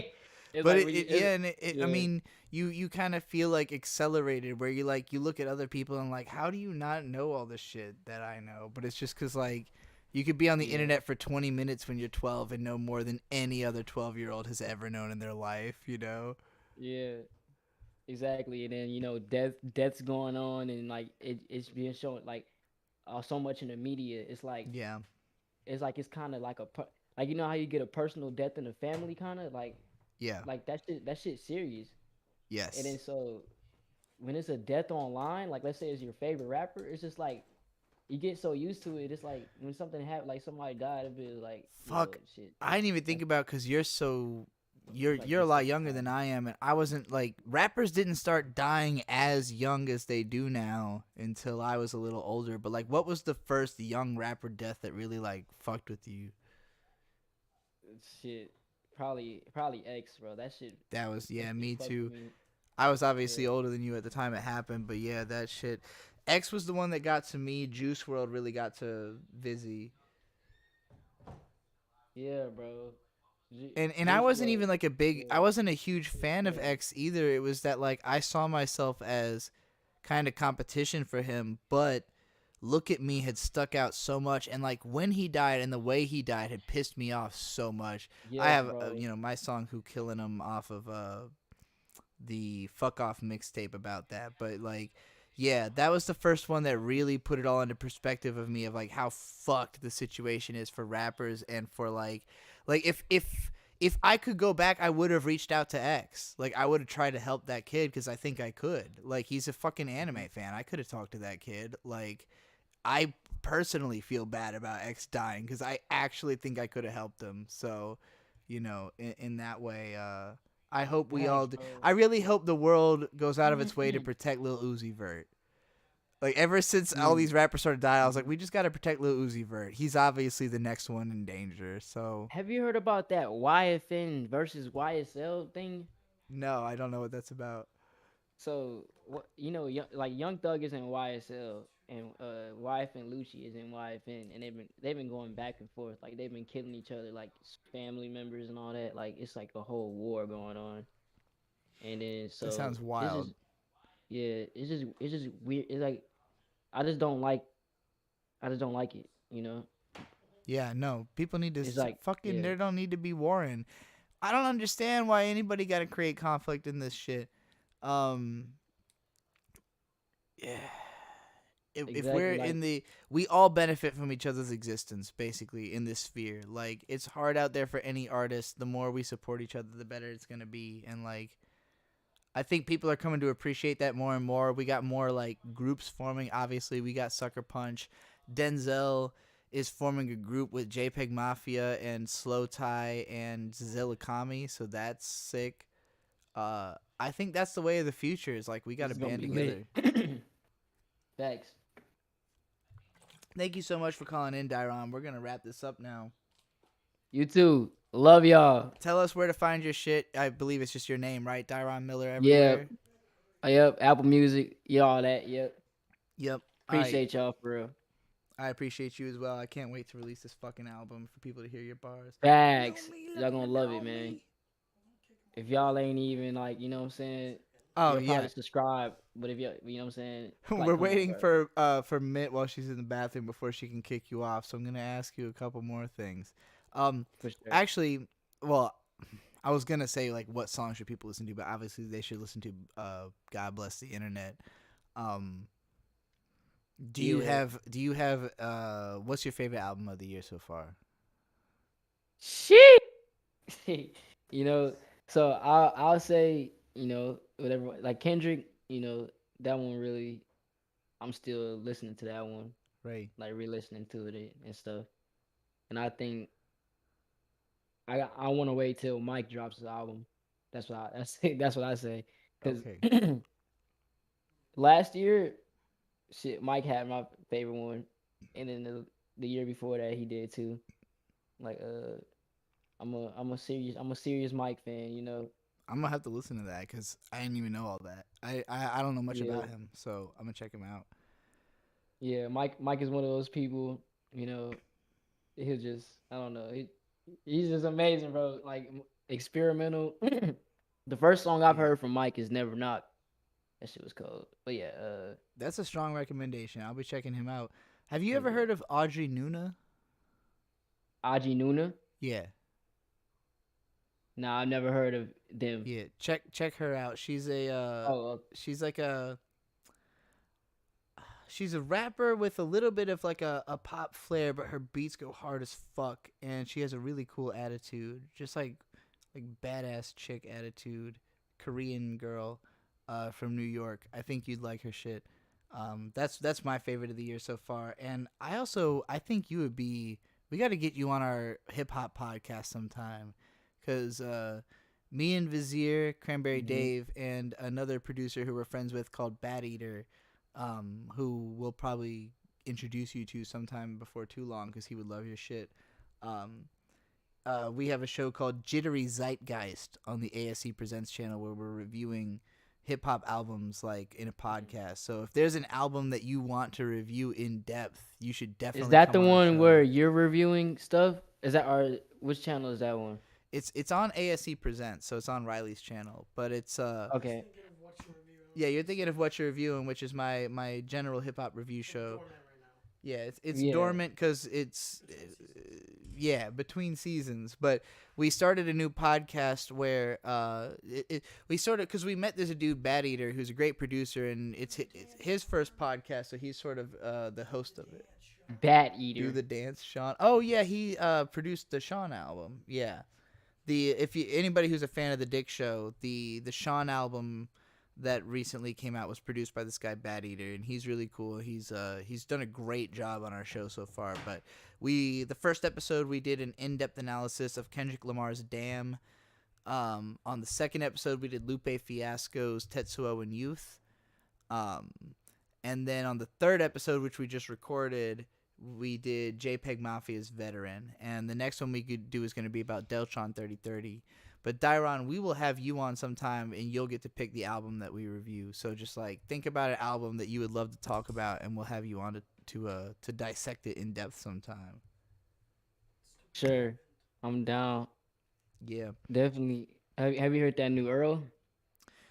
I assume you don't mean some rap songs. What was the latest one he did? He's done like 2 since then, actually. The latest one is called Sick. Sick. Yeah. I've heard it at least a couple times, but I haven't learned it yet. I haven't heard it enough to know what it's about. What about some rap songs? I have heard some rap songs a number of times. The funny thing for me with Earl is I love Doris, and I love certain songs on I Don't Like Shit I Go Outside. Some rap songs, it gated me a little bit. I consider your music to be like a version of that I like a little bit more. Like when I got into you, I was like, oh, this is like Earl, but I like it more. And I know that probably sounds weird for you, but legitimately, your music is easier for me to listen to. It truly, in a non-narcissistic way, like for example, people be like Earl. Like I like to, so I'm very inspired by Earl. Yeah. And especially like Alchemist and MF Doom, Bishop Nehru. I think that's what you. Cause I only heard a few songs, but like his shit is like really hard. Like I like his like a ton of like it's very free flow, and some of the instruments are very like no drums. It's just like I'm just gonna take this sample and chop it up and like fucking make a whole nother drum line out of this drum line that's already on drum. If that makes sense. Yeah, no, I know what you mean because I've heard your music, so I know what you're talking about. Yeah. Everybody listen to Dyron Miller. We got Mint back, so we're gonna let you go now. Thank you very much for calling in, and I can't wait to talk Appreciate to you again. y'all for real. Hell yeah. All right, Mint. Go ahead and boot him out, and then. Oh yeah, that's. Yeah, you have to do that, Oh and then yeah, I have to do all. we're of gonna that make Mint just do a for rant. me. All right. Before this is all over, since she's been Yes, sir. the time Nazi. All right. Okay, here's a rant for me. All right, ready, set, go. So you know those stoplights, right? You got the red, yellow, and green.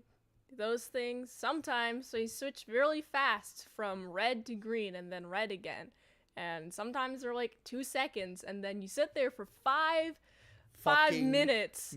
Yeah, and it's just like, wait, hold on. You got a bunch of cars piling up behind me, but you just got a bunch of people just keep on going. This light never changes. I just hate it whenever that light just keeps on staying red, and it's like, I've been here for 5 minutes. Why are you still red? I've been to several busy sections where it's like a 4-lane, 5-lane road, and the light's just been sitting there for 5 minutes, and just people just keep on passing, keep on going. You got it to the point where people are like, it's bouncing lanes, getting to the turn lane so they can turn right, so they don't have to keep going straight or going left, because the light won't ever change. It's so annoying. Why won't the light ever change? The light still hasn't changed since I've done this rant. Imagine I'm still sitting at a stop light. The rant hasn't. You're only a minute 10 in. Yeah, exactly. The light is still keeps on going. Like, come on, man. I'm just sitting here, just like, oh, I just realized how long I've been sitting here. I hear all the obnoxious air conditioning noise, like, brrr. It's like, why are you so loud? It's like, another thing about the air conditioning, you can't adjust that to, like, fine tune it. You can't fine tune it like a house thermometer. No matter what you say you can, you cannot, because you got the temperature. You put one fan up high, boom, freezing cold. One fan down, boom, too hot. It is too hot or too cold. I only want to feel the air, but I never feel the right temperature of air. Yeah, again, the same with the temperature, same with the control of the entire fan. It's terrible. I hate it so much. Also, those pesky defrosters, am I right? They take forever to defrost. Yes. And I mean, like, if you have it on cool, it defrosts the same time that it does take to defrost it on heat. It doesn't make sense. Like, it should just go faster when it's on heat, but it's not. It's too slow, especially when you got like a bunch of ice. Speaking of ice, you got the scraper things. Man, they aren't long enough. And I need gloves. They should just have like gloves attached to those things, and then you can like put your hands into them, and then you can like scratch at them, so you're not getting like a bunch of ice on your hands. I mean, come on, man. Why does it got to do that? I don't like the ice things too long. Also, the snow thing, not big enough. Needs to drag more snow off. All right. I'm really glad that you proved why you belong on the couch and everyone else belongs in the Discord, because you literally outranted everyone. That was the most intense, most heartfelt, genuine, fucking thought-through rant I've heard on the entire show today. I felt bowled over. I felt woken up. No, yeah. You know those scrapers are extendable, right? No, not if you buy them. Like, they're not extendable. I've never seen one that you couldn't twist it and make it. I've only bought ones where like you can $10. extend them. Well, that sucks. Go to Walmart and get an extending one. No, I agree with you, especially about the AC in the car. I used to really hate riding with AC on at all, because like the Freon or whatever it's called that gives you that turns the air cold makes me like gag. Yeah. Like it gives me sore throat, and not as much anymore. I think I just got used to it over the years, but once I actually started driving and couldn't take the heat anymore. But like, yeah, it used to drive me nuts. Before you were on about temperature, what was the first part of your rant? You ranted about so many fucking things. The stoplights. The stoplight length, yes. It was more Fuck, like a yeah. stand-up comedy type vibe about, you know what the Yeah. problem is with cars? She even had like the, have you seen this? Have you heard about this? Like type shit thrown in there. Like, yeah, it was like a type 5 compressed into 3. Oh yeah, we'll do it together one day. I would love to see you go on stage and kill Tony. You would actually kill. You kill the crowd at the very least. You might kill Tony too. After movie reviewer. It's all Yeah. That makes sense. No, you did a great job. I agree about the lights. There are certain lights in Virginia Beach that are on timers that are way too fucking short. My boss at Target one time was like, "Why are you stopping at the reds if you're turning left?" Like, it's like it's because we went to work at 2 a.m. So he's like, "I'm not stopping at those fucking lights. If there's not a visible camera, then what are you doing?" I've been to some of those stoplights in that town. It's horrible, especially at 2 a.m. Yeah, no, this town has I know exactly which one you're talking about. The one when you're heading like south or that way, and it's fucking like 2 lights in a row that only are green for 3 seconds. Yeah. Yeah, no, I hate that shit. Yeah, it's a worthwhile rant. Thank you, Mint Salad, and thank you for playing us out. We're going to be back tomorrow night at 8 p.m. Eastern time, Eastern Daylight Time. Just to be completely clear, because it's daylight saving. Some people in the U.S. have different conceptions Daylight of this. has been saved. Yeah. But thanks for coming out, everybody. This has been the Rant Room. Mint. Yeah. Promote anything you want. Oh, go to ASC youtube.com/ASC Presents. Also, more of me. You can go to patreon.com/ASC Presents. Other stuff you want to promote? No, this is my channel. It's just about you. Oh, okay. Commissions, Twitter. Oh, I do art. Draw me. Sorry. You I draw me. I do not have to draw Any me. iconography associated with me has been drawn by Mint Salad at this point. Yes. So. So yeah, you can commission me to do art. I did the logo for this channel. Also, ASC Presents, And movie my reviews. Twitter drawing, like the picture, the Golden Witch you drew.